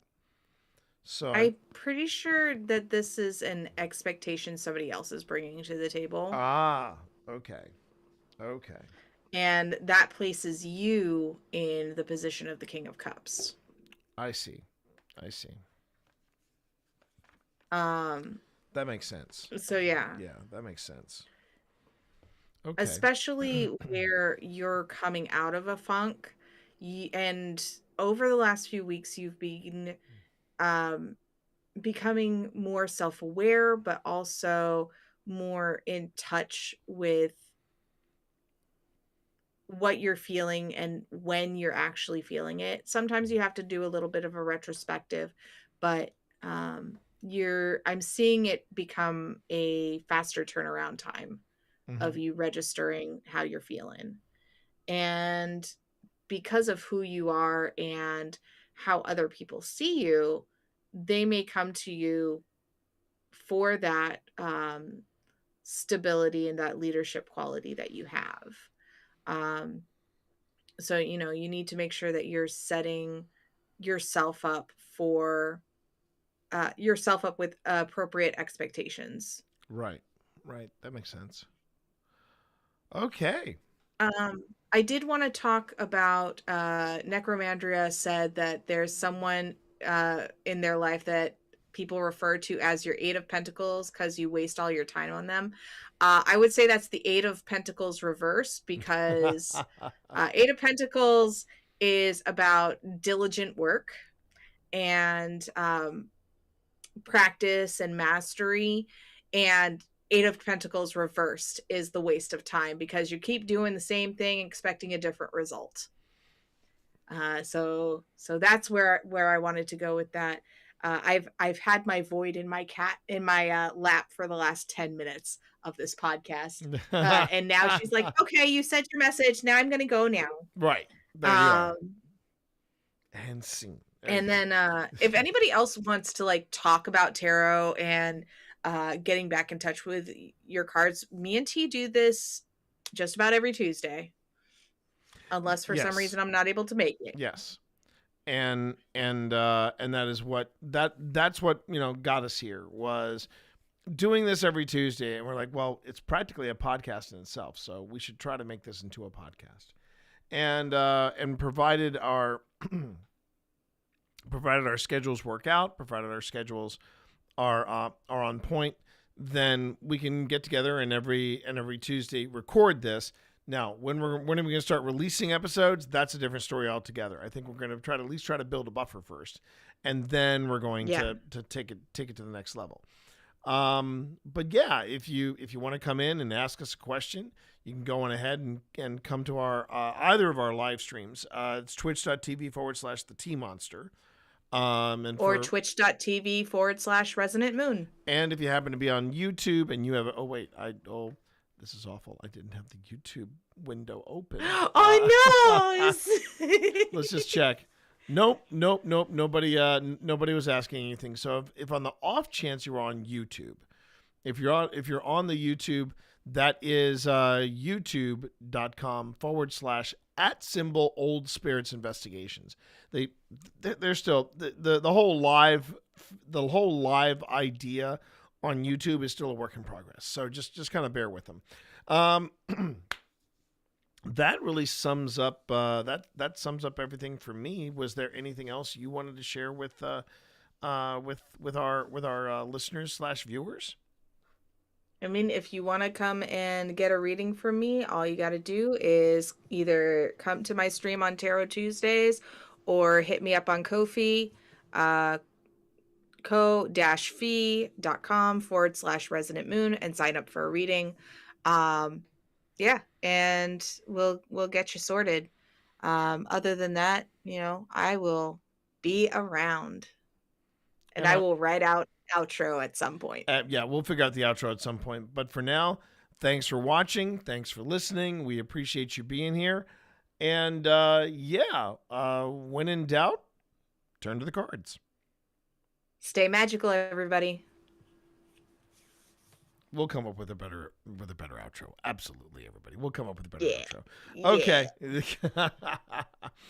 But I'm going to go ahead and end my stream because I need a nap like nobody's business. You need a nap? Okay, I got some more footage to look at. So so for anybody that's over on Spence's stream, if you want to hop on over to my stream, yeah, I'm getting ready to get back into the paranormal the paranormal stuff. So it's all up to you. Spence, again, thank you very much for that. It was always a good time. Absolutely my pleasure. And until next time, be good to yourselves, be good to each other. And I'm hitting that raid button now. Okay. So I'm going to act surprised when Spence raids me. Let's see. What was the... Oh, I know where I can get this. Oh, my God. We're getting raided by Spence. Oh, I forgot. I don't have any of my raid effects. I don't have any of my sudden raid effects or anything like that. Because I'm on the Mac side of things. It's one of the things that it's on my to-do list that I need to get some music and sound effects from my PC side over here to my Mac side, and I haven't done that yet. Hi, everybody. So the idea is Spence and I are turning this weekly thing that we've been doing into a podcast, into a proper podcast, and we're gonna play this by ear and see how it goes. I for one am excited because I've never done a podcast specifically with Spencer. I have not done that, and I feel like I'm almost overdue for it. I feel like we should have done a podcast sooner rather than later. But there it is, everybody. Okay. Oh, I remember what I was doing. Yeah, I'm over here. Okay. Yep. Okay. And for those of you who just joined and are wondering what are we doing here? Yeah, we just finished up doing a tarot lesson. But yeah, I am doing paranormal investigation over here. I am reviewing footage from a recent investigation that we did. The place is called the Clover Hill Historic Village, or the Historic Village of Clover Hill, whichever one you want to call it. I have to get a better stand. And that is what we are currently working on, everyone. And my name is T. You can call me T Monster or Twitch Dad. And the reason I do these live stream,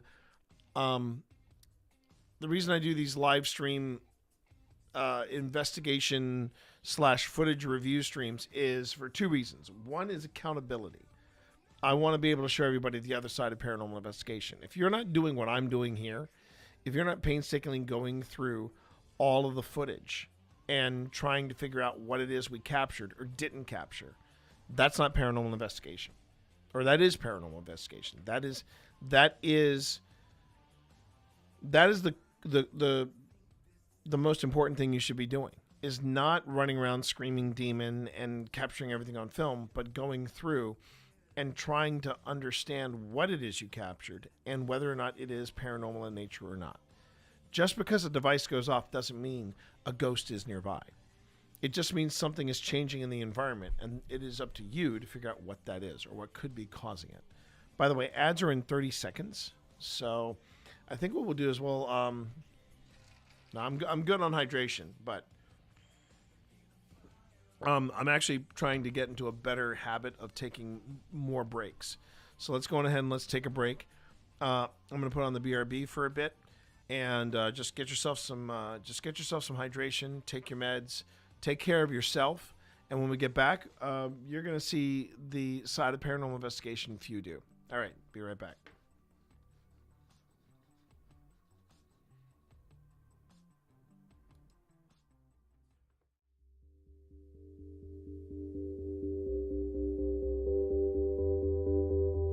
So, Jack, you are upset that Wesley fought for Virginia, fought against his own people from Gettysburg. That must have been aggravating. Did you just whisper? Were you scared? With this long grass here? When you faced against the Confederate Army? Or when you faced against the Union Army?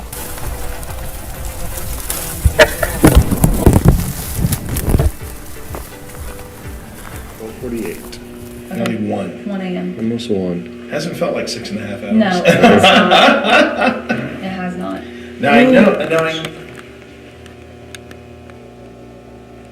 Heard that too, babe. Yeah. Hello? We're just going to introduce ourselves, and then we are going to sit in silence to give you a chance to introduce yourself. My name is T. My name is Pip. My name is Val. Hi, I'm John Walker to my friends, and hopefully we can count you as those.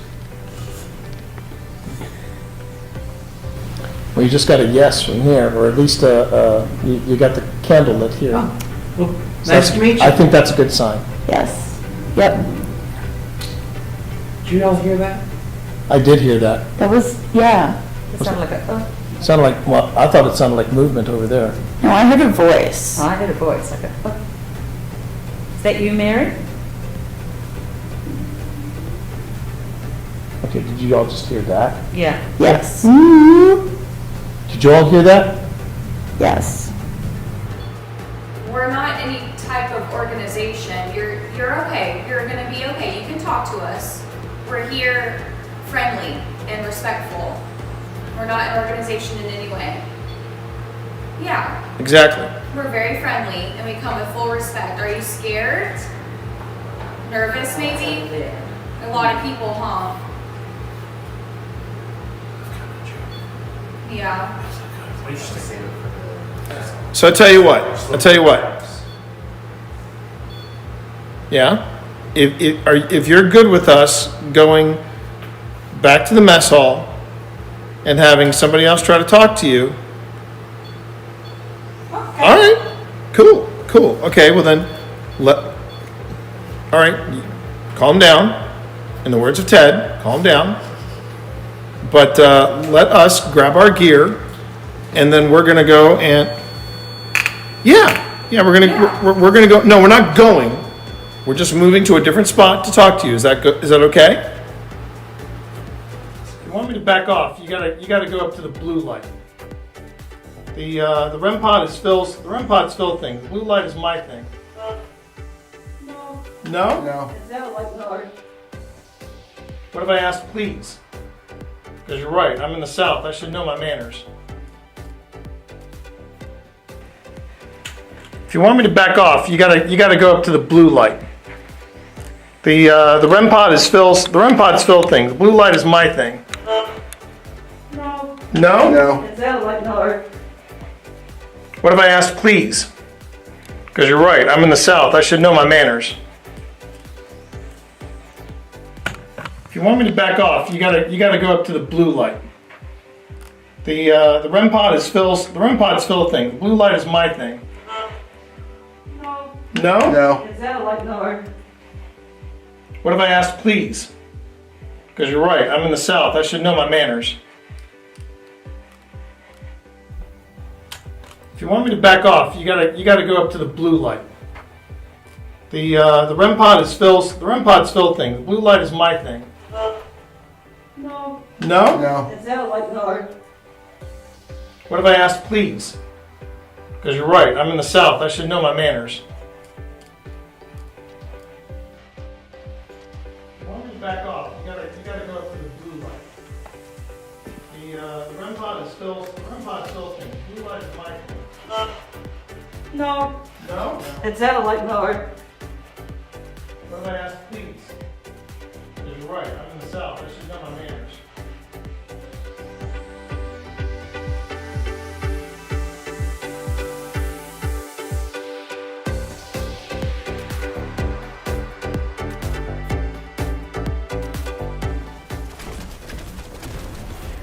Did you shoot my friend? That was a bad choice. That was a bad... These people are shooting at me. I'm going to voice my displeasure. Here.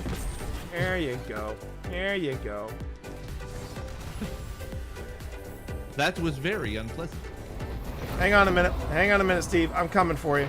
I wouldn't recommend it. They're all shooting at me. They're all Who loves you? Who loves you, buddy? Okay, all right. Who loves you? Who loves you? Who loves you? I love you.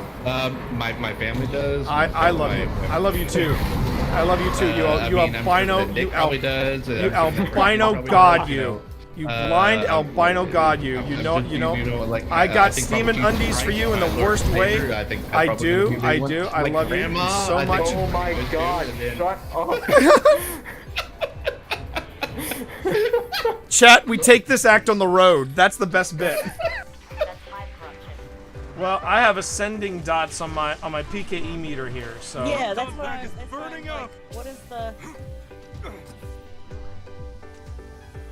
Still says it's ascending.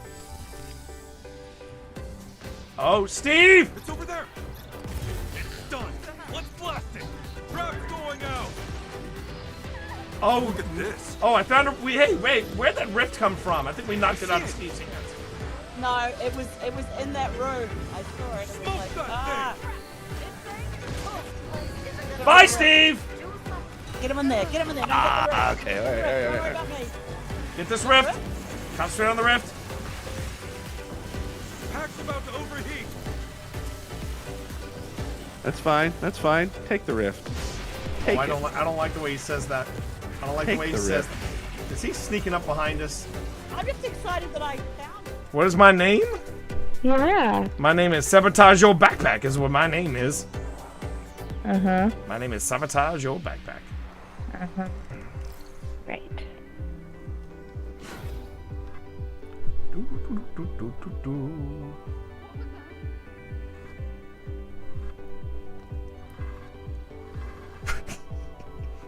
You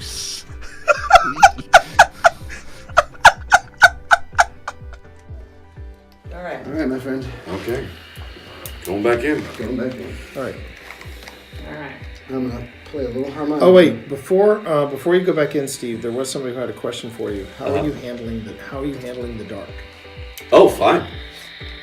I mean, because I'm not having to move around and I don't need to see where I'm going. I'm fine. There you go. Yeah, say goodbye, Steve. Okay. Say goodbye, Steve. Goodbye, Steve. Oh, can I get your light? Thank you.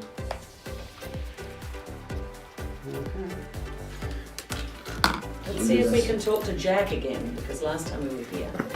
How about a little harmonica? Yeah, give a little harmonica for Jack.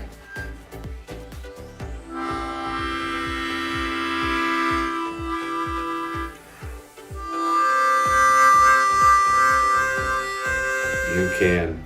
You can. Chords. I am playing chords. Chords, yeah.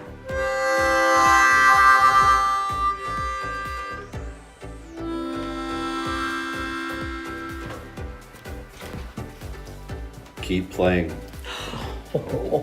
Keep playing then, Phil. That's good. You don't have to know anything about the movies or the books to be able to get into the show, because it is set thousands of years before any of the books or movies anyway. So it's been really great to just obviously be able to kind of just sit down and watch it and just enjoy it for the lore for what it is. My favorite episode so far actually has been, now actually the pilot was really good, but I actually really enjoyed episode 6, which was the especially the ending there with the creation of a certain volcano that I'm really excited to be able to see more of, and seeing how that kind of develops. Don't tell me, because you've seen episode 7. Anyway. But T, what's been your favorite episode? Oh, that's easy. That's easy. The one in Casa Doom. Haven't seen that one yet? You haven't? Dude, why are you here? No, stop it! Stop it! I get it. No, hang on. Safe space! Safe space!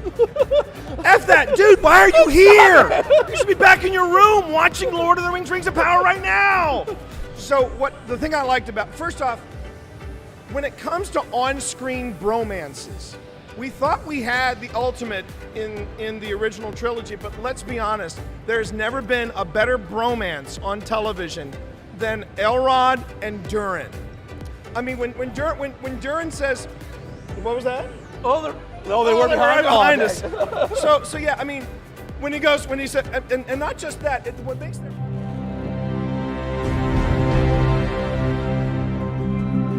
Hi, I'm Steve Saylor, aka Blind Gamer Steve. I'm a content creator and accessibility advocate and consultant in the video game industry. My name is T Morris. People call me T. They call me T Monster. I also go by Twitch Dad. When I started looking into wanting to stream, I had known this dude here for about, I think about 10 years at that point. 10 years. And so I reached out to him. I was like, hey, you know what? I know you play Destiny. Would you be cool kind of helping me and guiding me through the game? I've never played it before. This is when I gave you a little bit of honesty. I said, are you sure you want me? Because you see me play, so you know how bad my aim is. It'll be the blind leading the blind. And he went, that's what we'll call it. All right, there's the Traveler. There's the Traveler in front of us. Let's go. Walk forward. Walk forward. I want you to enjoy this. As someone who has a disability where it affects my vision, and it is hard for me to be able to play games in general, having someone take the time and guide me through being able to play a game and not try to rush me through things, that meant the world to me. Where's that? All right. Oh, there he is. Yes!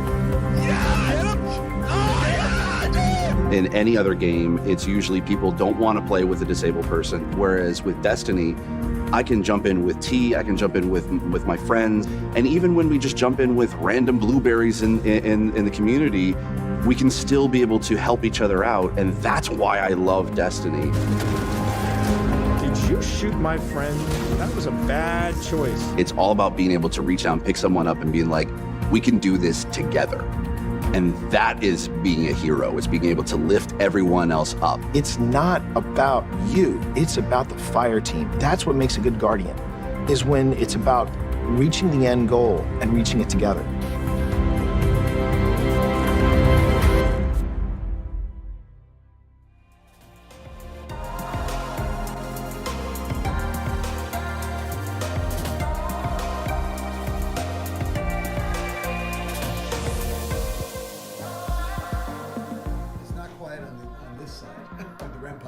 Oh no, I can. We can all hear it. We can all hear it.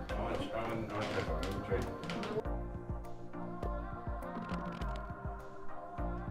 so Steve says I'm going to try something. I'll hear it. We can all hear it.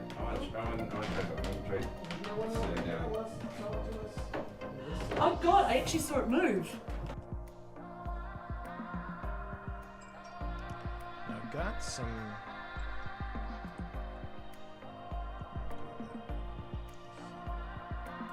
And then I'm going to drop that in and go shadow. Please make my shadows black so it pops a little harder. Some intensity.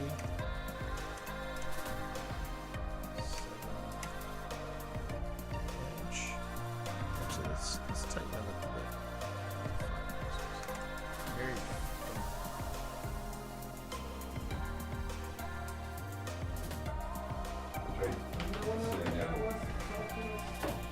Oh God, I actually saw it move.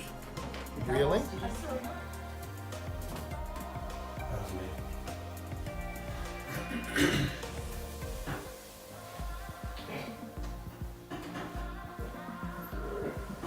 My favorite song is the Rude Sandstorm.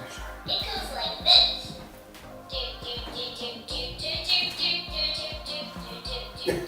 Did it just say sandstorm? Yes. Oh my god, I got That was a big electric hug. What was it doing? It was humming EDM. Oh wow. I gotta tell Sean that. I'm like, okay, whose idea was that? It does feel good. Strange. I thought I heard a tap from the front of the house. If that was you, could you make that sound again? Please? That was my stomach. Tap. No, that was my. Oh, wow. Well, you know what? After the shenanigans with the EMF and then for it to go tap. Like, do you have any idea what time it is? I mean, look, I know I've shuffled off this Mortal Kombat and everything, but even I gotta get some sleep. Tap, get out of here. That's so fun. Did it just say get out of? No, I think it was like tap. Here you go. Tap. Tap. You done now? You happy? Okay, great. There's the door. Don't let it hit you in the Welcome asshole. back, everybody. Welcome back. All right. My wife is downstairs watching Gods and Monsters. This is the film where Ian McKellen is opposite of, at his, you know what? He's still in his prime. What are we talking about? It's Brendan Fraser. I mean, I like me some Brendan Fraser.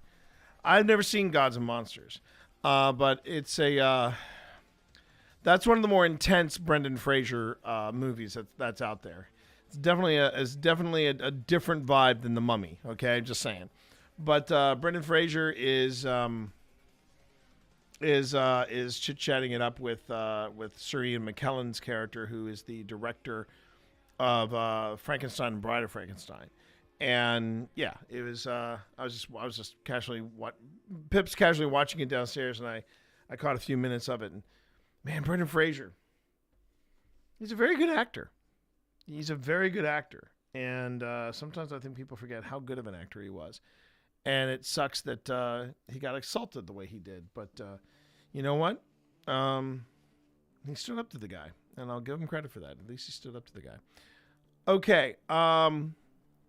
Changing gears, everybody. I know that's really hard to segue from that. But again, mad props and big thanks to Spence. An absolute delight to work with, an absolute joy to be with. And now we're getting back into this investigation. We are at the historic village of Clover Hill, and this is in Appomattox, Virginia, everybody. And actually, I feel like I should have the Mythic Hall Kickstarter up in the background while I edit, but then I'm not going to get any editing done if I do that. Nearly at 6K, and they've only been live for an hour and 44 minutes. That's not bad. I think They're off to a strong start. They're off and running, everybody. Okay, so we are currently in the Hardy School, and this is a school that was built with funds from Appomattox. So it's actually the first. It's the first believed to be the first public school of its kind, and this is what we're looking at right now. So let me go on ahead and.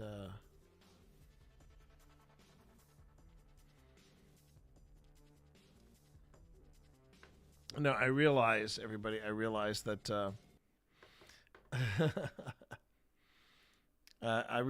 I had my... Oh, whoa, that was a big jump. That was a huge jump. Wow. Okay, good on you, boys. Good on you. Nearly 6,500. That's a good start, everybody. That's a really good start. Whoops, wait a minute. I got to fix these buttons. And I will. Okay, so... we had this. No music in the background because we got to listen to see if we catch anything, catch anything unexpected. That at the base. My tummy feels all. They're also on at the end there. See that? I did. And that was right after we got My Tummy Feels Warm. Oh. Okay. If you want to play with Boo Buddy, that's fine. He's for you to play with. That's one reason why we saw him. And you certainly don't need to be frightened of him. It's like someone touched him, he talked, and they ran. Yeah, he's a cozy, cuddly little friend. And he talks.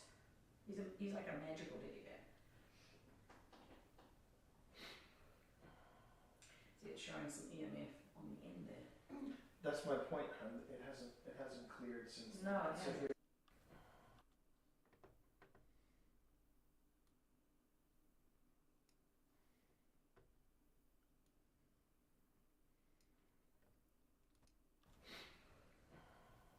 It's showing some EMF on the end there. That's my point, hon. It hasn't cleared since. No, it so hasn't. Here, take the camera. No, I don't want to go. Honey, don't worry about it. I'm recalibrating. Oh, you can reset it? Yeah.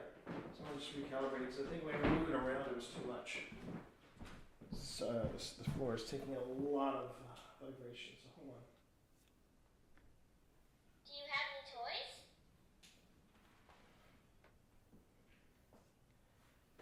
There you go.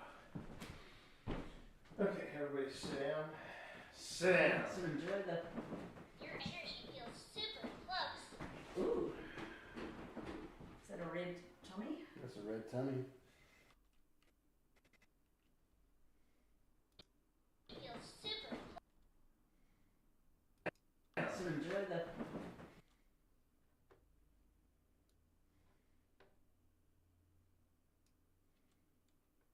Your energy...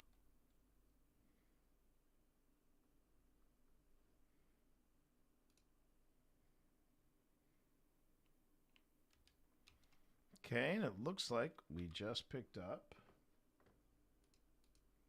Nope. It looks like it picked up.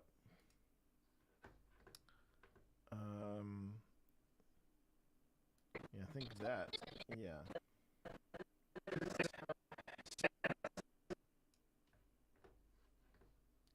I want to say it picked up EMF change. Enjoy the...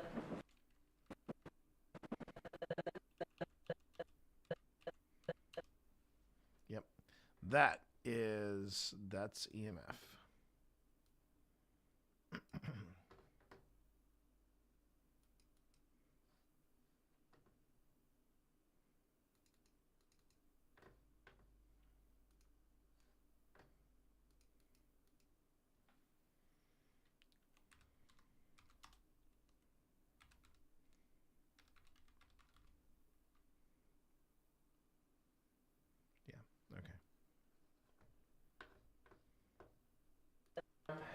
Sit down. So enjoy the... Your energy feels super close. Yeah, that's the only problem with this particular room. This room was when you moved around on the floorboards. The vibration sensors in in the Hydra were going off left and right. So yeah, it's a great device, but I need to have that checked. All right.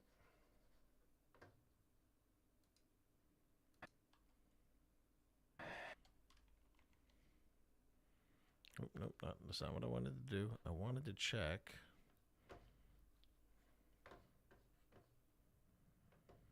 All right, where are you? There we are.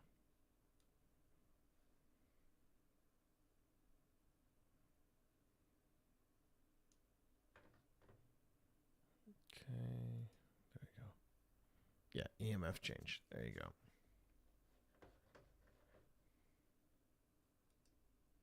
Sit down. So enjoy the. Your energy feels super close. Ooh. Is that a red tummy? That's a red tummy. You're interested in him. He's fun to play with.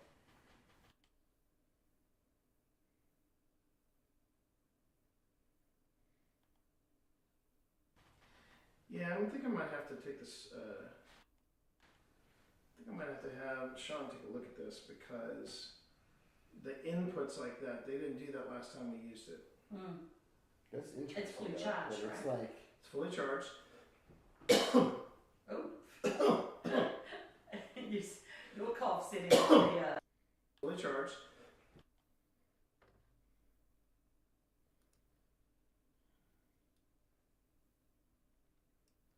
Okay. Your cough setting the Yeah. That's how sensitive this is at the lowest setting of 2. Ah. 2 or 4. And it's picking up a lot of now, but at least now it's scanning. But I wonder what those little, because if it was EMF, but I wonder what those little,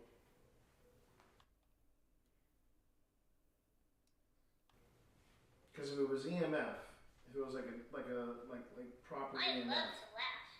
Do you like laughing? it would actually. I'm I about swear to to shift goodness my that bear starts laughing.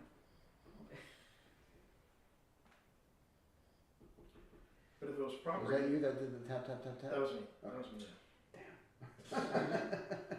Can I turn on Ghost Tube? Go right ahead. I'm going to turn on Ghost Tubes here because I bet there's a lot of kids here that are really good at drawing. And maybe they'd like to draw me a picture.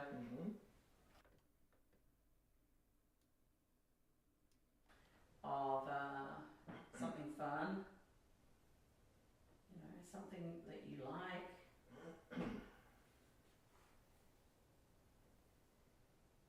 I think if you get close to me. Oh. That didn't take long. What is it? Ouija board. A Ouija board. Oh, wow. Come on. Has there ever been a Ouija board in here? There might have been. That didn't take long. What is it?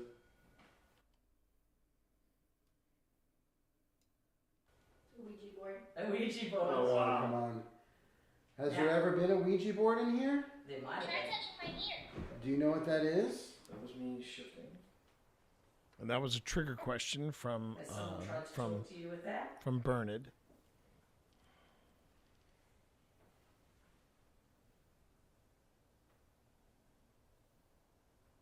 Yeah, I've got to find out from Sean. Yeah, we'll ask them about that. Yeah. Some people think they're naughty, but what do you think?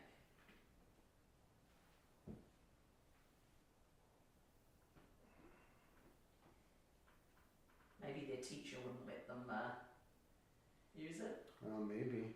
Maybe. You might also know it as a spirit board or a talking board. Spirit board, talking board. Have you ever used a spirit board?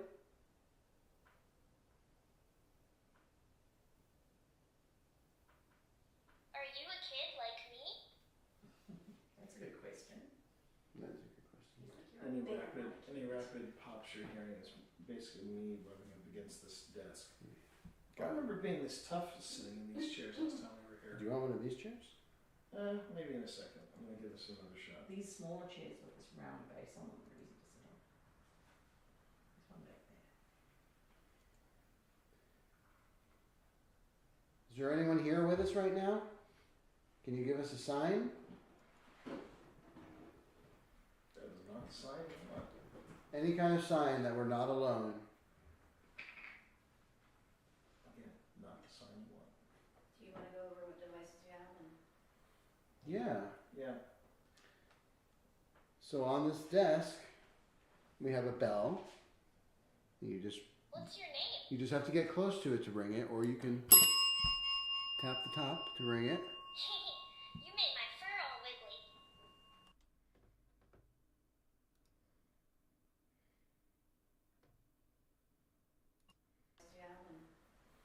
Yeah. Yeah. So on this desk, yeah. Yeah.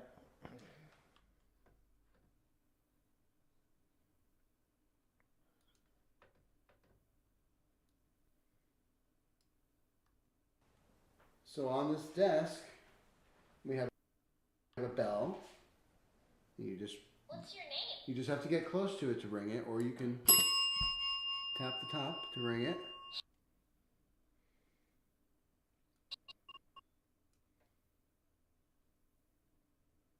Okay, I think I need to jump to this camera.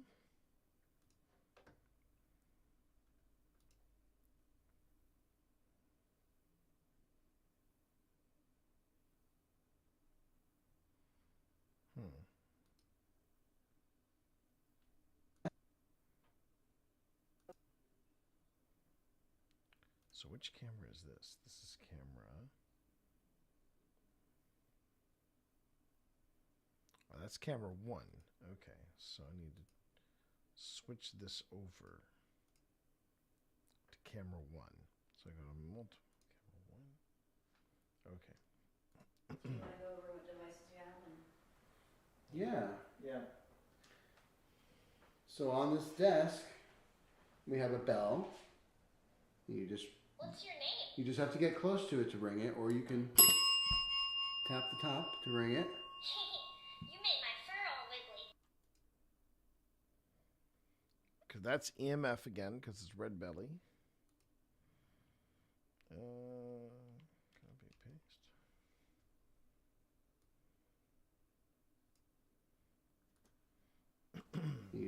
What's your name? You just have to get close to it to ring it, or you can tap the top to ring it. You made my fur all wiggly. We have a device down there with a metal stick on it that you just have to get close to, which is much like this device that's over here. You just have to get close to it. You can touch it if you want. That's what happens when you touch it. None of these devices can hurt you. And then we have this to it. You can touch it if you want. That's what happens when you touch it. No.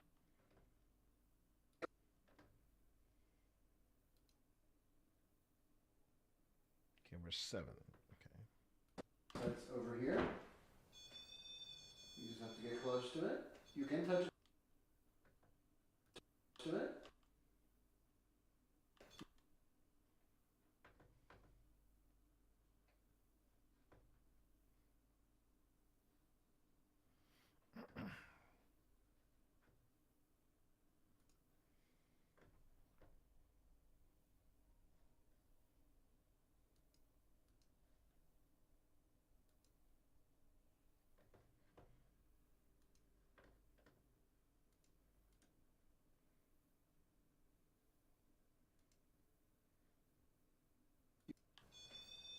You just have to get close to it.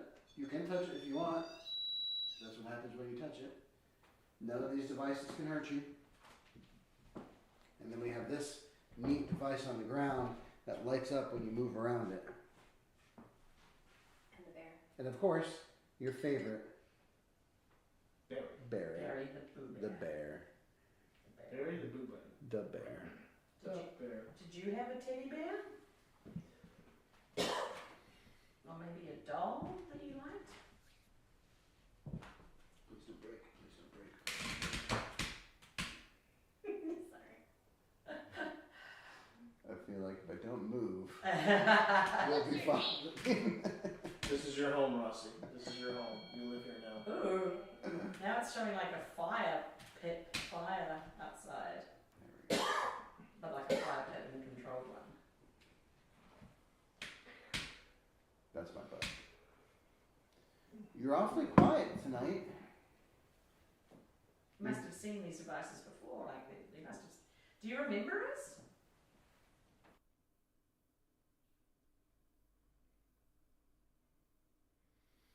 Okay. So far, so good.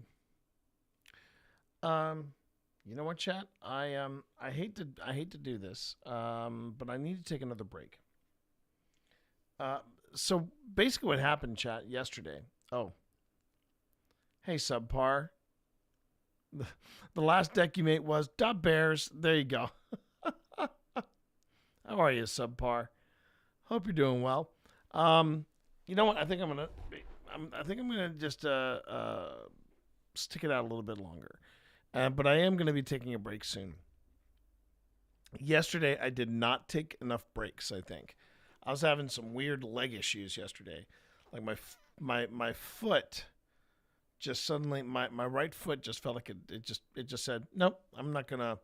It didn't stop working. It just kind of fell asleep on me. So I want to make sure that I'm getting up and I'm stretching and doing all that. But I think I'm going to stick it out just a little bit longer. Okay. Now, something I have to do real quick. I have to. I've been also thinking a lot of. It's funny you should mention that, subpar. I've been thinking a little bit about that Event Horizon deck that I want to make, and I think I'm ready to give it a shot. I think I am ready to give it a shot. Have you thought about getting a setup for your desk that allows you to stand from time to time? The main problem I have is my studio. It's right by the roof, so I have a sloping ceiling in here. So I'm not sure if that. Also, standing desks don't really do it for me because I've got so much.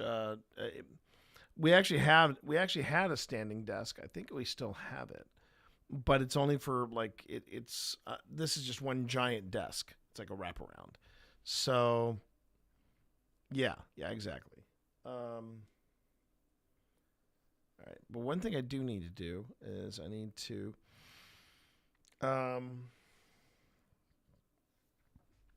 Because Premiere is Premiere, I have to jump into Premiere. I have to I have to save the project. And then I close the project, and I'm going to reopen it. And it's just the way this is built. Now, wait. One thing I did want to do. That would be fun. Hang on. Talking to myself a bit. Don't mind me. But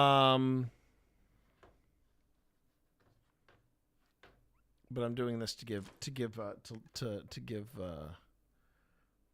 Premiere a moment to catch its breath because it needs it for some reason. All right.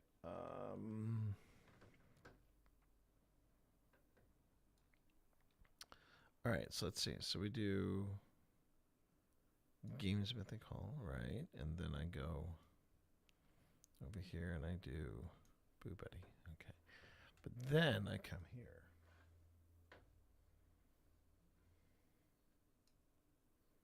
All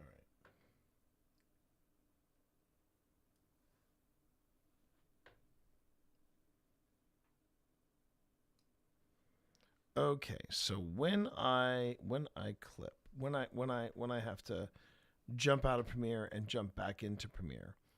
Cheap deck, that's nice. I like that bear combo. I run Kudo as commander, then just very nice, very nice. I love that subpar. So now when I jump out, I can anyway.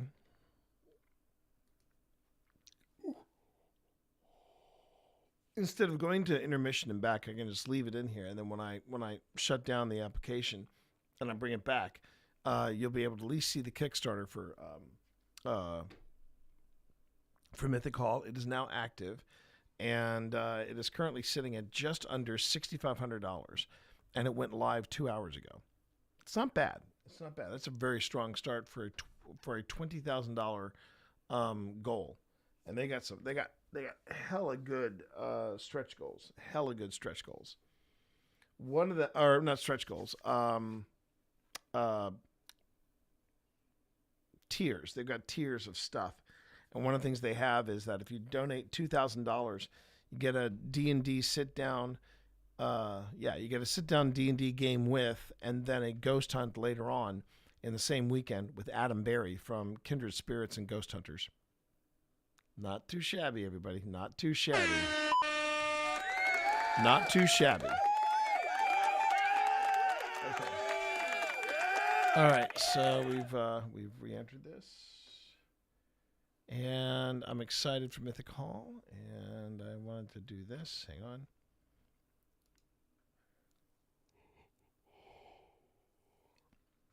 I was blown away when I figured out how well the Cyberpunk TCG did. Yeah, I know, right? Yeah. It's and I believe that's what that Cyberpunk is in Cyberpunk 2077, correct? Is that the one you're talking about? Okay. Oop.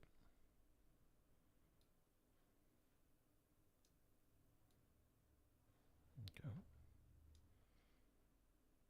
All right. Once more with feeling, everybody. Once more with feeling. We got this. Okay. So now we go back into multicam mode. And here we go.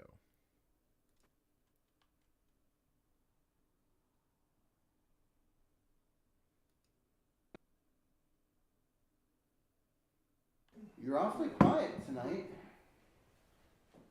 You must have seen these devices before, like they must have. Do you remember us?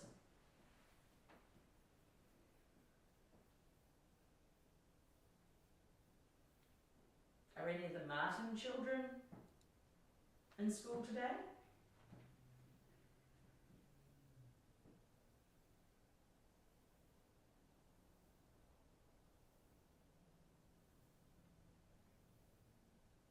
You know what I'd really like? It would be to see you draw a picture of what you look like. Can you say hi? Or you can say hi.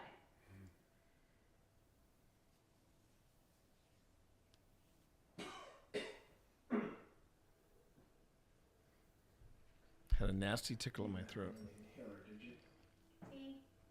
No. She said, I'll put it in my bag. Oh yeah, it's in the bag. It's in the bag. Would you mind? Okay. I'm going to turn that off. I'm just going to move. We don't have it. Mr. Morris. That's pretty amazing. That's pretty amazing. Medicine. Don't worry, it's not contagious. It's not consumption. No. It's not tuberculosis.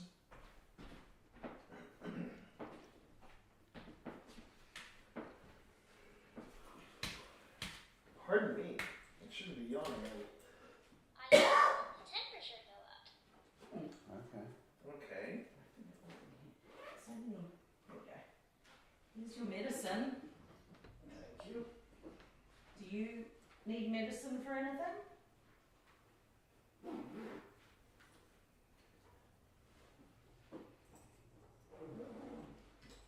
I'm going to turn on a ghost tube.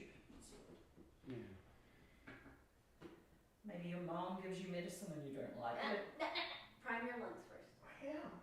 No, not in the inhaler, outside of it. And then exhale, and then.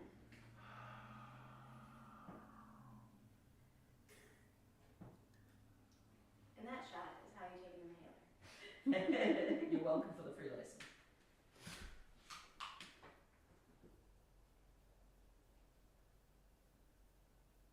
It just feels very quiet. What's your I favorite was time just of the thinking year? that. Like, it feels very still. Yeah. I wonder if perhaps a little teacher conversation might be in order. Can you hear me? We can't hear you. No, we can't. But we have. All right, ways that you Subpar. can Thanks for coming in and communicate saying with us. hey. Much appreciated. There's You have a good Barry day too. Sitting on that desk right there. Go give him a hug. You get close to Barry. the teddy bear, and he'll respond to you. He will definitely respond to you. We also have a device with a silver stick on one side of the teacher's desk, and then we have. I felt a tingle. There you go. See, he loves this. Why is he here? Why is he here? Why is this bear? Why is this bear here? There was movement there. Did you move? No. No. There's movement over there. The bear's here for the children. Are you the teacher?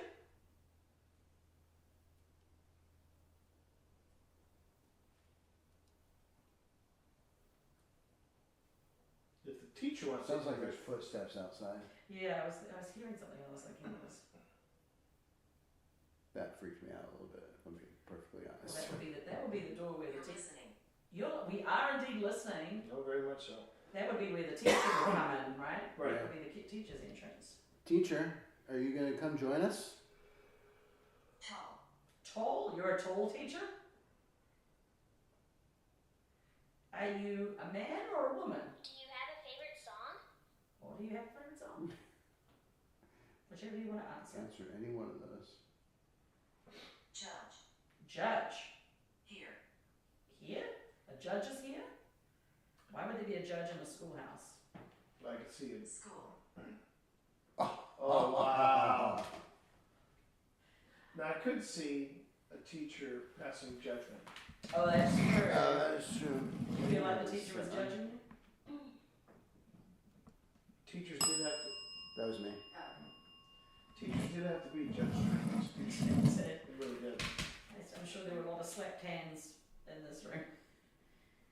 Some rulers were wielded like samurai swords. Mm-hmm. Was your teacher, if one of the children is here, could they tell us, was your teacher a nice teacher? Did you like her or him?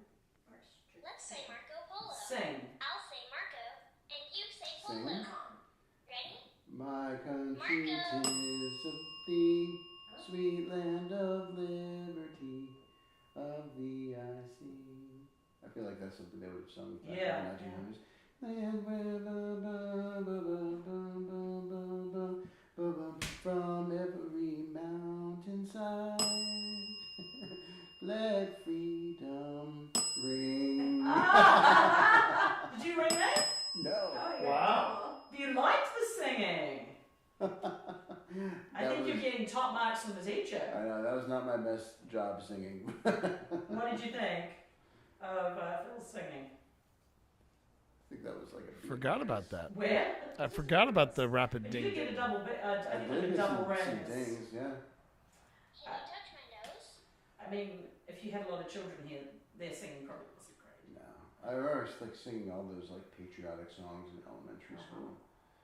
For beautiful, for space is sky, for amber waves of grain. But that's a later song. How much later? Purple mountain. Yeah. I might be getting America the Beautiful mixed up with This Land Was Made for You and Me. I think I might be getting the two mixed up. Okay, so that's about 5 minutes there. And I'm going to back it up to the last known hit. And I'm going to go back and I'm going to add in the elements. But I think I'm going to need to take another break. Sorry about that, chat. Everybody bear with me here. But first things first. Oh, I want to do this. There we go. And then I'm going to go on ahead and take that break. Okay, so again, if you need to take a break for yourself, please do. Go on ahead and get yourself something to drink, get yourself something to snack on, get yourself a little something to pick up your day. I'm gonna go on ahead and take a quick break. When we get back, we're gonna finish up the day with this look at Clover Hill. So everybody bear with me. And it's going to be an extended break. So, take your time. Go on ahead and, take care of yourself. And I'll be right back. All right? Thanks, everybody. We'll see you soon.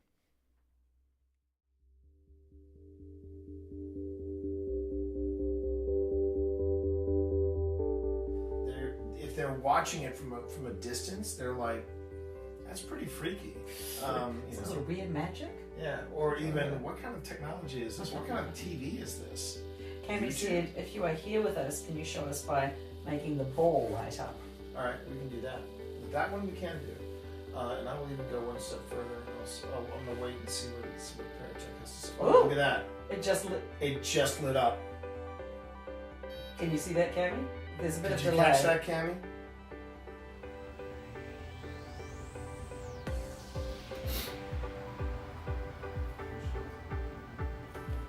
Are we speaking to the Major?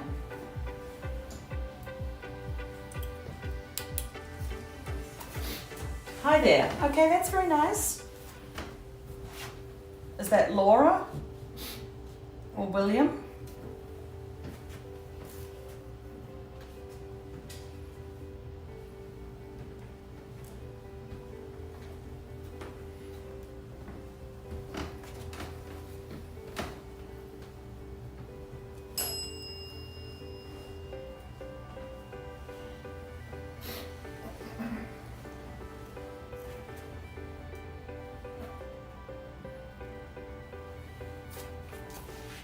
Anger. Okay.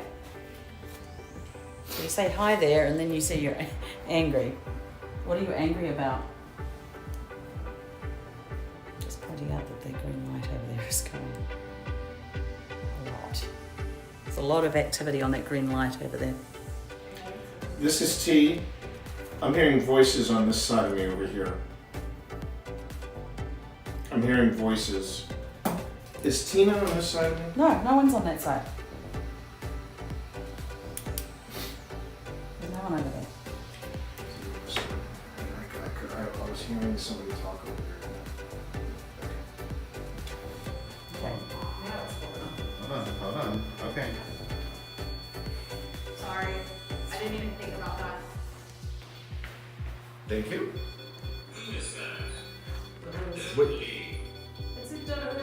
Don't leave. Do you have something to All right, tell look, us? if you don't want us to leave, we can stay a little longer.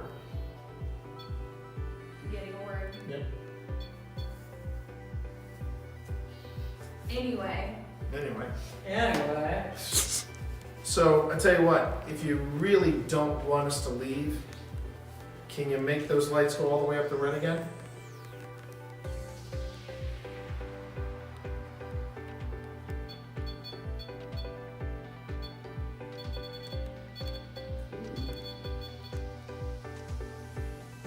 Okay. Then we'll just go to damage control. If you're cool with it. Okay. All right. Thanks a lot. I mean, Step away from that, please. Step away from it. Thanks. Thank you, Salem.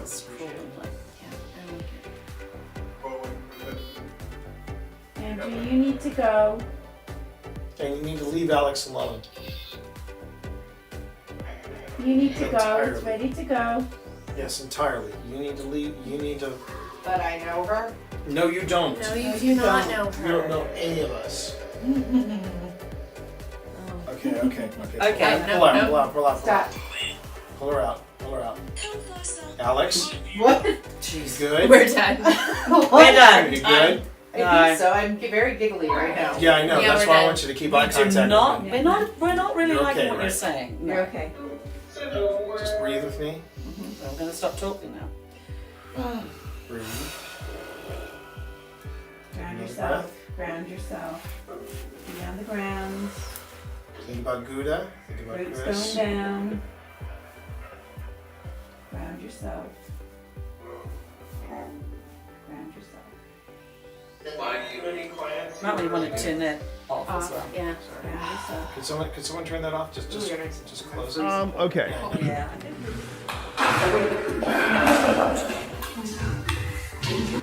Oh, I gotta send that to Phil.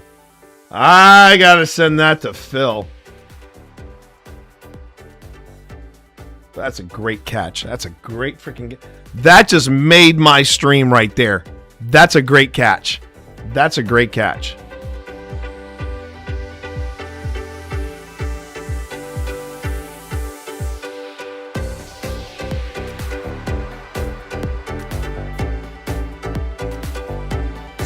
So the timing is Cloud goes on the stack. So here's what's supposed to happen, and we need to probably be better about this. Yes. Just in Yes. general. Yes.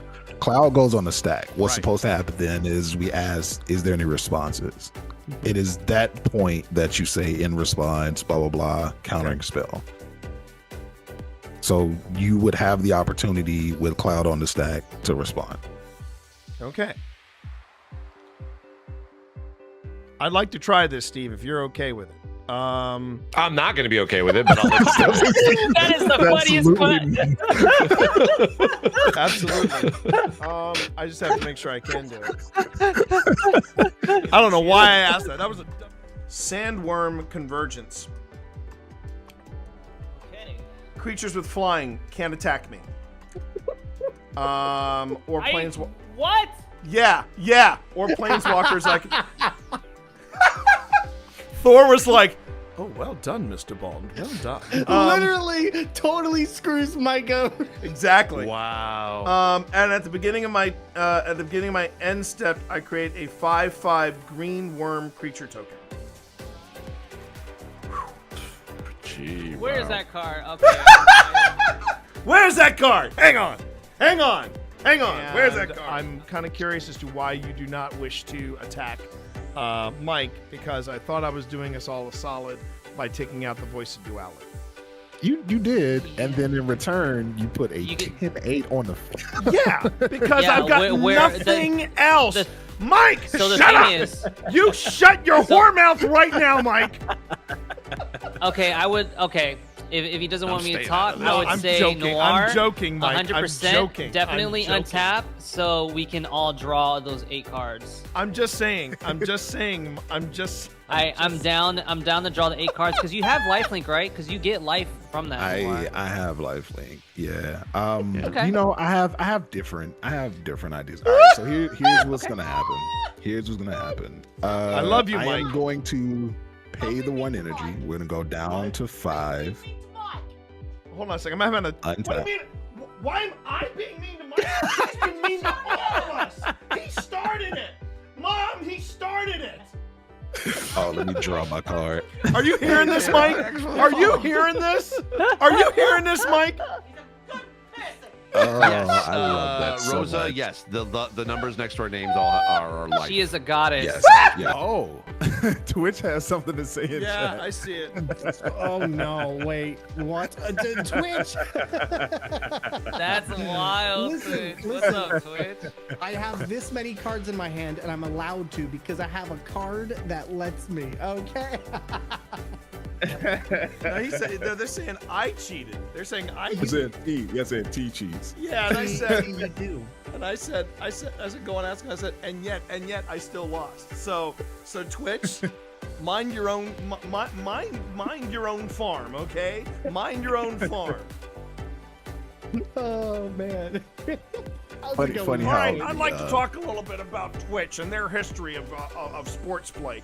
Twitch cheats harder than some of the Real Housewives of Bel Air. I got to tell you right now, this is really out of control, and Twitch needs to really mind their own P's and Q's, especially with some of the stuff that I've seen late night on their channel. But that's another story for another time. Anyway, This is not my fault. I just want you to know, not my fault. Twitch. Okay. I can't quit I you. don't have to get I me just can't banned quit off my you, own Twitch. channel. Right. That is Hey, so damn PT. funny. I wanted this whole turn to play out before I said anything. Yeah. Sorry, I think No, okay, that's where it is. Okay, so hold up. So there we go. So there's these 9 will go to the bottom, or these 8 will go to the bottom. Whew. A lot of stuff Then- happening here, chat. A lot of stuff happening here. That will go back on top. It's not done. I know it's not. And then I know get it's to not. draw a card. So I get to draw a card here because of that. And then, yeah, so Prez 5 and 3 coming your way. Either of them trample. Nope. I will block with 2/1/1s. All right. So, kids, this is how atomic energy works. And all right. I have become death. 1, 2. I didn't say nothing. Listen, what you do, what you do, boo boo. Let's go for it, baby. 5 and 8 to crew. Why would I do something like that? Why would I? Station mother effers. Okay. And that means that now my in spirit is flying, and other artifacts I control have hexproof and are indestructible. Mm-hmm. Am I done? Let me double check. Don't get cocky. Don't make me Don't get cocky, kid. I like John Bagel. Hashtag strategery. Thank you, Epic. Thank you, Epic. Thank you, Yosoi. I love you. Oh, sorry, that was Epic. I thought that was Yosoi Epic. I Epic. just saw that now. And and I want to make sure this is clear to everybody, not just here in chat, but also here amongst my pod. This is the first time my long-term strategy has ever worked. And on that, I end my turn.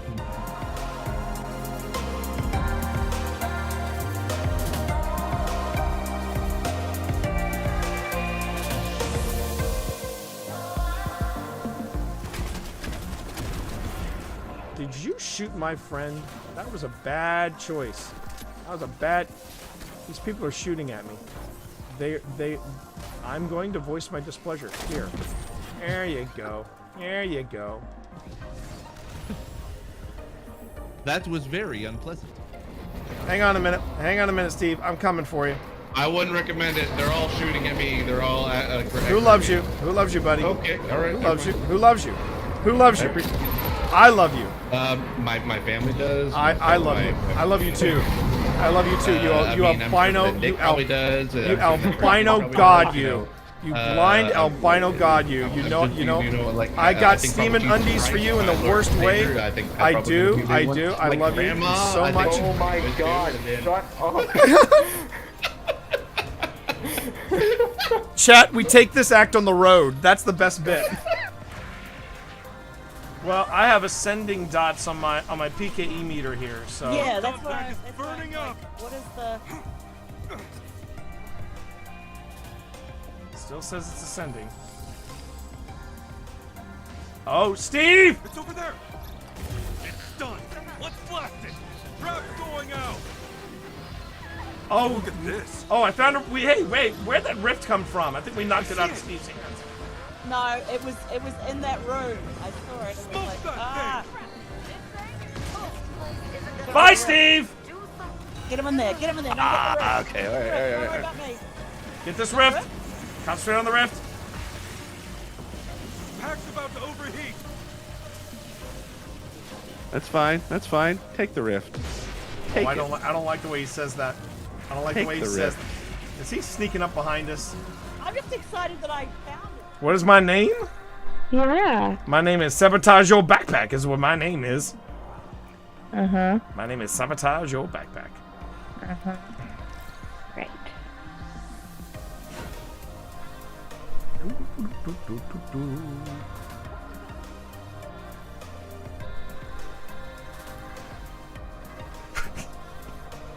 You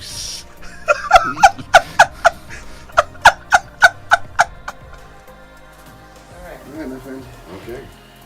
Going back in. Going back in. Alright. I'm gonna play a little harmonica. Oh wait, before you go back in, Steve, there was somebody who had a question for you. How are you handling the dark? Oh, fine. I mean, because I'm not having to move around and I don't need to see where I'm going. I'm fine. There you go. Alright, say goodbye, Steve. Okay. Say goodbye, Steve. Goodbye, Steve. Oh, can I get your light? Thank you.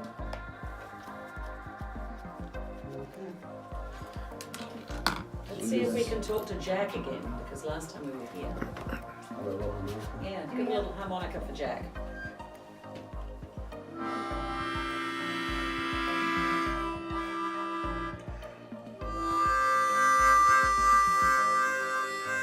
You can. You can. Chords. I am playing chords. Chords, yeah.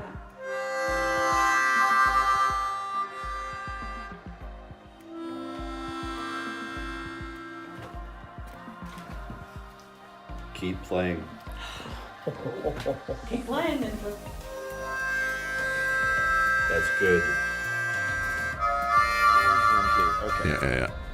I'm gonna save this just in case.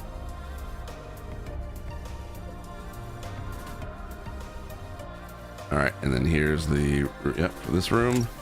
Game was saved. Son of a bitch, T! Fuck!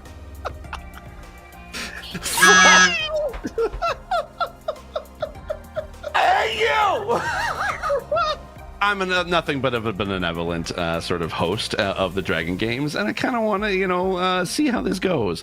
I'll just say that the previous Moonbeam damage, do a bit of a Dunamancy, go back in time. That is now full 30. So there we go. Max damage. 30 hit points instead of 15. I know. Amy, don't give me that look. Amy is writing a letter to their DM do a right combat now. battle with a dragon. Yeah, we're getting our asses kicked, Amy. We need everything we can get. So I'm breaking the rules because it's my Dragon Games. That's what I'm gonna do. I would like to all right. chime in real quick, Steve. At this time, I'd like to thank Amy Ropo for her last appearance here on Dragon Games. It's probably going to be the last time we see her. Yeah, so it's thank been you, a I pleasure, appreciate Amy. it, yeah. Thank you very much. You're awesome. And now back to you.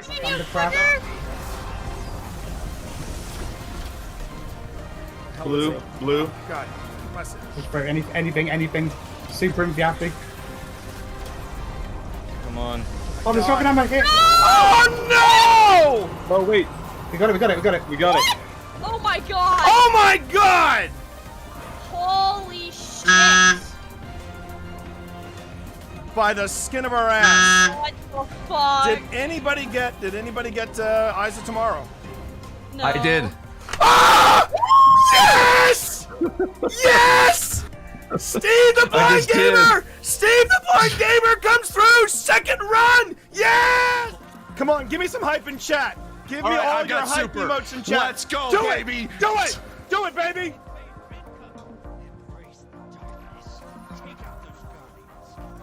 All right, I've got super going. All right, they are right in front of you. Throw it. Hit it, baby. Yeah, Hit it. I got some, baby. Oh my God, he got him. He got his first invader kill. Chat, can we get some hype in chat, baby? Oh, I got another one.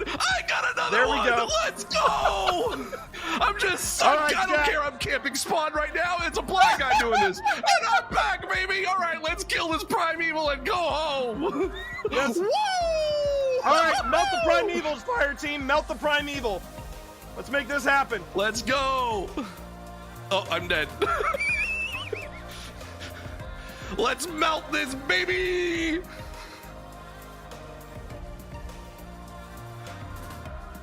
Let's hit this. Let's hit it. All right, hit let's it, go baby. out on a Hit win, whatever folks. you got. No, he's not. No, he's not. Yeah, we did it, baby. Let's go. How many did you take out? How many did you take out? I don't know. I think I took out like maybe 2 or 3. It'll say in your stats. It'll say my stats. Okay, let's see. Let's see, chat. Come on. Let's do this. Oh my God! He was one away from Army of One. Let's go! Yeah! Oh my God, we did it!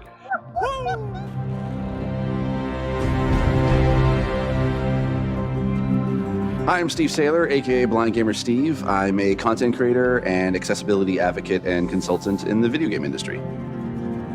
My name is T Morris. People call me T. They call me T Monster. I also go by Twitch Dad. When I started looking into wanting to stream, I had known this dude here for about 10 years at that point. And so I reached out to him. I was like, hey, you know what? I know you play Destiny. Would you be cool kind of helping me and guiding me through the game? I've never played it before. This is when I gave you a little bit of honesty. I said, are you sure you want me? Because you see me play, so you know how bad my aim is. It'll be the blind leading the blind. And he went, that's what we'll call it. All right, there's the Traveler. There's the Traveler in front of us. Let's go. Walk forward. Walk forward. I want you to enjoy this. As someone who has a disability where it affects my vision and it is hard for me to be able to play games in general, having someone take the time and guide me through being able to play a game and not try to rush me through things, that meant the world to me. Where's that? All right. Oh, there he is. Yes! Yes! In any other game, it's usually people don't want to play with a disabled person. Whereas with Destiny, I can jump in with tea, I can jump in with my friends, and even when we just jump in with random blueberries in the community, we can still be able to help each other out, and that's why I love Destiny. Did you shoot my friend? That was a bad choice. It's all about being able to reach out and pick someone up and being like, we can do this together. And that is being a hero. It's being able to lift everyone else up. It's not about you. It's about the fire team. That's what makes a good guardian, is when it's about reaching the end goal and reaching it together.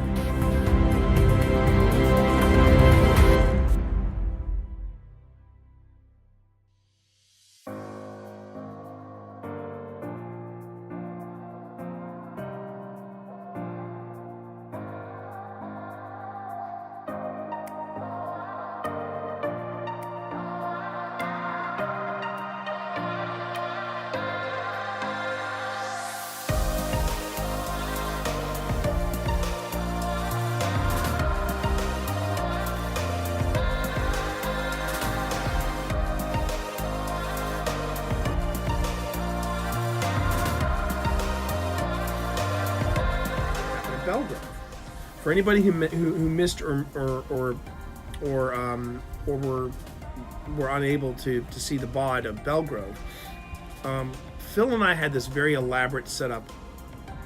Pardon me. The cat's got to lick its ass.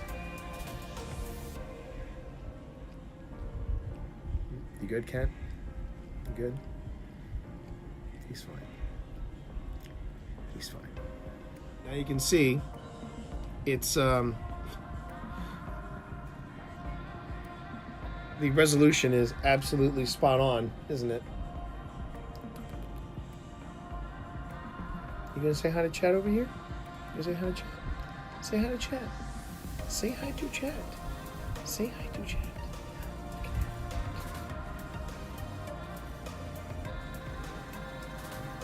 Gamer cat test stream. Yes, absolutely right. It's this way. Sonny, whatever you do, don't look at my stream. Don't look at my stream, Serena. Sonny, I'm telling you, Sonny. Don't Look at it. Look at it. Don't look at it. I'm looking. Just a look at you. That's for you, Sonny. That's all for you. That's all for you. You grabbing secret, Gunny? Yeah, I'm almost there. All right. Is anybody? Somebody's on one already? Yes. Yep. T's on one. I'm on one. Who's on two? I think that's where I'm going. I've not actually done this one, so I'm hoping this is where 2 is. No, I think I'm. Well, if you jump on it and it goes red, then you know. Yeah, I believe yours is 2 over there. Are you saying this? I have never seen Sebastian with that look on his face. Are you? No, it's not that, Scott. It's not that. It's are you seeing this? Chat, I want you to look into my eyes. I want you to look into my eyes, chat. Sebastian, the beautiful one. I want you to look into my eyes. Because I'm going to tell you something right now. This is the face of someone who is on his last. This is someone who is on his last. It's happening, chat. What's happening?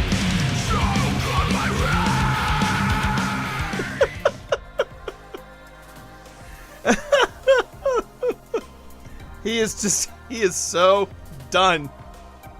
God. Unleash the fury! What are you doing, Benedict? You stuck? It would not surprise me at all. Yeah, I think he's stuck, fodder. I think he's stuck. He's stuck. Man, here I was worried that I didn't have anything to do on the stream, and I think I've got it now. It's just basically Gamer Cat Cam. He's turned back into his teen years. I know, right? Benedict, are you okay?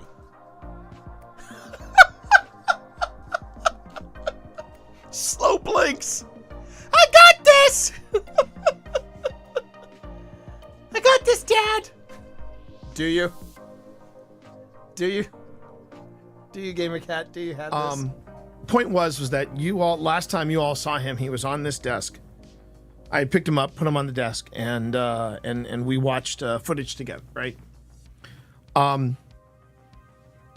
So it was after I got off stream, and I was trying to coax him upstairs because I wanted to know how bad this was. I wanted to know if something had really changed dramatically. So I tried to coax him to come upstairs. He made it halfway, and he stopped. And he just looked at me. And he just kind of swayed where he was, and I said, I have a problem. I have a big problem. So that night, I sat downstairs with him just a little while longer. We watched something. I don't know what it was. Probably a ghost documentary, probably a investigation of some sort. But for the past month, if I sit down on the couch, he will, and he's been able to get up on the couch, but the couch is very low to the ground. But he's been able to hop on the couch, and he just snuggles next to me, and he just stays there. He doesn't move. And I penned a note to I penned an email to my vet, Dr. Medici. You heard me talk about her. And I said to her everything that had happened just that night. And the things that I was noticing. And I said, I think it's time. When I first started streaming, everybody, I wasn't streaming from this spot. I was streaming from my couch. And 7 years ago, coming up on 8, but 7 years ago, I was out on my couch and I was playing Destiny on my couch. Playing it on my PS4 Pro. And I'm playing Destiny one morning, or maybe it was Tomb Raider. I can't remember which, but I was playing something. And I looked up. And so like the couch is here, and there's this open space, and there's the stairwell. And then, you keep walking around the stairwell, and you come into here. But happened to look over at the stairwell, and there's Benedict, and he's just sitting there watching me. I don't know what it is, but he is just fascinated. And he's just watching me. And I just kept playing. I didn't want to, because I didn't want to make any movements because I knew he'd bolt and he'd hide under the desk. That's where, even though we had this cat tree, he would never leave under the desk. He just stayed under the desk. And if I reached for him, he'd slink away. If I sat on this side, he'd slink over to the other side, and vice versa. Very rarely did I get a chance to even pet him. And as it went, I would start my mornings. This is when I was a morning streamer. I would play video games, and he'd creep a little closer, and creep a little closer. And I remember the first time he was actually within reach, but I just kept playing. I waited until he was right up on the couch. And I paused, and I went down to pet him, and he ran away. I said, okay, that's fine. We'll do this on his time. And eventually he would hop up on the couch, and he would get between. So like I would have the controller in my lap, and he'd be between me and the armrest. And then eventually I was playing with my hands on the armrest and Benedict in between. And that was what we did for a long time. It was just me and Benedict. Woof. And I didn't realize it until I saw Dr. Medici going through the process, and I said, "Oh, we're gonna go right to the very end."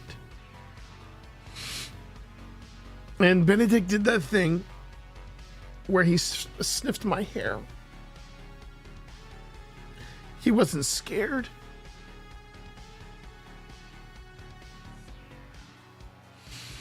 He wasn't scared.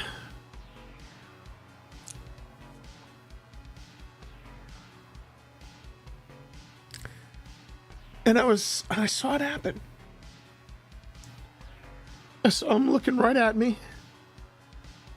And then it was like his pupil just popped. And I said, he's gone. I was so proud of him because I even heard Dr. Medici say, oh, that was quick. And she said he was ready. And he was. He was ready. He was ready.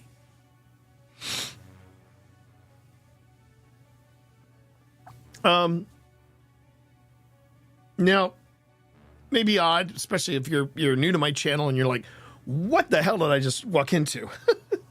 But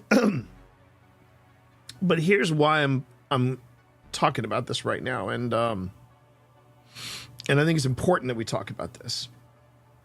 And I hope Luna doesn't mind me sharing this. But Luna from stream, Luna and I had a bit of a back and forth yesterday, and I hope she doesn't mind me sharing this.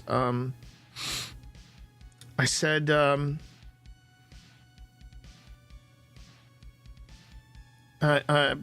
she pinged me on the back channel and basically said, I'm going to try to paraphrase so I don't, in case she doesn't want me sharing this, but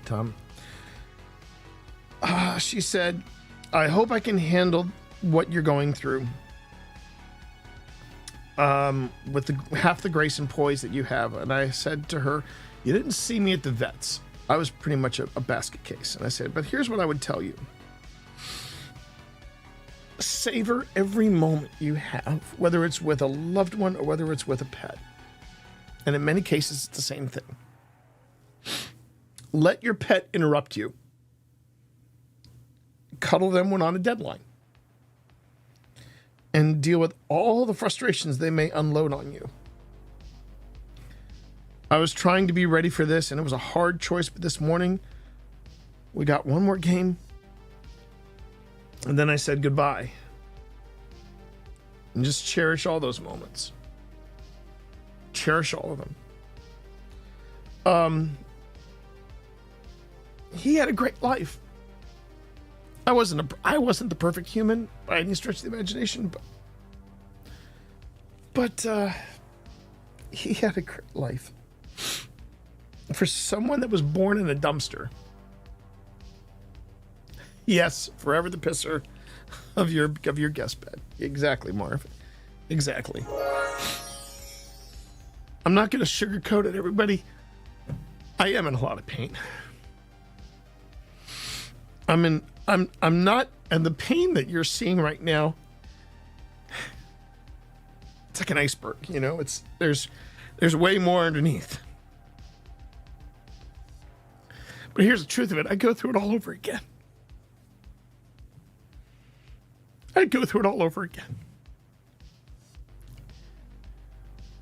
This is the cost of loving someone, okay? And I've seen people literally lose a pet, take a breath, and then they got a new pet within a couple of days.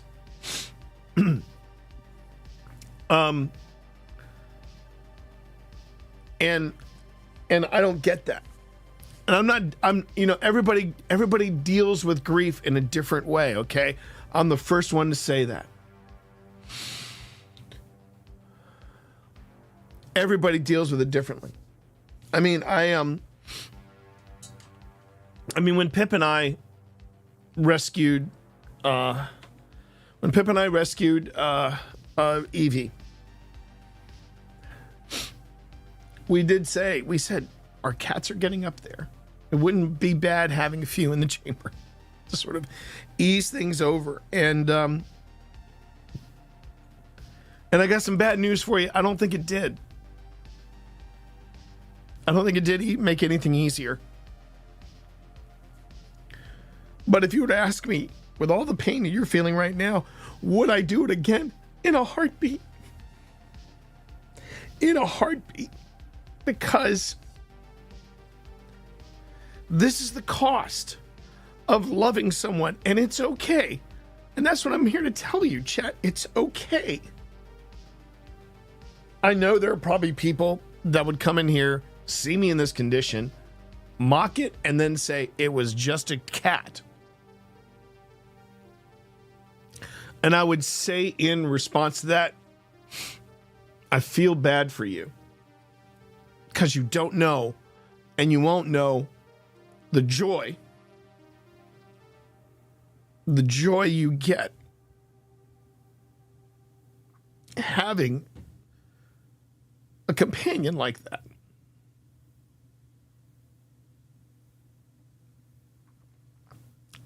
Now, let me give you some perspective. I want to give you some quick perspective.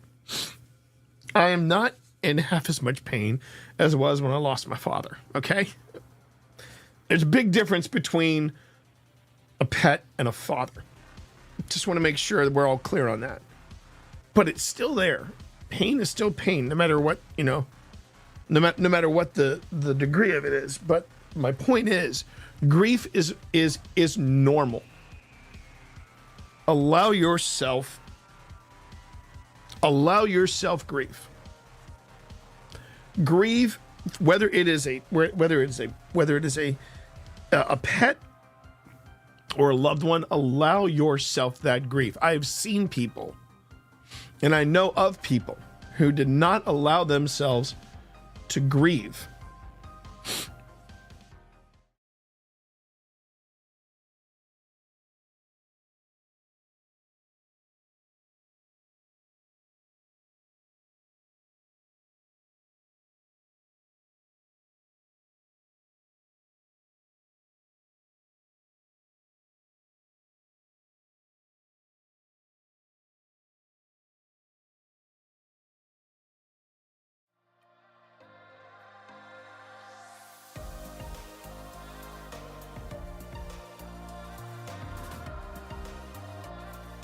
Move your butt just a little bit. There you go.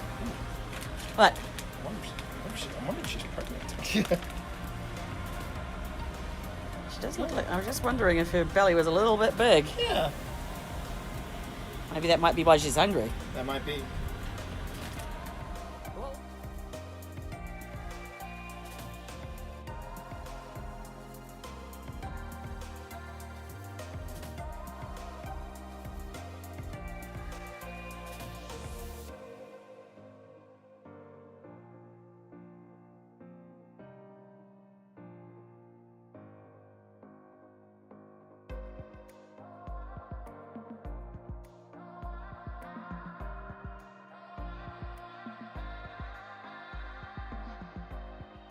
Face right in the center.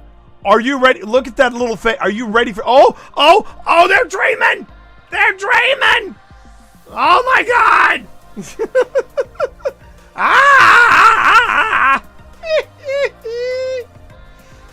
Little effers are dreaming. I love it.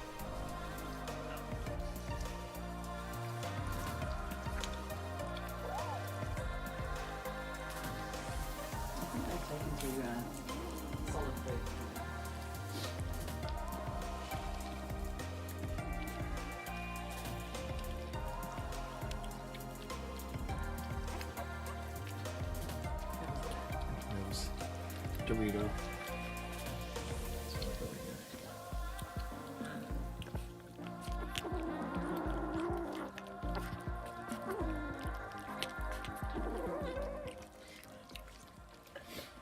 Wow.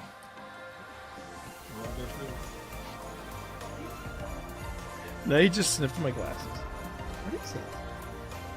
Oh, now that was him. That was him. Did you want to go back to your brothers and sister?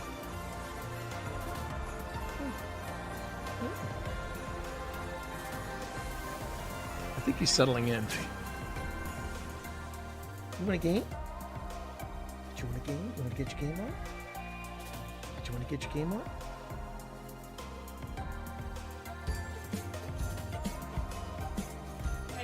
Maybe not. Maybe when you're older. Maybe when you're older. Maybe when you're older. Come on. Okay. I'm gonna have to we're gonna have to swivel around here.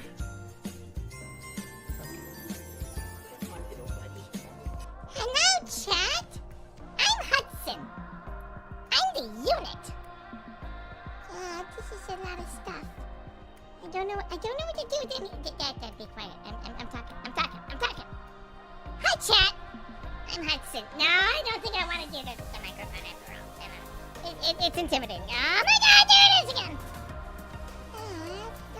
I don't want to be a show kitty. Dad, put me down. This is what I put up with, chat. He has been exploiting me. I think that's the word that Grandma uses. Exploiting. He is exploiting me for my cookness. But I'm the unit.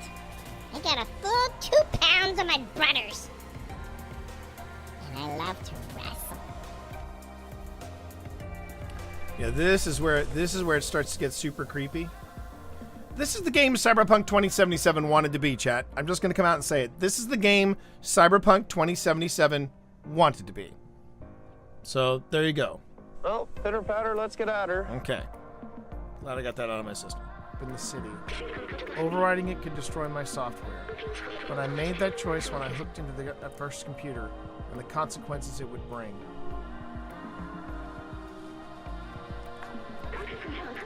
I'm sorry we won't see the outside together. But I needed to carry on the memories of humanity to move on to the past.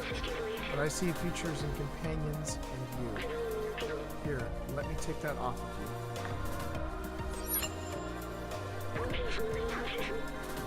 You were my friend, the very best I could have asked for. Oh, damn it. This is gonna be another Last of Us ending where I cry, isn't it? I'm tearing up already.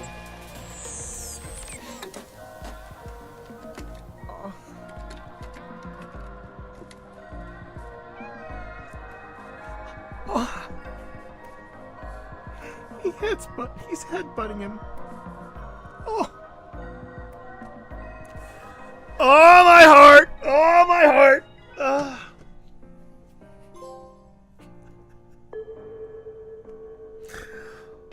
Oh.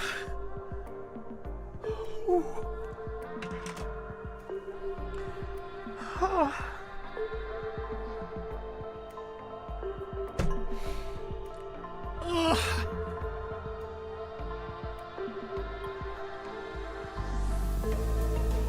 Why am I crying at a video game?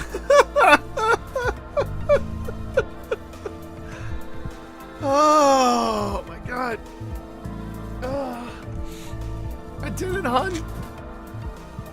I did it, hon. I am. Finished Stray. Worth every minute. Worth every minute.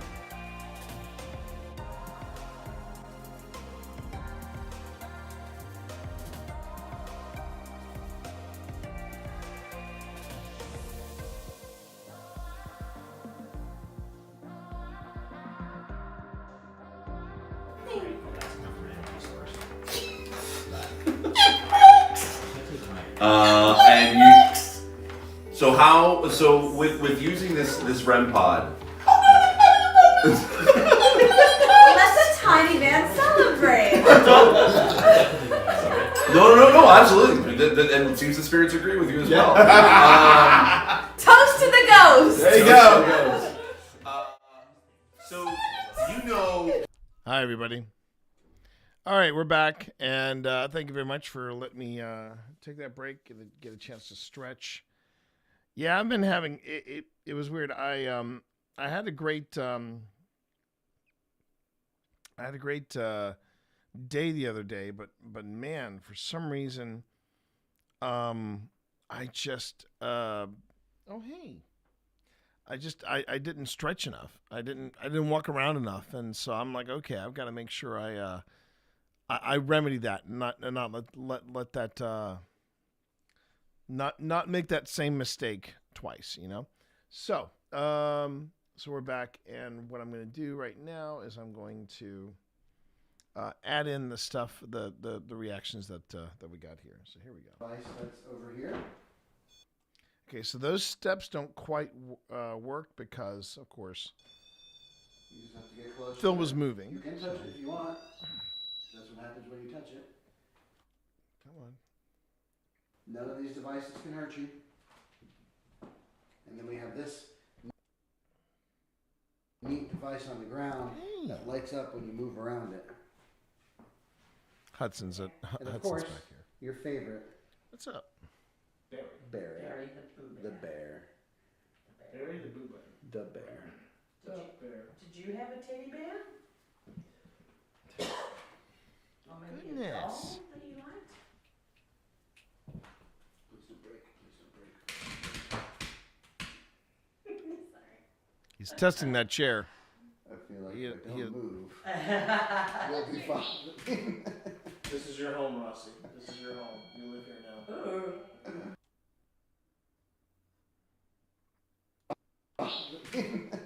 This is your home, Rossi.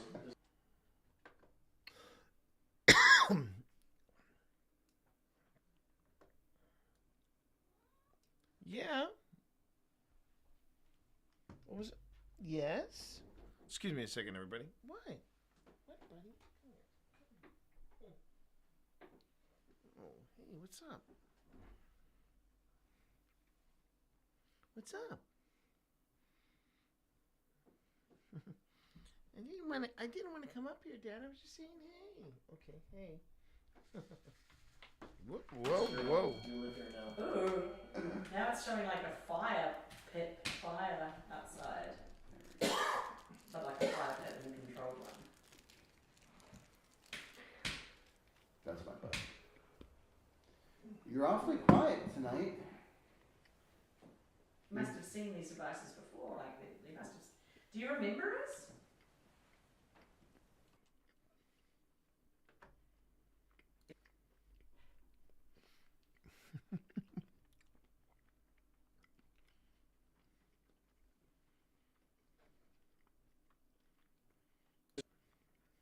This is your home, Rossi. This is your home. You live here now. Now it's showing like a fire outside. But like a fire pit and a controlled one.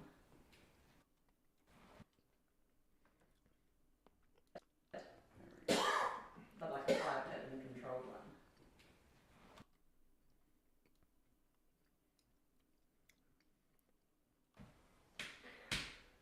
That's my butt. You're awfully quiet tonight.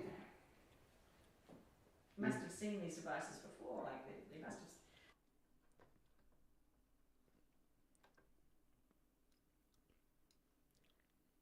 have. Must have seen these devices before. Like they must have. Do you remember us? Hudson is practically demanding attention, but he doesn't want to get up in my lap. Some children in school today.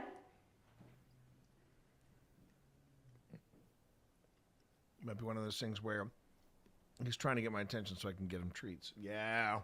You know what I'd really like? It would be to see. You know what I'd really like? It would be to see. Yeah, he's now scratching at the back of my chair. Give me a minute. Let me give him a handful of treats. Come on. Go ahead. Come on. Come on. Go ahead. Oh, the brothers. Hey, hi, Kix.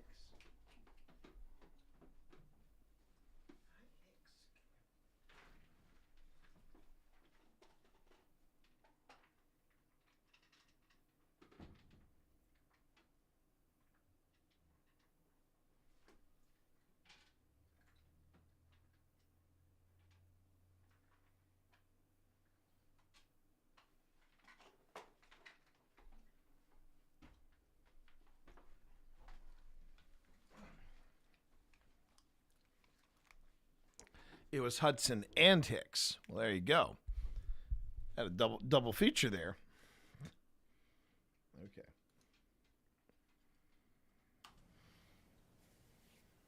you know what I really like? It would be to see you draw a picture of what you look like. Can you say hi? Or you can say hi. Again, trigger. That was a trigger question. You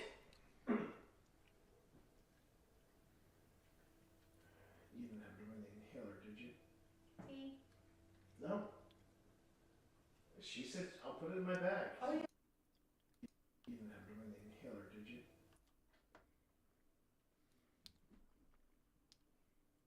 See? No. She said, I'll put it in my bag. Oh, yeah, it's in the bag. It's in the bag. Would you mind,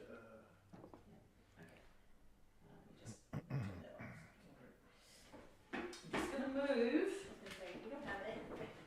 Mr. Morris is feeling like he needs some medicine. Don't worry, it's not contagious, it's not consumption. No. It's not tuberculosis.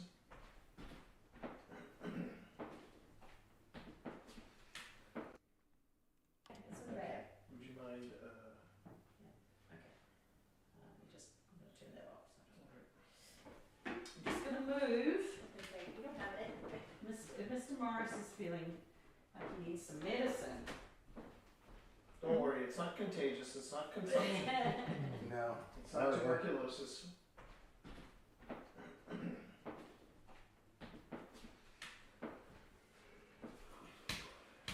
Pardon me, I shouldn't be yawning. I let the temperature go up. Okay. Okay. I shouldn't be yawning.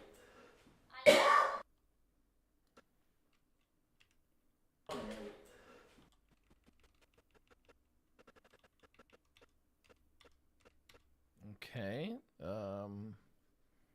Now that's a purple tummy light from Boo Buddy. And that's Bernard, not Barry. Purple, temperature warmer. So, okay.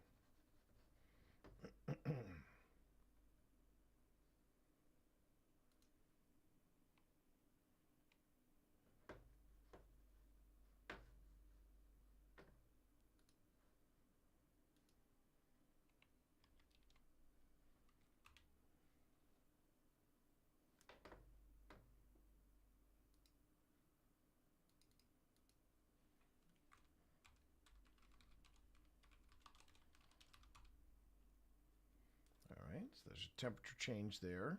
I let the temperature go up. Okay. Okay. Here we go. Here's your medicine. Thank you. Do you need medicine for anything?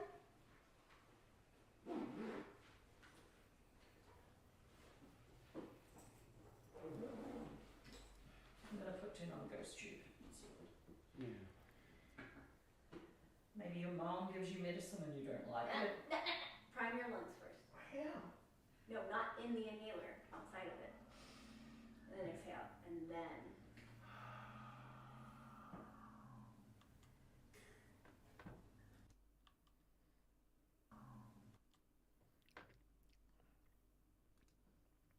And that, everyone, is our resident mom and and nurse, Tina Rossi. I swear. I swear. Oh, Tina. Tina. Okay.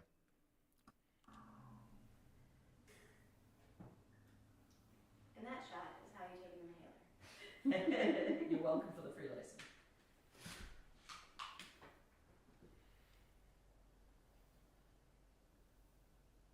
It just feels very quiet. What's your I favorite was time just of the thinking year? that, like, it feels very still. Yeah.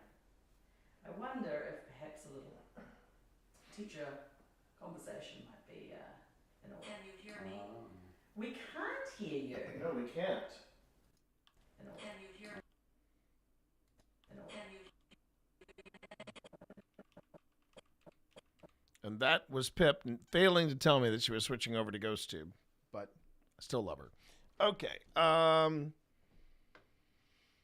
So let me go over here and find a GhostTube. There you go. GhostTube.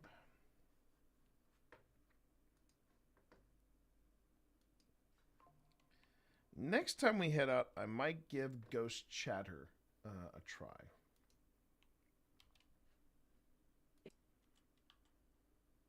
Can you hear me?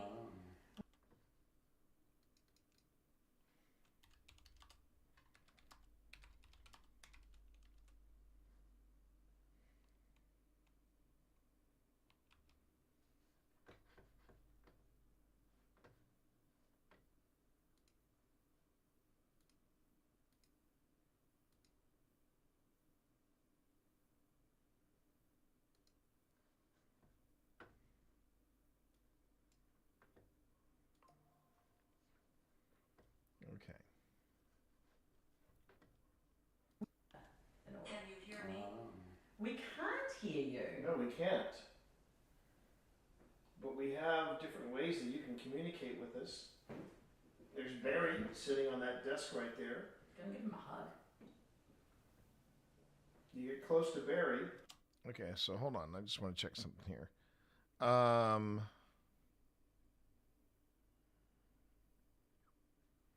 So Boo Buddy is this row.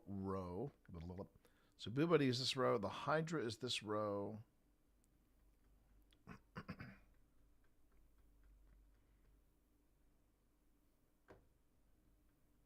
All right. I just need to make sure that I'm placing these little markers where, you know, in each row. That way I know how to manage them. The teddy bear, and he'll respond to you. He will definitely respond to you. We also have a... Why is he here?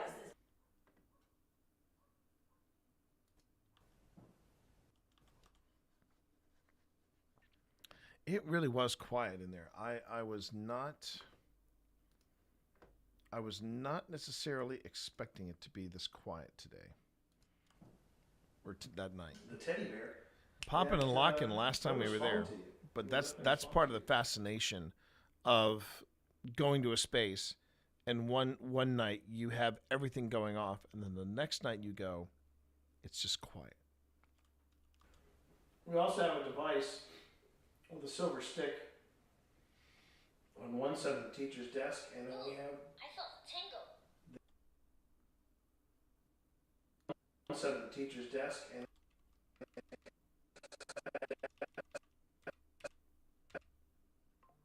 Okay.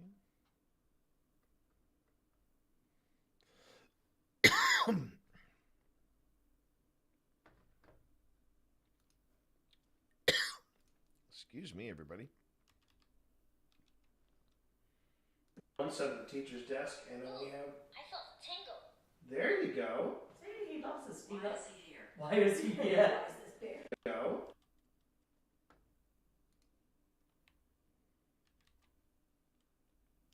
See, he loves his... He loves...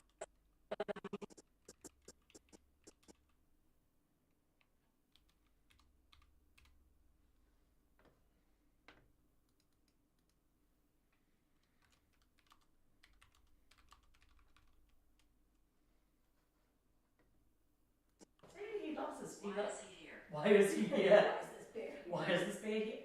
There was movement there. Did you move? No. No. There's movement. Go. See, he loves his... Why is he here? Why is he here? Why is this bear? Why is this bear here?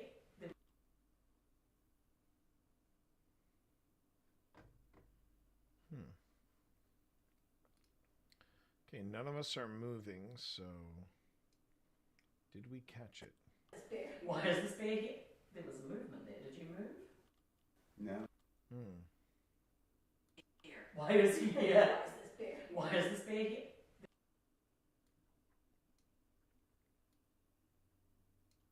There was movement there. Did you move?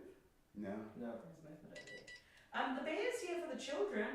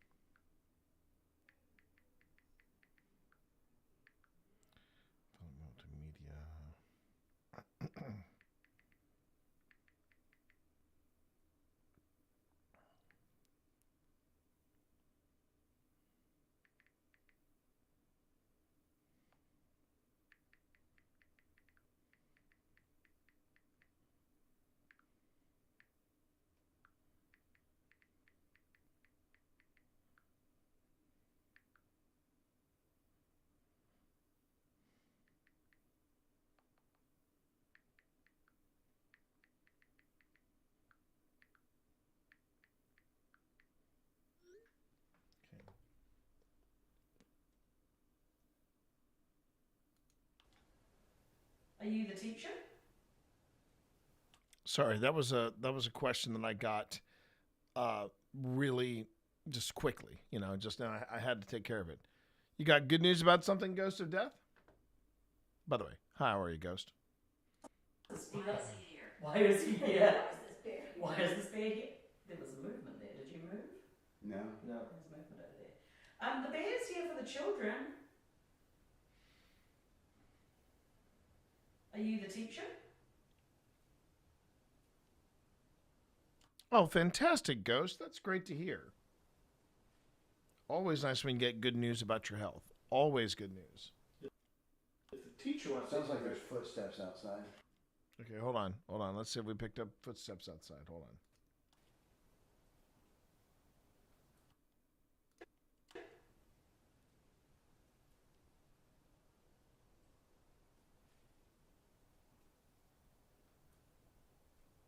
If the teacher wants, sounds like there's footsteps outside. I didn't hear anything like footsteps. I was hearing something. I was like,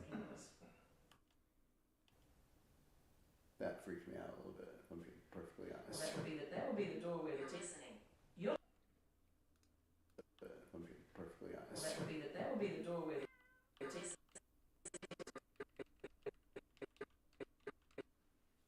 Okay.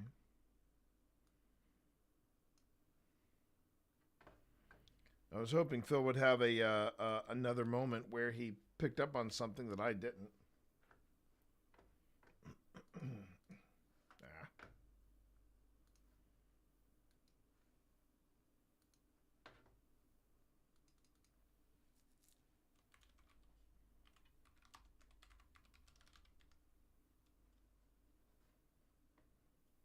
That would be the door where the listening.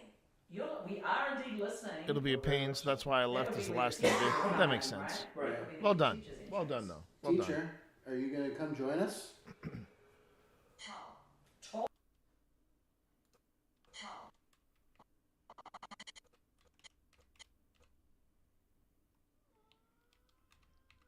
What is it, Vi? What is it? I'm listening.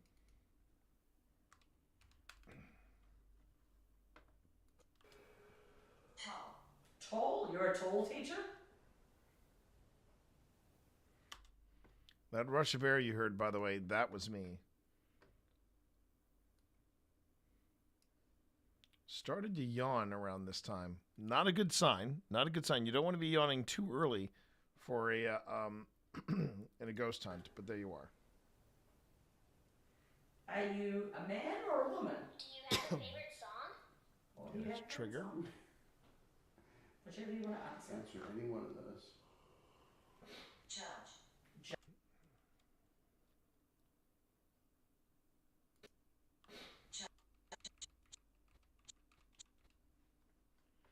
And again, these are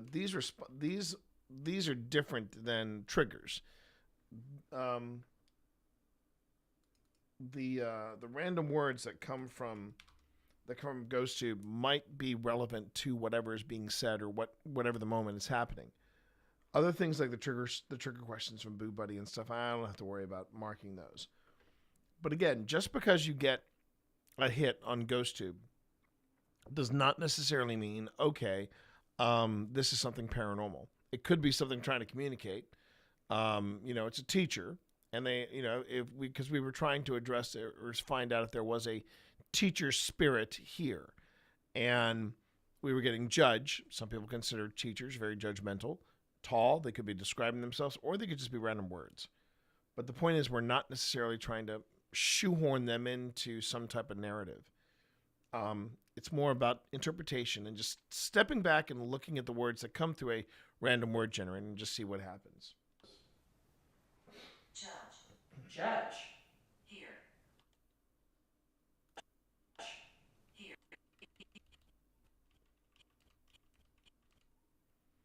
Okay.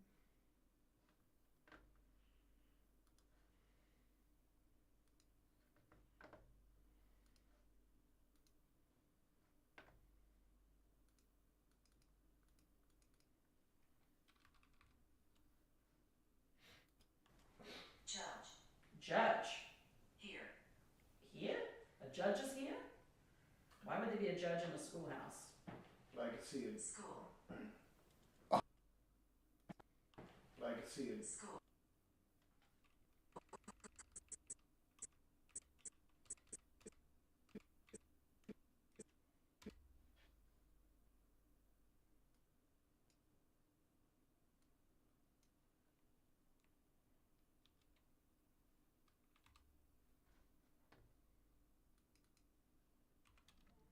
Now that is a little weird.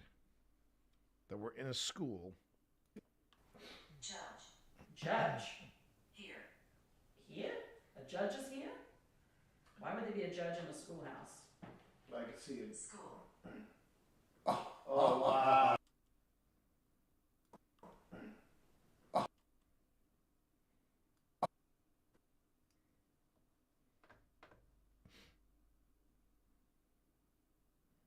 That seems a little uncanny. That seems a little uncanny right there. That it would just suddenly say school. That's interesting. Let's see, multi-camera. I think. What was the black and white again? Camera 5.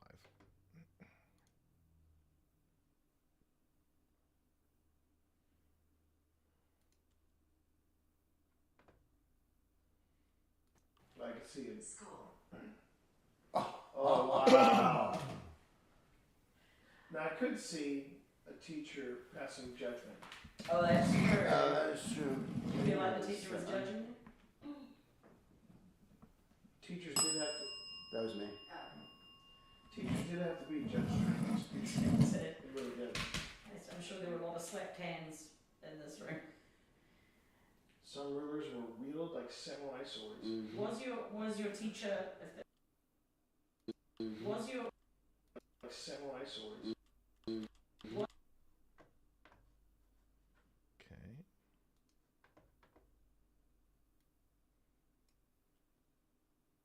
Samurai swords. Mm-hmm. Was your teacher? If one of the children is here, could they tell us? Was your teacher a nice teacher? Did you like her or him? Let's say Marco Polo. Sing. I'll say Marco. Let's say Marco. Let's say.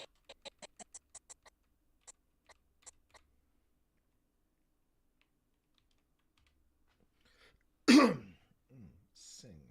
Oh, I did it again, didn't I? Yep. Wrong tool.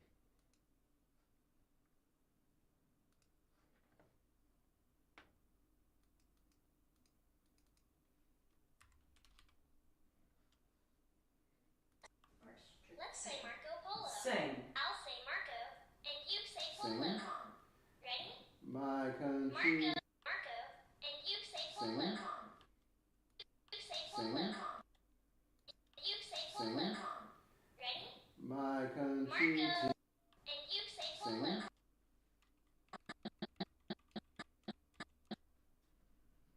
Sing.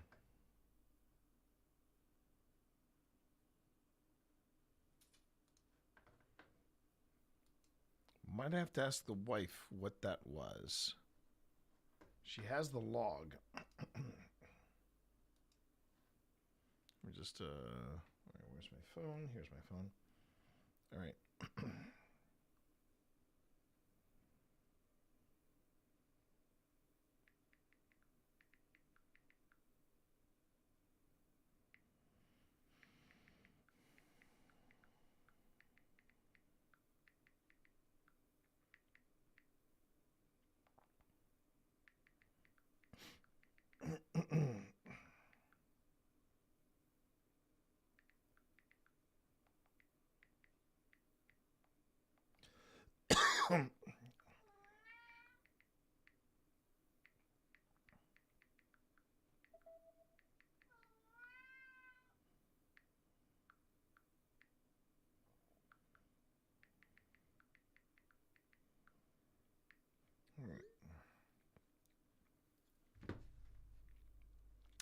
She's going to get back to that in just a second, so let me go on ahead and.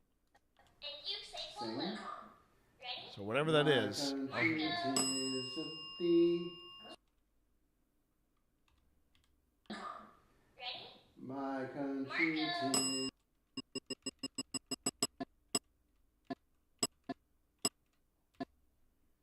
Okay, and then we get a ding from the dead bell. Okay. Ah, no, I don't want to do that.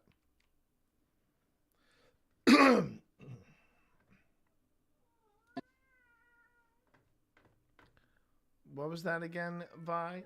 Yes, Vi? I hear you, Vi. I hear you, Vi.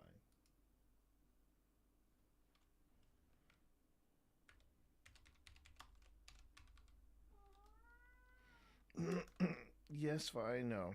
So put upon. So put upon. It's true, chat. Okay.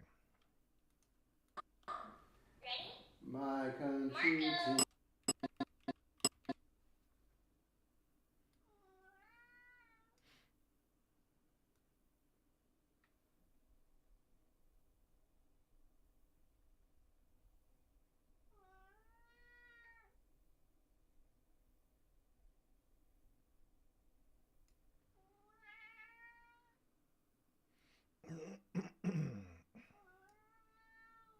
Here we go. Let's say Marco Polo. Sing. I'll say Marco, and you say Polo. Sing. Ready? My country Marco. tis of thee.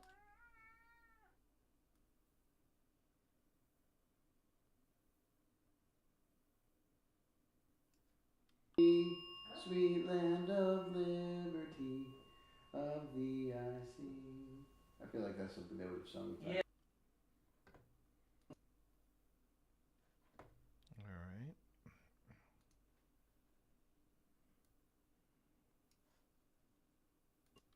Of thee I sing. I feel like that's something they would have sung. Yeah. Land where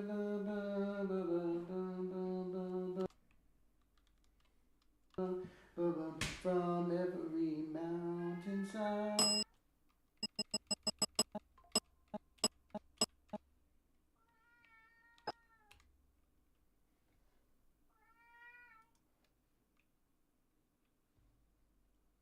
From every mountainside, let freedom ring.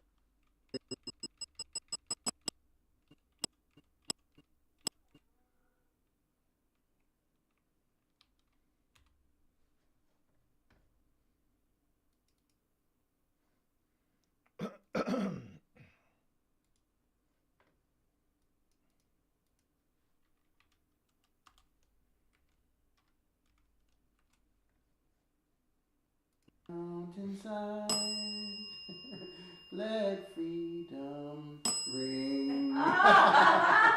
Did you ring that? That's pretty clever.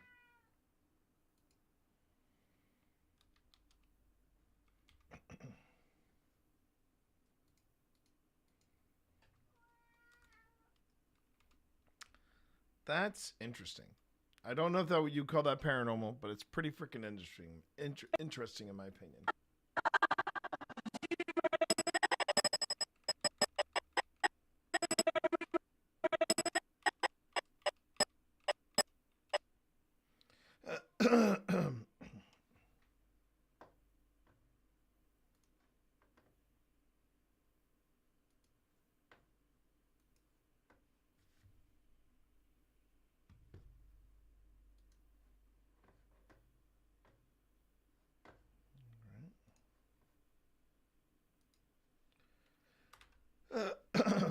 Okay, let's see this whole sequence again. Every mountainside, let free.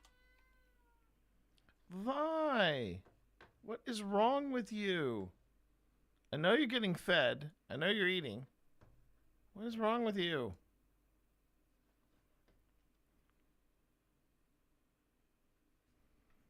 Oh, how did the tarot pulls go earlier, Sly? They went well. It went well. We were also recording it for a podcast, so it did. It went well. Let freedom ring.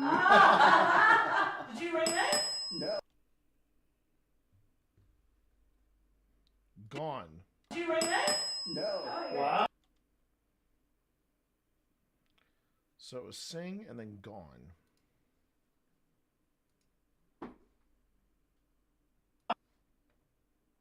Come on. Come on, get caught up. There you go.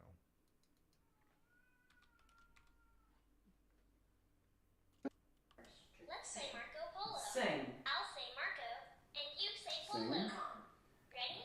My country 'tis of thee, sweet land of liberty, of thee I sing. I feel like that's something they would have sung back Yeah. in the 1900s. Land where from every mountainside, let freedom ring. Did you ring that? No. Oh, yeah. Wow. You liked the singing. I think you're getting top marks from the teacher. I know, that was not my best job singing. What did you think of Phil's singing? I think that was like a B minus. Where? It's just in front of us. But B minus. It's like a B. Okay, and then here we get something from GhostTube.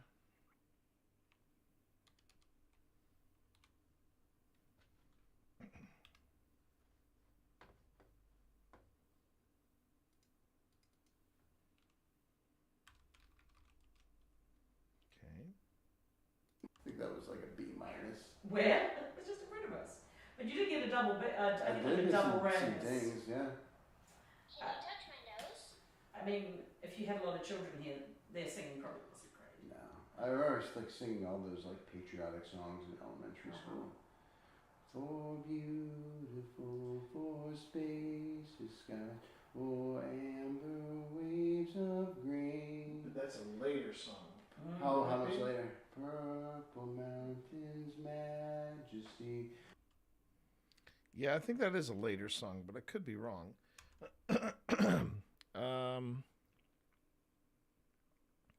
Well, one way to do it is find out. So I just need to close this real quick because when I go back to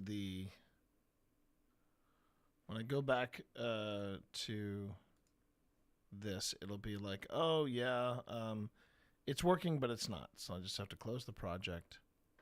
And after I close the project, I'll come over here. And yes, I purposely pulled up Kickstarter so we can just check on Kickstarter. For Mythic Hall, of course. Let's see here.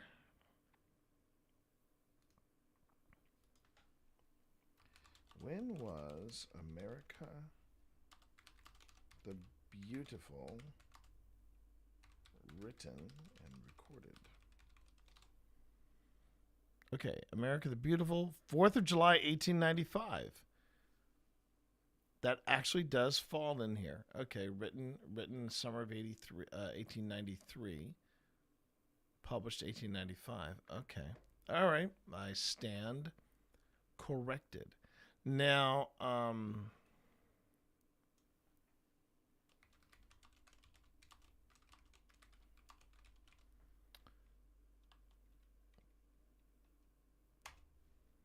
yeah. When was This Land Is Your Land recorded? Story Woody Guthrie's. Yeah, Woody Guthrie's This Land Is Your Land. February 1940. So, yeah. All right. It was originally titled God Blessed America for Me. Okay. So I was actually wrong. That America the Beautiful, that's fine. Nearly 7,000? Well done. Well done. It's climbing. Okay, here we go. That's what we want to see, everybody. That's what we want to see. All right, so it's climbing. And this is something that a lot of people do when they launch a Kickstarter. They're automatically watching, and they're just watching the first few hours tick by. So yeah, that's a good start. That's a real good start. Okay.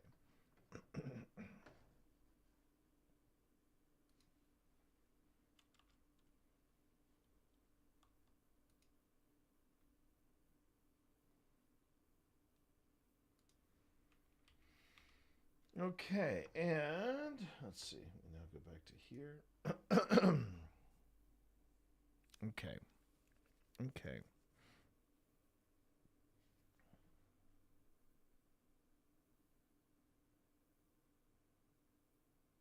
All right.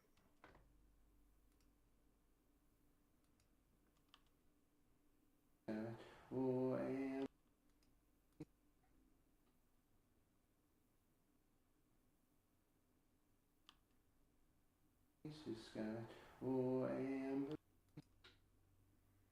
Okay, what's wrong with the video? Why are we not playing?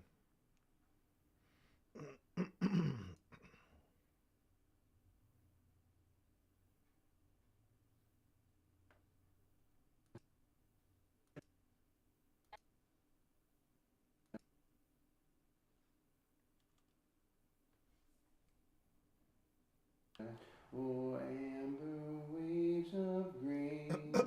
Later song. How much later? Purple mountains, majesty upon the fruited plain. America, America, God shed His grace. I want it. And crown thy good with brotherhood from sea to shining sea. You were picking a hell of a key there, right? What'd you think? Oh, there was Now, fun fact. movement on it. My country tis of thee. My country tis of thee, sweet land of liberty. Fine.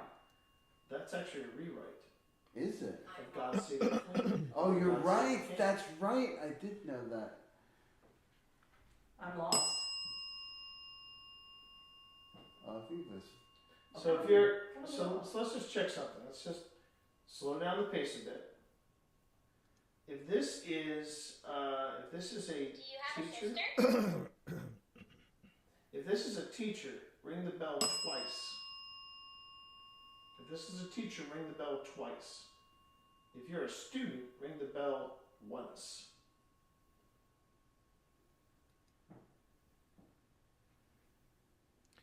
Okay. I'm gonna ask you some questions.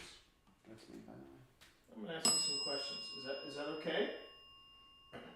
If you, They love the bell. yeah. Maybe they didn't get to ring, because didn't sometimes kids get to ring the bell if they've been like good? Yeah. Yeah. I remember that sort of being one of the things. You get all kinds of privileges like that. I wonder if this is annoying the teacher now. Maybe. Oh, I just saw movement. You tell me a joke. Movement. That might have been me. Call That would have been Tina, do you know if there's another stand in the cart? In the closet. Come back. Oh. Come back. Oh, Tina's coming back. Don't worry. Tina's coming back. I have a flashlight. I get a flashlight. All right. I wasn't able to come to school. Are you okay? I'm fine. Are you worried about tea? I know it sounds like I have consumption, but I swear to It God. does not have the consumption. Nor do I have, depending on how many kids this schoolroom saw. Oh my goodness. Yeah. Mm-hmm. There's no other tripod. Okay. You need another tray? No, I need another tripod. What's your favorite time of day? Nighttime. Someone concurs. Oh, wait, what about this? See, did you take that? Oh yeah, that's. Oh. Yeah. got the iPad That's on. not over. It's got an iPad on it. Take that. Not that. Yeah. I actually wanted to run that. I was wondering where I put it. Oh, is it on? It's not on yet.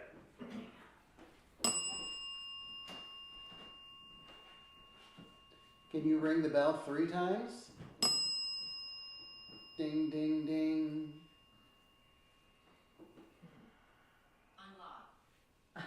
Unlock.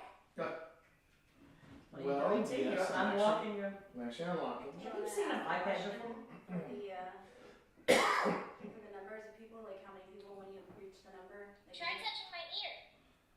yeah, how many people are here? So I'm gonna start counting up. Your energy feels And when I hit the right number, ring the bell. Mansion. 1, 2, So you are running Ghost 2 Vanilla? 3. Please remind us when you're searching. Scared. 4, 5, 6, 7, That was me. 8, 9, 10. I have a feeling you're not Thanks answering for the me. ghosty high five. Oh, 10. 10. 10? Okay, so maybe there's 10 of you. So how Well, many that desks? would be. There's 10 desks. There's 10 desks? Mhm. Okay. 10 students. Not including the teacher? Is the teacher not here? Is it just students?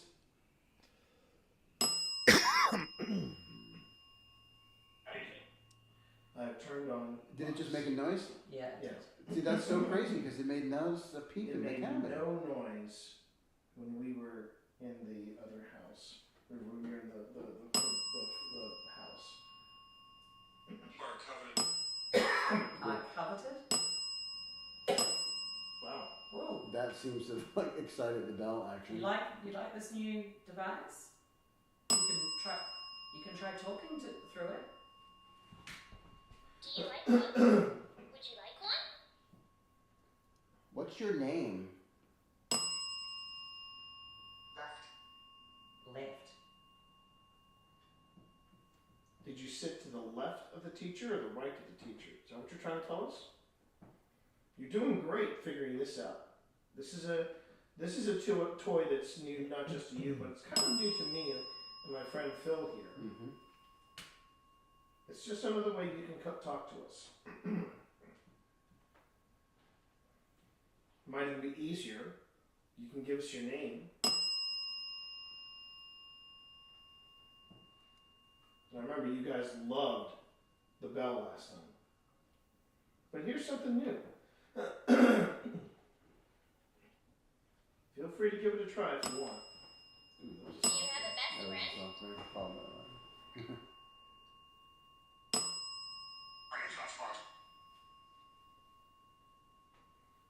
Okay, calm down. What was it? Rain something, but More against. more against, right? Comes out. See, now it's starting to warm up. Yeah. It was on. It was on like that. I can't tell if it's movement or if that's. I don't think it's. Yeah. I don't think if you can. You're starting. Okay, wait. Wait. Okay. We're waiting.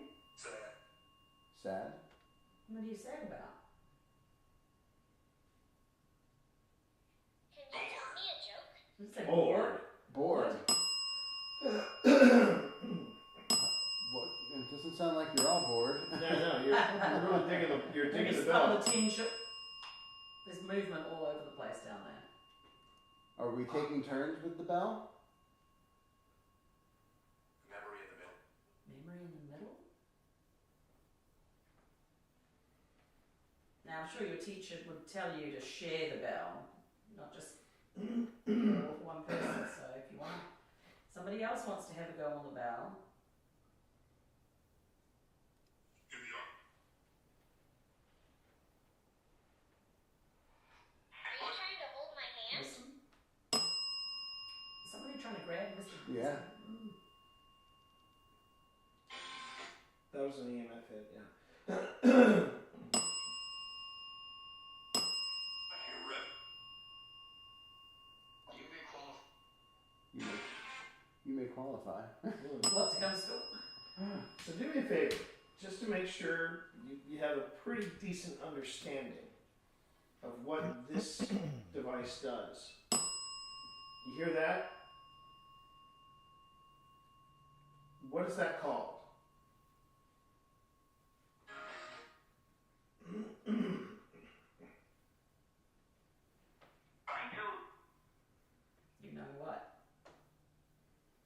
What is it called? So close. A bolt. That was so He close. likes to make stuff. I like to draw. Hold that down. That was close. A bolt. Okay.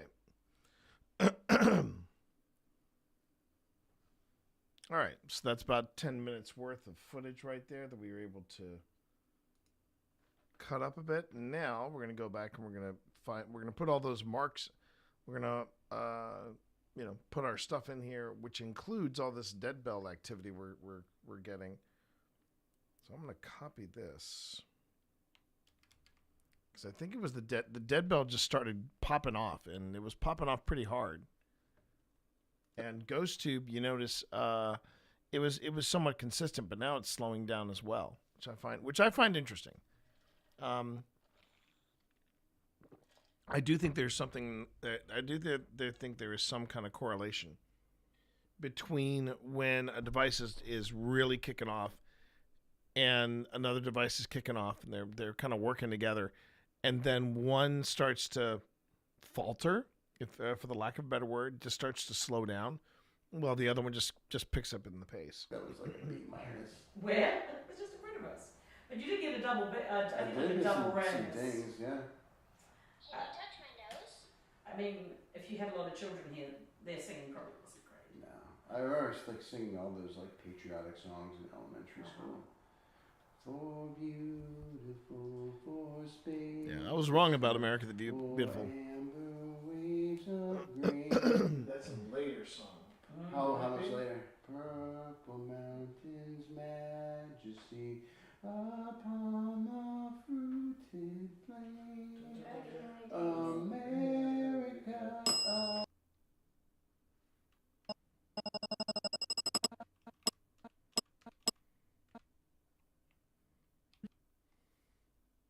America, America, God shed His grace.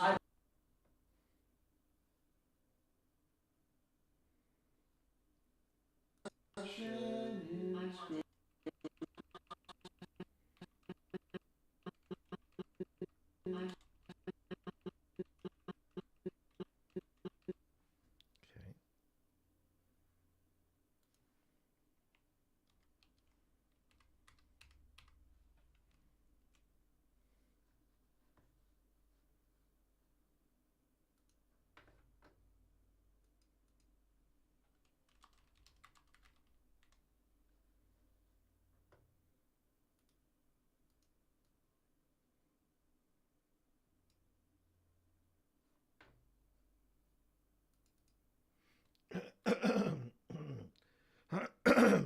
Okay.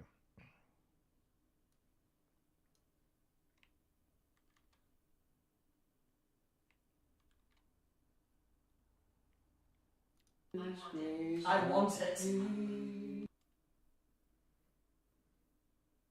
Mountainside, let freedom ring. Did you ring that? No. Wow. You liked the singing. I think you're getting top marks from the teacher. I know, that was not my best job singing. What did you think of Phil's singing? I think that was like a B minus. Where? It was just in front of us. But you did get a double bit. I think did like a get double some ring. things, yeah. Can you touch my nose? I mean, if you had a lot of children here, their singing probably wasn't great. No, I remember like singing all those like patriotic songs in elementary school. For beautiful, for spacious sky, for amber waves of grain. But that's a later song. How much later? Purple mountains, majesty upon the fruited plain. I feel like I need a disclaimer there. How much later? I was getting a lot of stuff wrong, I'm noticing on this particular investigation. So I'm going to pop it there and say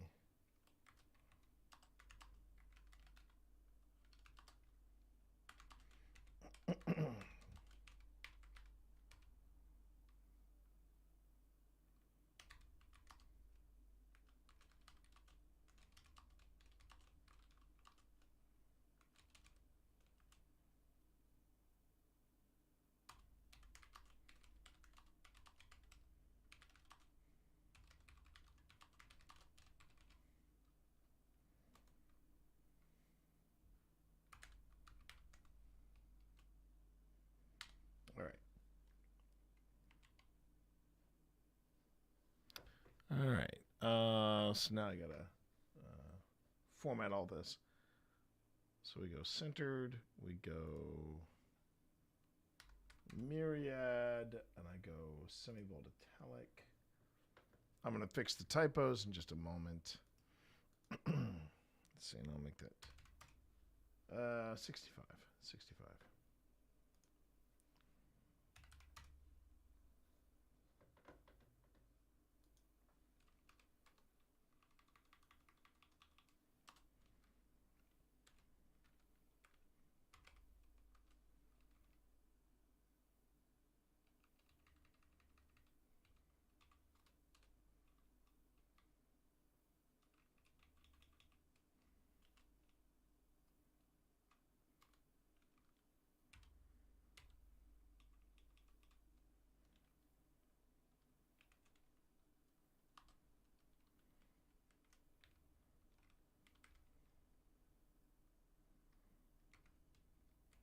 And that does fall in there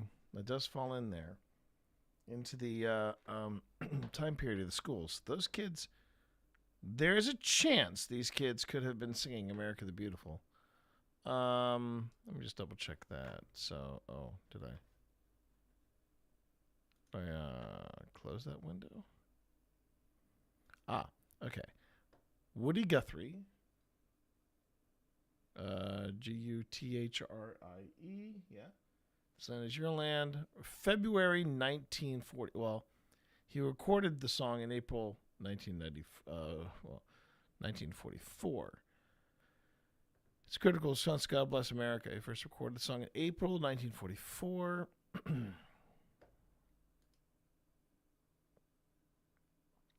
Published 45. Okay.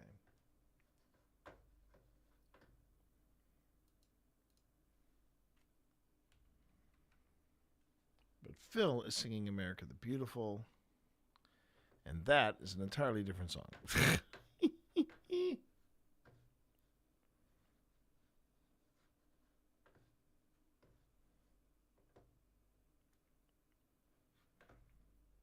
Okay. And back that up. Okay, here we go. America the Beautiful. America the Beautiful. Lyrics, music, published. Oh, wow. It was published in 1910. Wait a minute. America the Beautiful, American patriotic song. Lyrics written by, music composed by church organist, choir master of Grace Episcopal Church. Based with the words, original title, Pikes Peak. Oh, okay. So it was 1895. Okay. Composed this melody in 1882.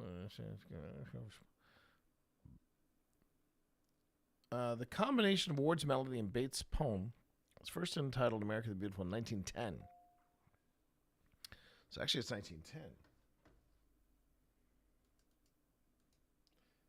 There's a good chance.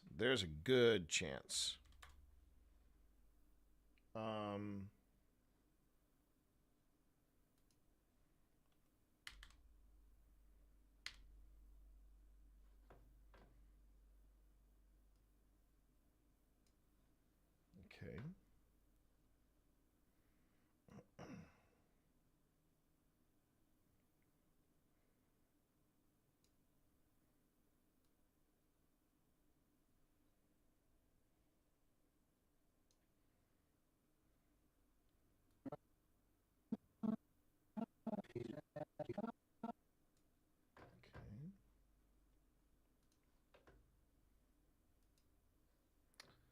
And then I'm going to do this.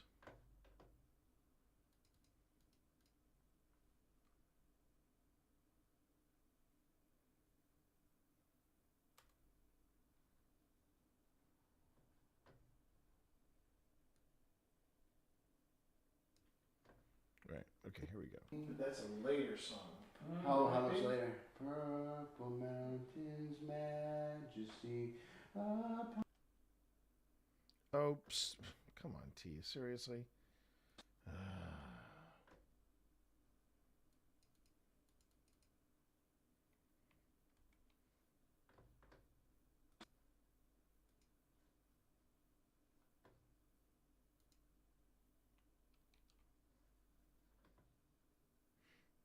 That's a later song. How much later? Purple mountains, majesty upon the fruit. Why did it do that? It should not have done that. Majesty upon the fruit. It should just fade in. Oh, unless it's not a proper dissolve. Oh, I see what it's doing. Okay.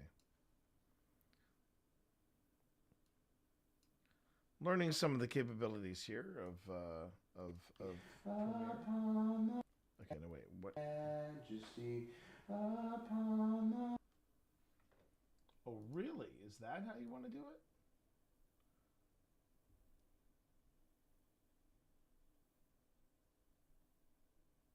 I suppose we could do it that way. It's not the way I would do it, but okay. Yeah, I wouldn't have done it that way, but all right. All right. That's a later song. How much later? Purple mountains, majesty upon the fruited plain. America, America, ocean. Yeah. America, America.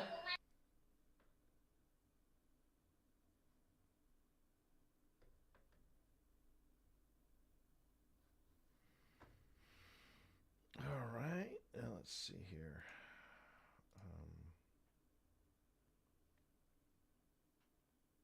It's camera 1. Okay. And this is camera 5, correct? Yes. Okay, so camera 1, camera 5. So let's switch this one over to camera 1. And we're going to switch this over to camera 5.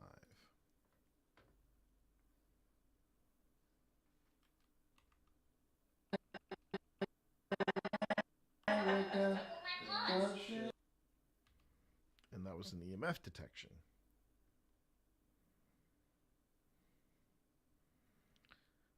Okay, and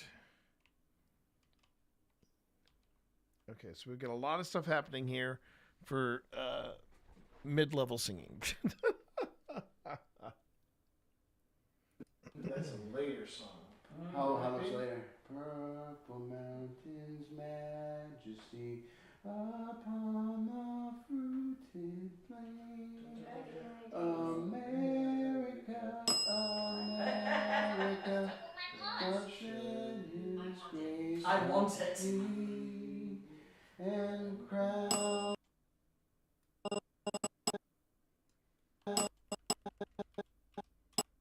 Okay, and I think this is the rapid-ish dinging that we got. All right. Thy good with brotherhood from sea to shining sea. You were picking a hell of a key there, right?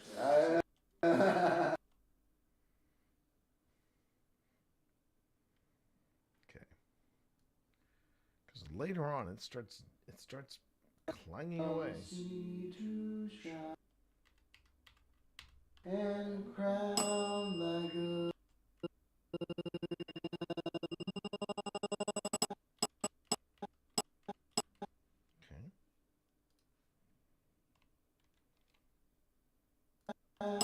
Thy good with brotherhood from sea to shining sea. You were picking a hell of a key there, right? What'd you think? Oh, there was Now, fun fact. movement on that. My country tis of thee. My country.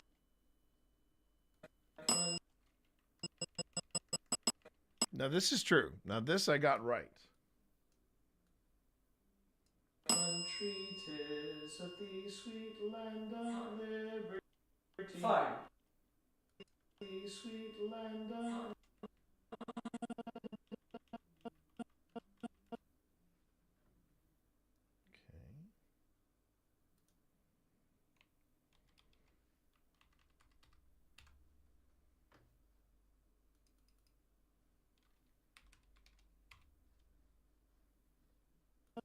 My country 'tis of the sweet land of liberty. Fine. That's actually a rewrite. Is it? Of God Save the Queen. Oh, you're God Save the right. King. That's right.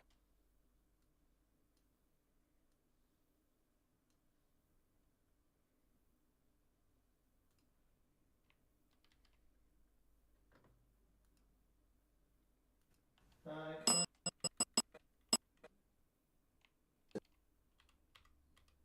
country 'tis of the sweet land of liberty. Fine.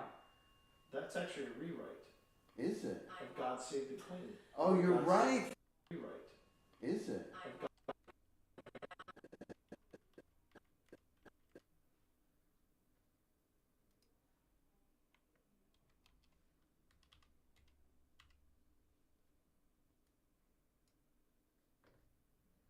Okay, and then this is I'm Lost.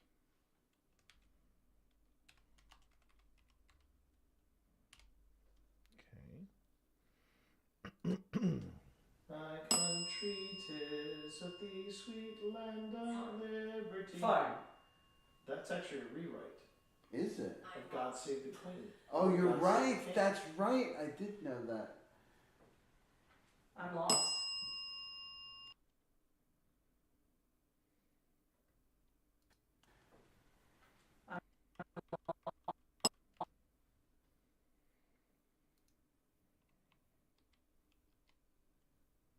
Okay. Whew. Sometimes I forget to blink when I'm doing this. But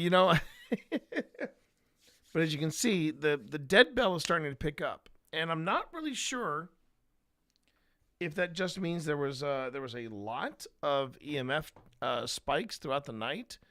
Because the dead bell was also, if I remember correctly, we did have the dead bell running in the cabin earlier, and it was quiet. It was pretty quiet, and so was Vox. I don't know what changed between Ghost Tube Vox in the cabin and then here, but apparently it wanted to play in the school. So there it is. I'm lost. I think this. So if you're so let's just check something. Let's just slow down the pace a bit. Okay. If this is a teacher. If this is a teacher, ring the bell.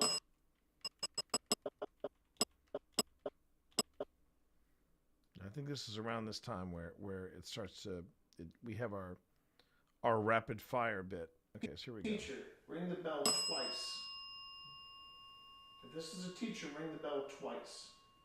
If you're a student, ring the bell once. Or maybe I was wrong. Okay.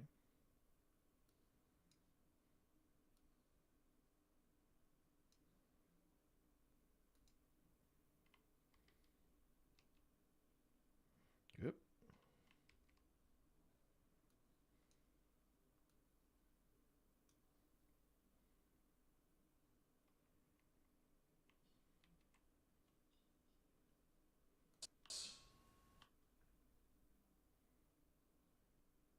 If this is a teacher, ring the bell.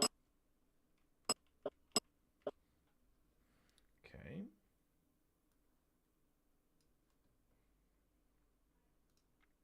Ring the bell twice. If this is a teacher, ring the bell twice. If you're a student, ring the bell once.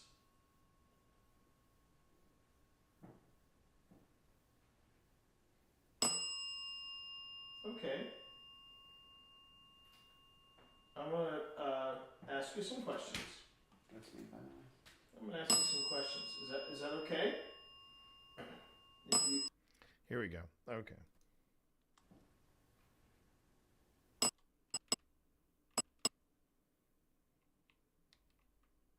That's me, by the way. I'm going to ask you some.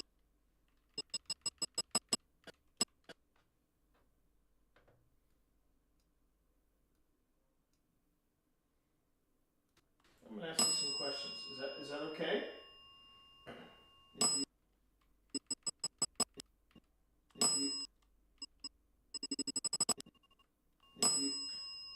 They love the bell. Yeah.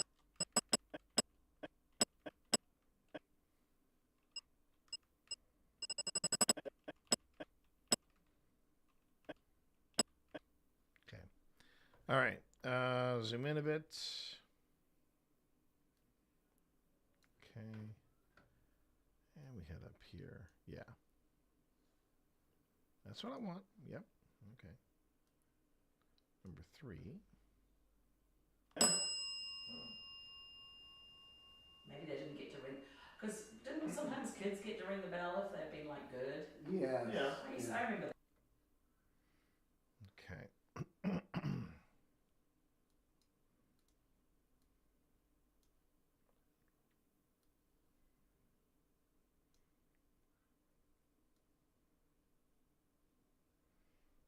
All right.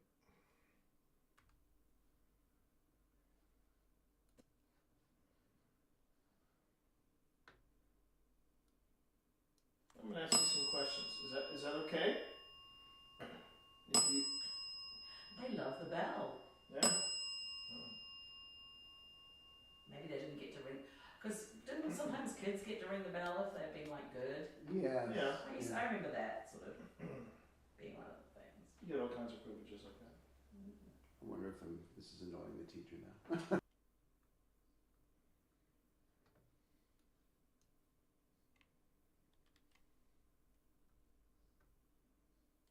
Maybe. Oh, I just saw movement. Can you tell me a joke? Movement. That might have been me. Coffee. Tina, do you know if there's another stand in the Closet.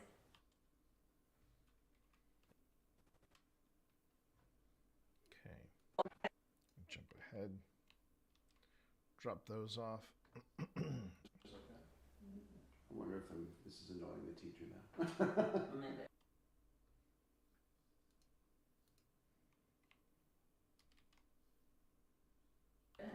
Oh, I just saw movement. Can you tell me a joke? Movement. That might have been me. Coffee. Tina, do you know if there's another stand in the Closet.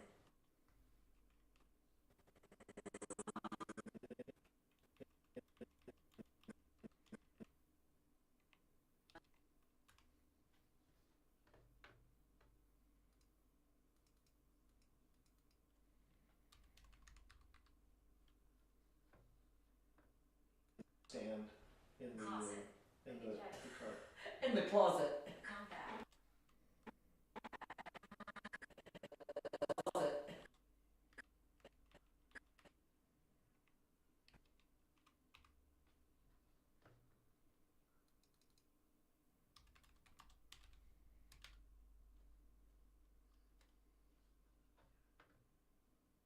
stand in the Closet. In the closet. Come back. Oh. Come back. Oh, Tina's coming back. Don't worry. Tina's coming back.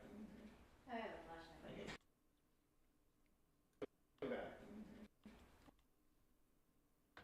Okay, I'm gonna move that little point up here. There we go.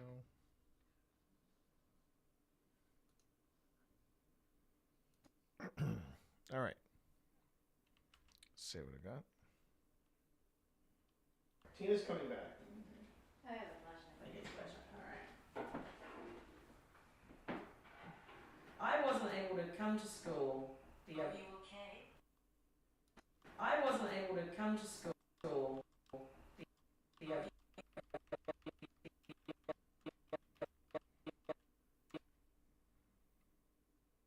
I have no idea if this is in response to me because I'm constantly coughing. And back then, kid comes to school and he's coughing like that, man, they're like, oh shoot, you got the consumption. You got the vish consumption. You're gonna be coughing up blood soon, that kind of thing. Actually, no. This school was opened in the early 1900s. And that was around the time of the flu epidemic. Ooh, that's dark. That's very dark. I'm not sure. That would be... Even that would be pretty on the nose. I don't know. I'd have to think about that one. I don't know if that's what we're picking up on here. But that's interesting. It's very interesting again. Compelling even. It's compelling. All right.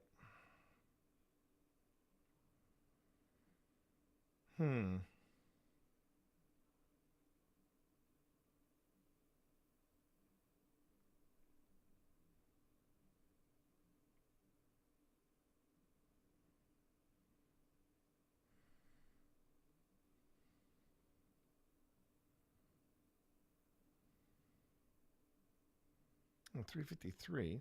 That's not bad. Again, not bad. Sorry, I'm looking at. I'm just glancing a bit, chat. I admit. Posted. I posted. I posted my my reel this morning, and I've just been watching to see how it's performing. I just want to see how it's doing. I'm still new to the reels. In fact, I got to make some tonight for the rest of the week. But I have found that viewership has definitely increased when I work the reels. So yeah, I'm gonna have to add that to my repertoire. Stand in the truck. In the closet. Come back. Oh. Come back. Oh, Tina's coming back. Don't worry. Tina's coming back. I have a flashlight. I get the flashlight. All right. I wasn't able to come to school. Are you okay? I'm fine. Are you worried about tea? I know it sounds like I have consumption, but I see. I keep thinking Does the not have reason I'm consum- going, the reason I keep going towards consumption, and things like that. I think I was thinking more like the later 1800s. Not necessarily the 1900s. Are you worried about Because tea? this would line up with this building would line up with the flu Does not have the consumption. flu epidemic. Nor do I have, depending on how many kids this schoolroom saw. Oh my goodness.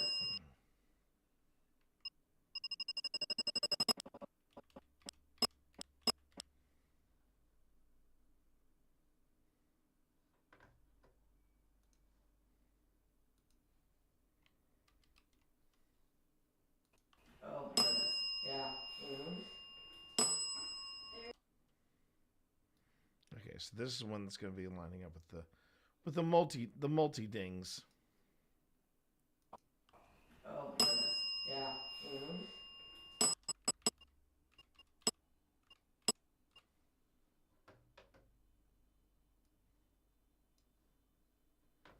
All right, so we go here. That's 2. There's no other travel. Okay.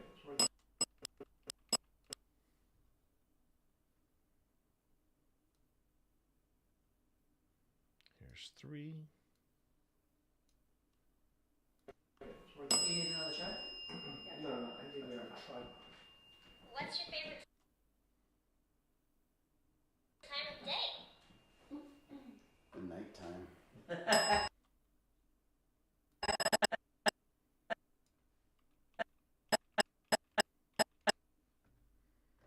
Okay.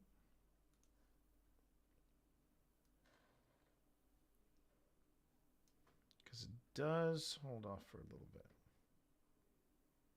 All right.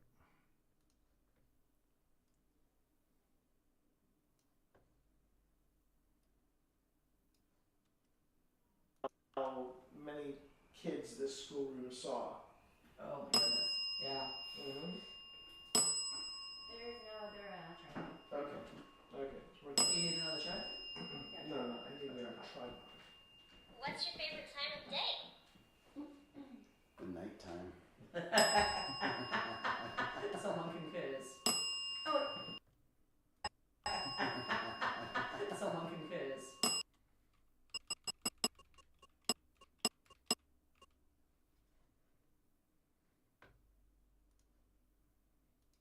Okay.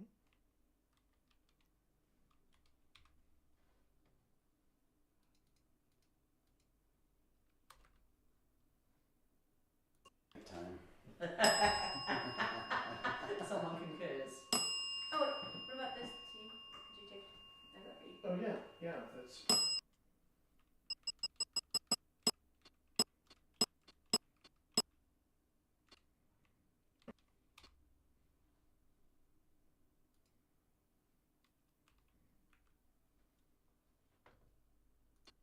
Oh yeah, that's. It's Yeah, got the iPad that's on. not over. It's got an iPad on.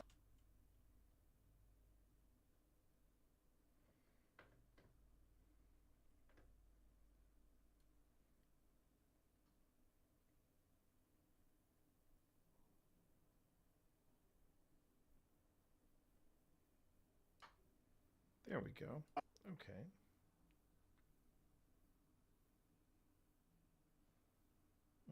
Yeah, that's.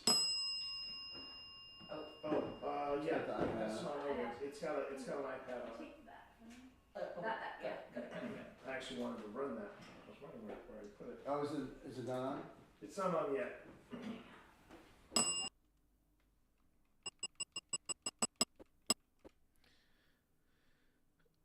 I mean, I'm trying to figure out what this is trying to tell me. You know, it's like we have the dead bell just starts going, and all the other devices. If you notice, this is why I want to keep the markers for the different things that happen on different tracks. All the other markers, all the other devices just suddenly shut up, and it's just nothing but the dead bell. I mean, it could just be kids being kids, and they're just ringing the bell because they think it's cool. Can you ring the bell 3 times? Ring the bell 3 times?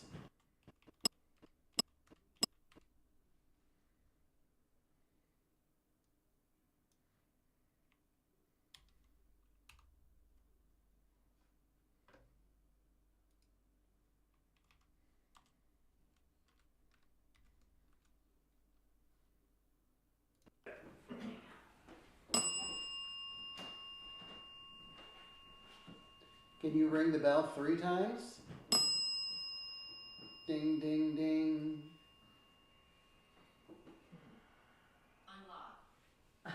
Unlock.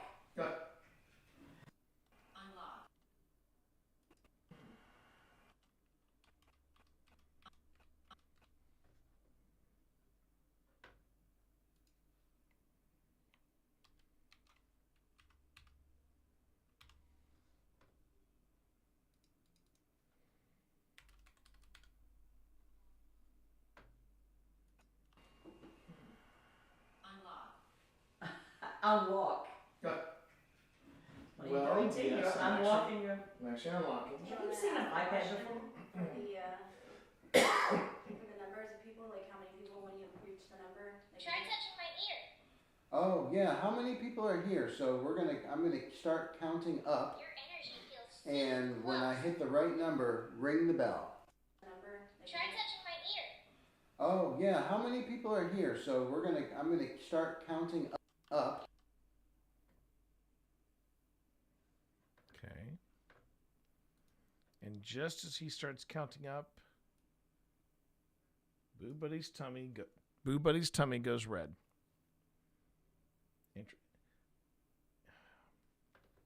That's the part that I'm always fascinated by. Is when things calm down after something goes off, and then things start calming down. And here's again what's interesting. If big if, but if the electromagnetic field is moving, if it's moving around us, it was all by the dead bell, because that's what the dead bell picks up, is spikes of EMF. Then suddenly ghost tube goes off. Now, could it be reacting to EMF? Good possibility, but it has an EMF meter, which is why I'm not necessarily saying, oh, that's being affected by EMF. But then Boo Buddy goes off, and Boo Buddy, it's EMF. Oh That yeah, was a how trigger many question. people are here? So I'm gonna start counting up, Your energy feels so and when I close. hit the right number, ring the bell. mansion.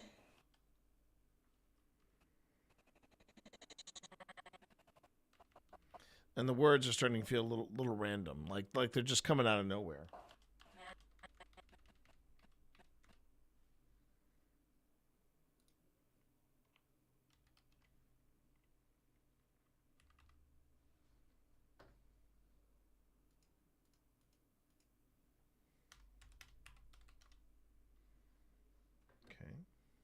start counting up.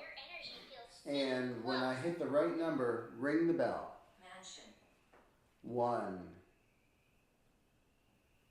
2. So you're running Ghost 2 Vanilla?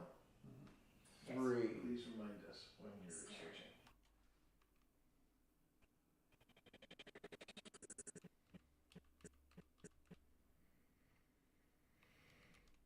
Okay.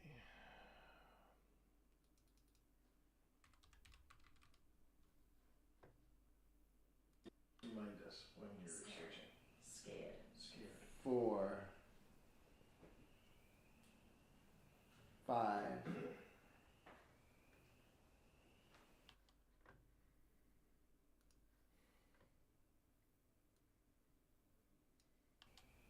6, 7. That was me. 8, 9,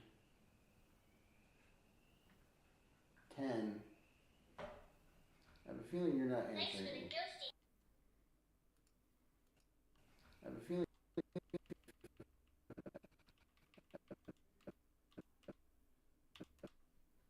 Okay.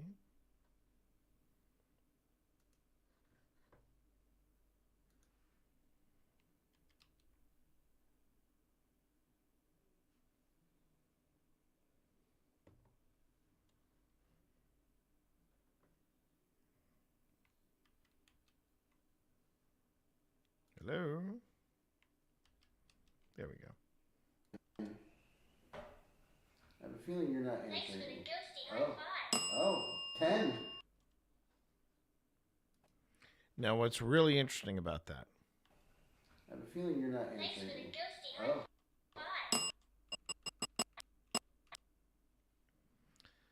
Okay. Here's where I find this particular moment kind of compelling. Boo Buddy is here, and the bell is here.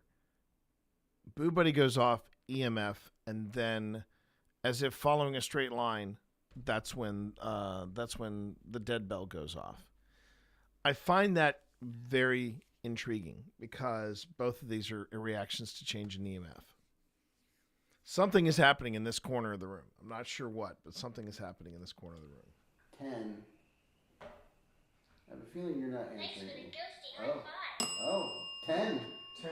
Okay, so maybe there's 10 of you. So how Well, many that desks? would be. There's 10 desks. There's 10 desks? Okay. You could just be counting the desks 10 for all we know. students, not including.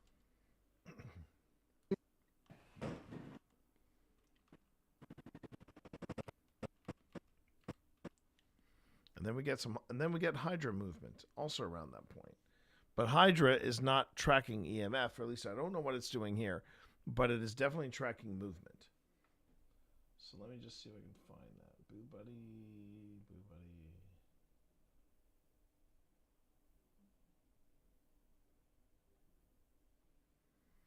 Yeah, the Hydra's been very, very quiet.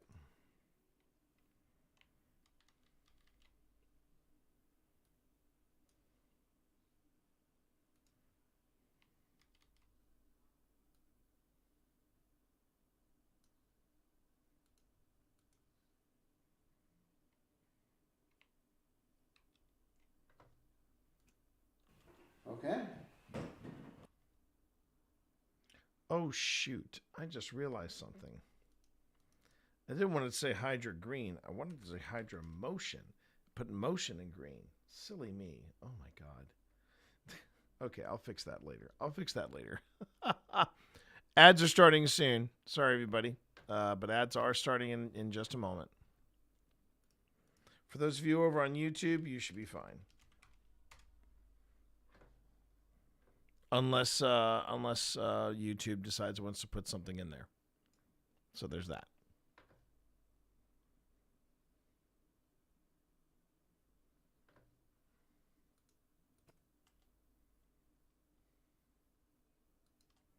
Okay. 10 students.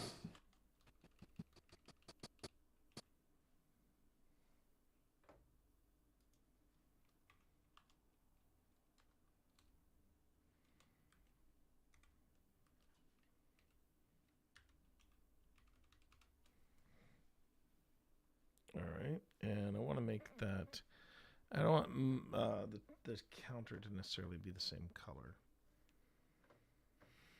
But the reason I haven't been counting the EMF hits off of the Hydra is mainly because I want to ask Sean about that, because it feels like it's just.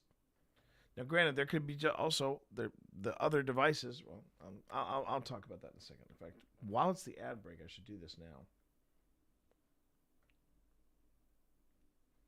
Did I get back to the beginning? Oh, I did.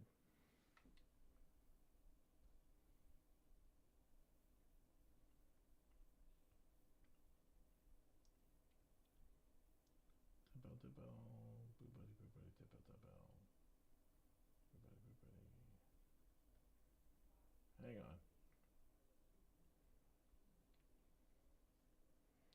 There we go.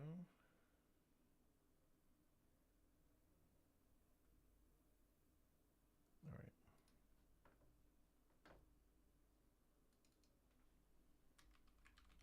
And welcome back, everybody. Welcome back. I'm still live. You made dinner, auxiliary pastries, and a batch of sauce, and you still at it. Fair play. I'm exhausted. Hey, and look, before I even got started streaming, Marv, I am still. I got a lot done today. I voted. I voted today. Special Virginia election. And yeah, it was. It's good. It's good. It's a good reason why there's an election going on. Let's just say Abigail Spanberger. This is our new female governor. First time Virginia's had a female governor, and yeah, she doesn't feel like playing ball with the Great Pumpkin. She does not feel like playing ball with the Great Pumpkin. So yeah, it's interesting in Virginia right now. 10 students. I think you'd like Abigail. I think you'd like her. I think you'd like her, Marv. And yeah, so I did my civic duty this morning, so I got up early. And there was something I did before I got on. I'm trying to remember what. Oh, and I exercised. So I went on ahead. I did my civic duty. I exercised. I streamed. I took some breaks so I could make sure that I was stretching my legs, but also I helped out Pip with some things like cat stuff. Because, yeah, we're getting ready to face the music. We've got a problem with Evie, and I don't mean that in a bad way. The problem with Evie is that Evie needs to have her nails trimmed, and she does not like having her paws messed with. And when we've tried in the past, it hasn't worked. So we're gonna have to this weekend. Basically, we're calling it Operation Burrito, and we're actually gonna wrap her in a towel, and we're gonna try not to freak her out as we take care of her. We're gonna try to feed her churu, try to bribe her with kitty goop. I don't know if it's going to work, but we're going to try. We're going to have to try because her nails are just ridiculously sharp and she's getting caught in things again. So we got to fix that. Okay. 10 students, not including the teacher. Okay, there's a third. Okay. And a third.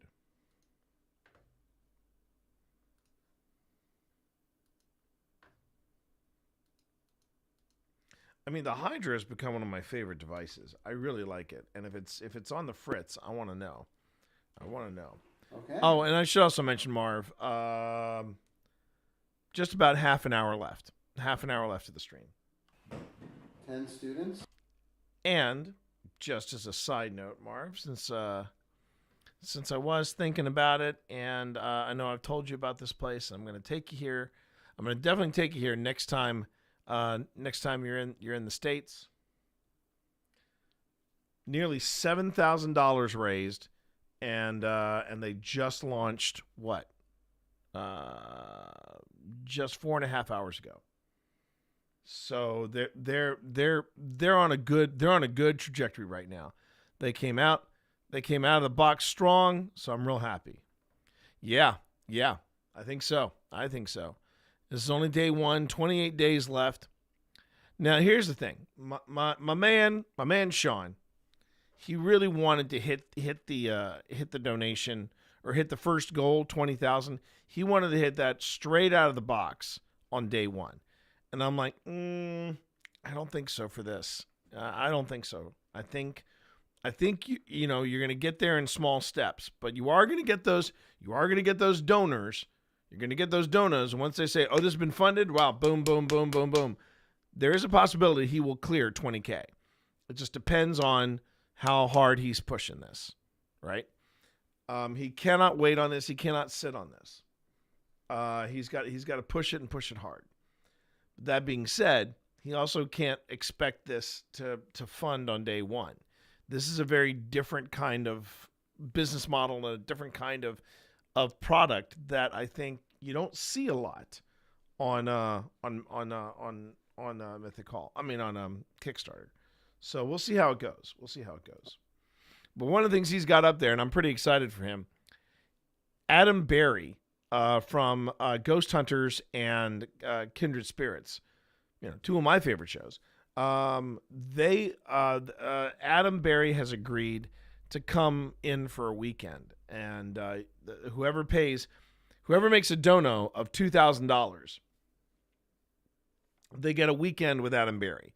First, you play D&D with Adam Berry, and then you play D&D with Adam Berry, and then you go on a ghost hunt with Adam Berry.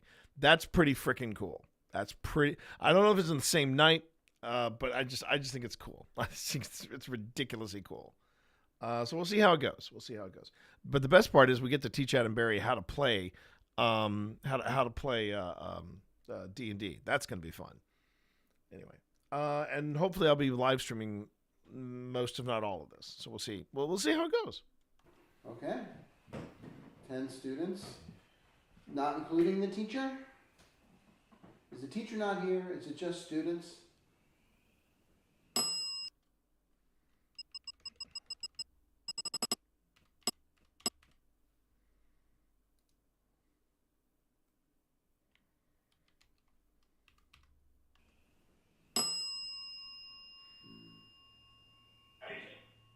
I've turned on. Did it just make a noise? Yeah. See, that's so crazy because it made a peep in the cabin. No noise when we were in the other house. We were in the house.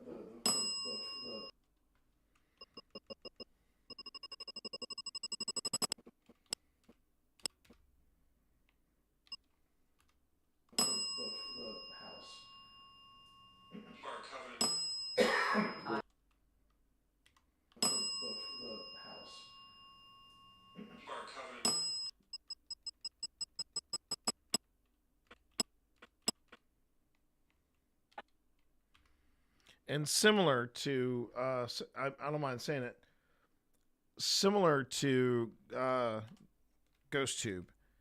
GhostTube Vox also sometimes comes out with just gibberish. That sounded like I said Mercovenant, which makes no sense. So crazy because it made house. We were in the house. I coveted.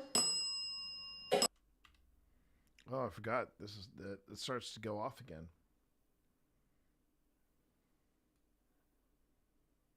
So I'm going to grab a 3 and a 4 here. Okay.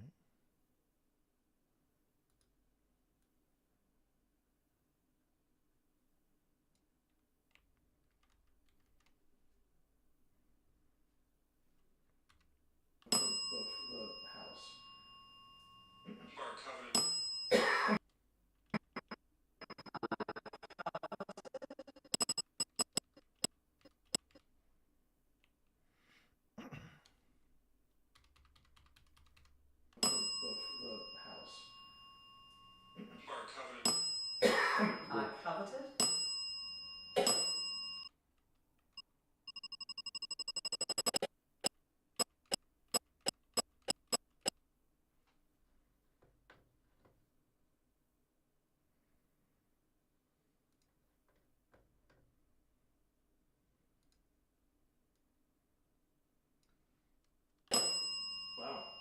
that seems to have like excited the bell actually. You like this new device? You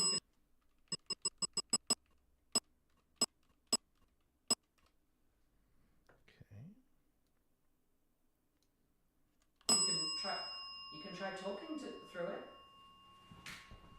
Do you like one? Would you like one?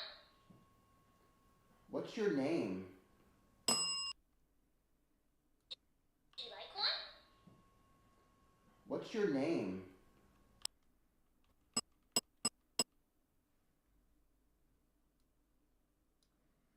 Okay, let's see how this all turned out. We're in the house. I coveted.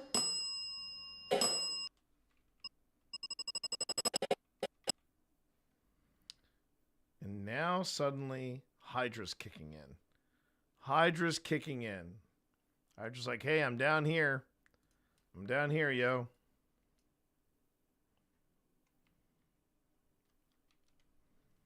All right.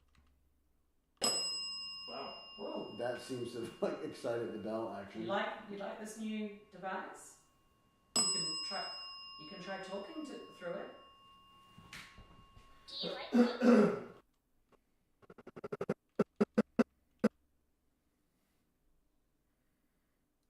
Okay.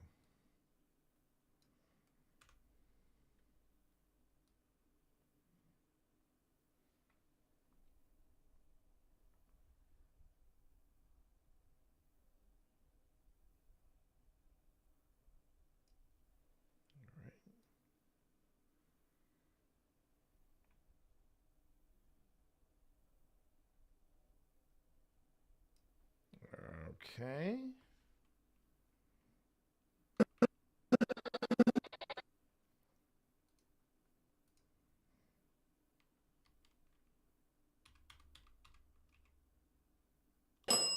Wow. Whoa. That seems to have like excited the bell actually. You like this new device? You can try talking through it. Do you like one?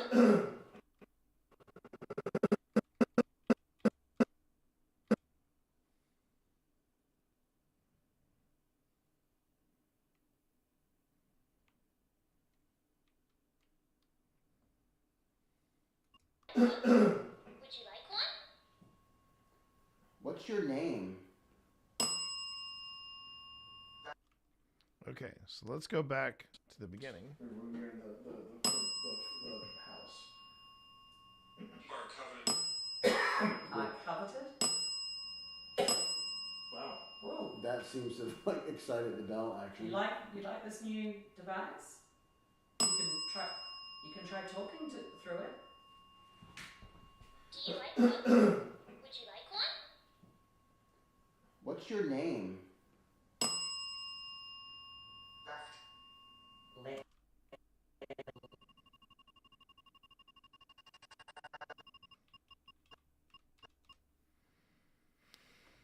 Okay, and now we have our first entry from GhostTube Vox, which is left.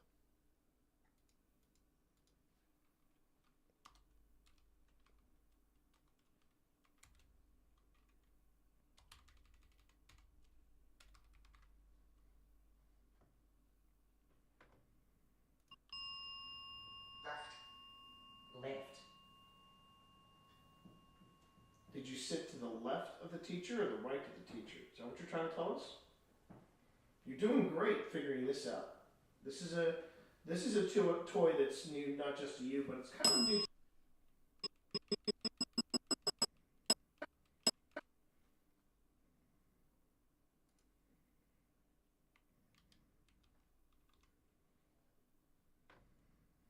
I'm really hoping if Sean can clear half of it, if he can get 10,000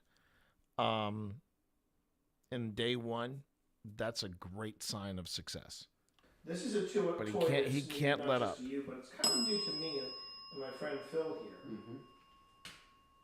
It's just another way you can talk to us. I might actually make a static banner that just Might says it be donate easier? to the Kickstarter today. You can give us your name.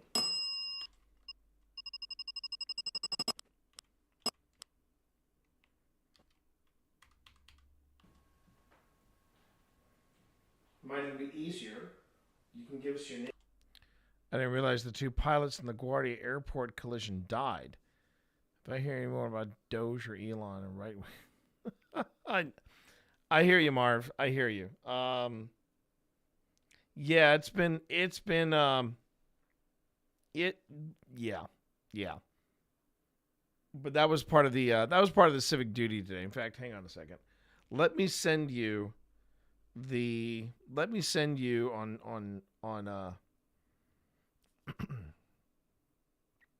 I'm going to send you real quick on Discord the sandwich board that was just outside of the polling station today.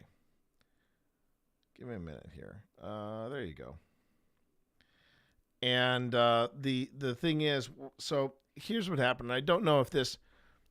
Oh no! Hang on.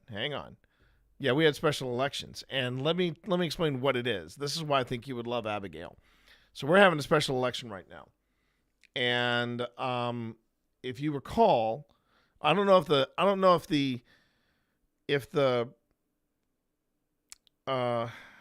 the news reached you all, but basically Trump was talking about how he wanted to have just another 5 seats or so. So he went to Texas and he said, "Hey, Texas, would you guys mind, resetting your districts so that, I could get those 5 seats?" And yeah, everybody rolled over. Texas was like, "Yeah, sure." And they agreed. And he then said, "I'd like to do the same thing in Ohio." Well, apparently the people in Ohio said, "Yeah, no, we're not going to do that." And he tried another state, and they said, "Yeah, we're not going to do that either." And then one of the things that Abigail Spangler was talking about, this is our new governor, gerrymandering, for anybody that doesn't know in my chat, I'm sure you do, but if you, in case you don't, on YouTube or otherwise, or Twitch, gerrymandering is when they redistrict areas to favor one side or the other. Well, Abigail Spangler said, if it works in Texas, we might as well start doing it here. And I want everybody to go on ahead, and we're gonna see if we can't do a redistricting of Virginia. It's only going to last for a few years, but we're going to redistrict Virginia to make sure that Virginia favors the current Democratic Party.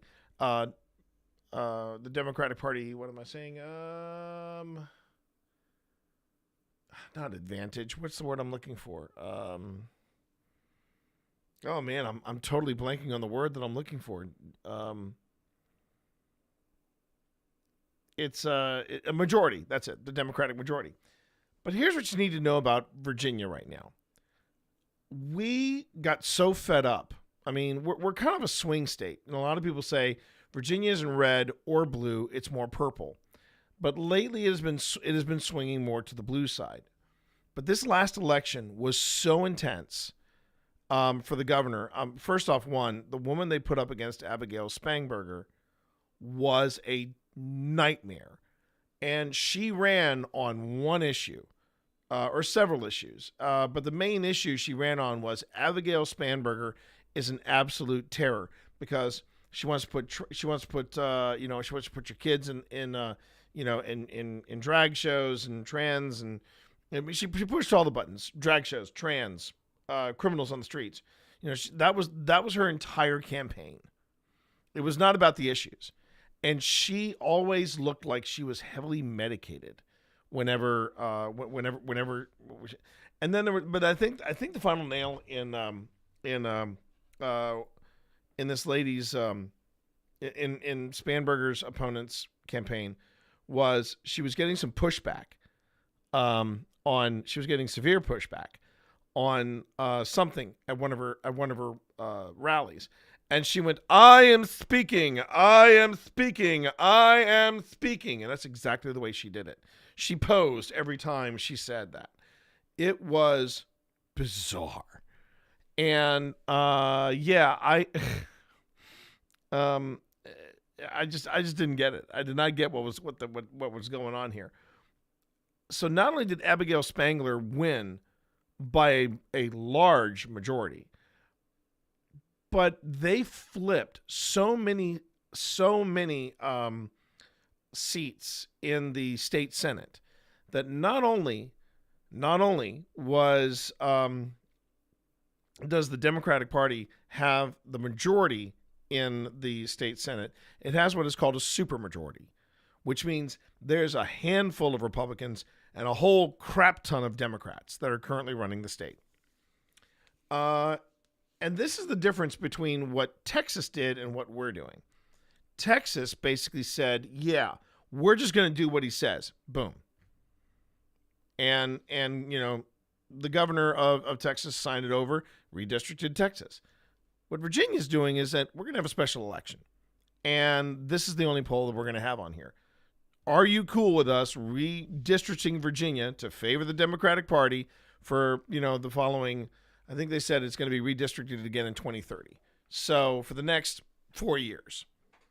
And that's what we voted on. It's going to be running until I think mid to late April.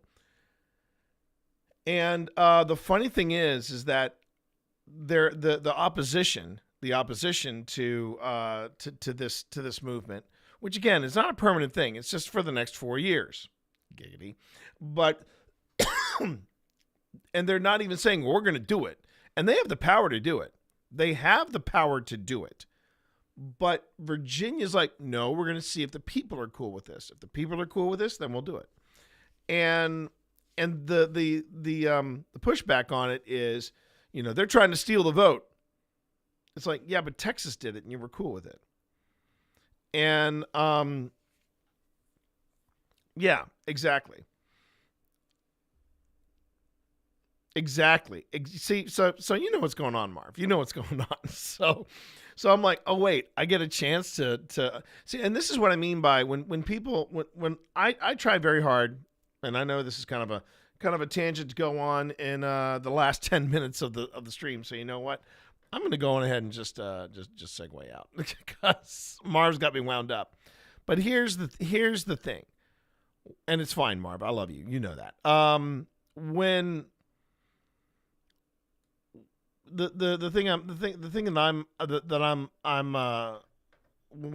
you'll hear me say it often on stream. I don't necessarily want to be known as a political streamer. I don't want to necessarily have a political stream. And I know that in some of the circles that I travel in, they go, oh, no, we don't talk politics, T. We don't talk politics. But, you should. Especially now. We have a platform. We have a voice. And what is even more important is there are some influential streamers that are talking about politics. People like Braden. No, I'm not going to say it. I'm not going to call him by his online name. I'm just going to call him Braden because that's his name, Braden. People like Braden, they have a massive platform and they're hanging out with people who also have massive political takes on things. But here's the thing. When I get into politics, it's at the voting booth. I make my voice heard at the voting booth. Other than that, you're just pissing in the wind. You can either talk about it and be upset, or you can be upset, talk about it, and then do something about it. And a lot of people say, "Oh, you can't trust the voting polls." You sure about that? You sure about that? Because, it is, the voting polls. Yes, they did. The polls did bring the Great Pumpkin back into the Oval Office, but for 4 years in between, they didn't. And for all the wrong reasons. People, and there are a lot of people that apparently there's that clip that went viral of this woman that basically said, I voted 3 times for him. I guess I'm an idiot. And the thing that I admire about that Pennsylvania citizen, she owned it. She owned it. She said, yeah, I went to bat for him 3 times. I'm an idiot. And that kind of accountability is something that Americans need to get back into. They need to get back into going, hey, you know what? Maybe I shouldn't vote for the party of the leopards that eat my face, because I'm not expecting them to eat my face. And then the whole thing with what's happening at the airports now. I'm not sure why ICE is there, but they're there. But the thing about America, and this is the thing that I do believe in, chat, and I'm sorry this may not be the content that showed up for, but bear with me, hear me out. We got a choice. We have a choice. And that choice is either to move forward and do something about what happened, or you just, you let people steamroll. And the thing is that, they talk a lot. Nah. Would you expect anything less, Marv? But the truth of the matter is, we as a company, we as a country can do something about it. And, it's, to me, the tech bros that are behind AI, I don't think they've thought this thing through, because they're trying to get their AI, passed and sent on to people. But now we're starting to see AI replace jobs, or replace people in their jobs. So here's the thing. If these tech bros have something to sell, and the people that would buy them have been replaced by AI, and people can no longer afford stuff, well then, who's going to buy your AI tech bro? And here's the other thing. It's to me, it's like the Umbrella Corporation, tying it back to gaming. It's like Umbrella. They create this T virus, and they know what it can do, and they know how it can turn people into zombies, and yet they continue to let it go out of control. Why? Do they think if it reaches people in the government, then the government can't buy the weapons that they need to combat the T virus with? Whoever is running the Umbrella Corporation has completely forgotten how to make money. They need consumers. You don't kill your consumers. If you kill the consumers, you've got stuff that nobody's going to buy. And that's kind of how I feel about AI. Makes sense to me. And so, the feelings I have towards what's happening now in Virginia, I'm all for it. I like the fact that Abigail Spanberger is saying, no, we need to look at what's going on with data centers. They already plan to leave the earth, so they don't care. Well, there is that too. But the problem that they have with that is that they're also going to have to terraform worlds, because we haven't found a suitable planet within reach of the world. So that's also kind of a little problem there. There's a little problem there. And if they want to do the Elon Musk thing of, we'll just work it off. You can work off your debt to come with us. Something else you might want to consider with that. If you want to see what that's like, go watch The Expanse. Again, data centers. Yeah, that's the thing. They're now starting to look at that, and stuff that Governor Sweatervest said, it's on a monolith. Spanberger's like, no, I want to see this happen. I want people to look at the data centers and tell me what's going on here. Now, they already have contracted all these other data centers that have already been built, but the one advantage that we have here in this part of Virginia is there are no flat surfaces. There's very little to no flat areas in this area. And the thing is, Virginia is taking a stand.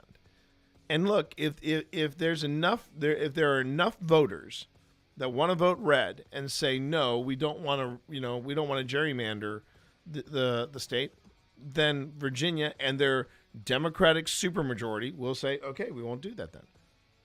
And that's the difference. That's the difference between Texas versus Virginia.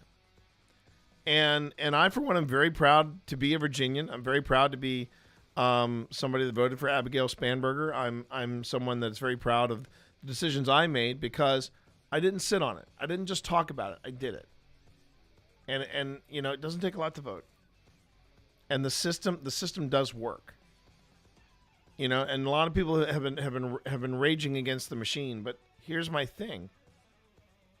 You know, if he does try to do some shenanigans, if there's one thing we've learned, it's that one, voter fraud in the previous 2020 election, the people that were arrested for it were all Republicans. And for every one state that says, "Oh yeah, we'll go on ahead and we'll redistrict to make sure it favors the one party," there's going to be another state that's going to take a stand and go, "Okay, we'll do the same." And you know, it's a. But here's the other truth of it: the reason why, or one of the big reasons why we're in the situation we're in now is that people didn't get out and vote. And you can say whatever you like about John Oliver and last week tonight, but there was something that he said very clearly. He said, here was the turnout for voting, and it was atrocious. So you need to vote. And you don't just vote for the big elections. You got to vote for the small elections. Because in the small elections, that's where some people really get a foothold.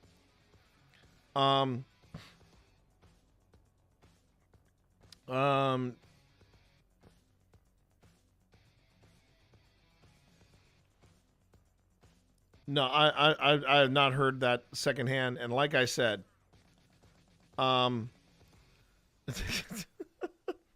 again, this is why I don't necessarily go down this road, because then it just kind of, you know, snowballs. The point I'm getting at is I'm wrapping up my stream, and Palantir, yeah.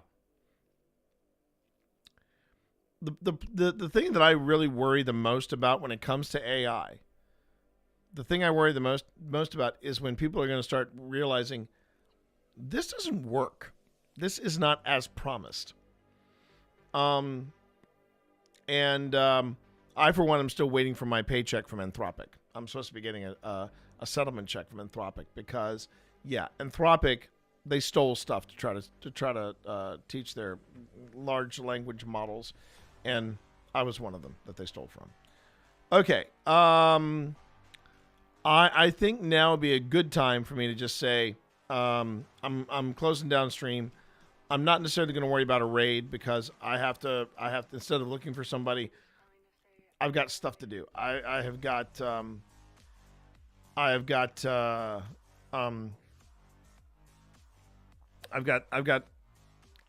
cook dinner. I've got to take care of things. So I'm just going to say good night, everybody. Everybody rest up. Have a good night. I love you guys. I love each and every one of you. Thank you so much for hanging out. Thank you so much for supporting the stream. As far as what my schedule is going to be on Wednesday, we're going to keep it nebulous. I don't know what my stream schedule is going to be for Wednesday because I need to go and upgrade our audio at Mythic Hall. We are going to have brand new audio for Mythic Hall, and I for one am very excited to make the upgrade, but I got to figure out like how long that will take me. So I may do a short stream, I may do a half stream tomorrow, but if we'll just play tomorrow by ear. Thanks everybody for being here. I love each and every one of you. You all have a great night. Take care. Peace.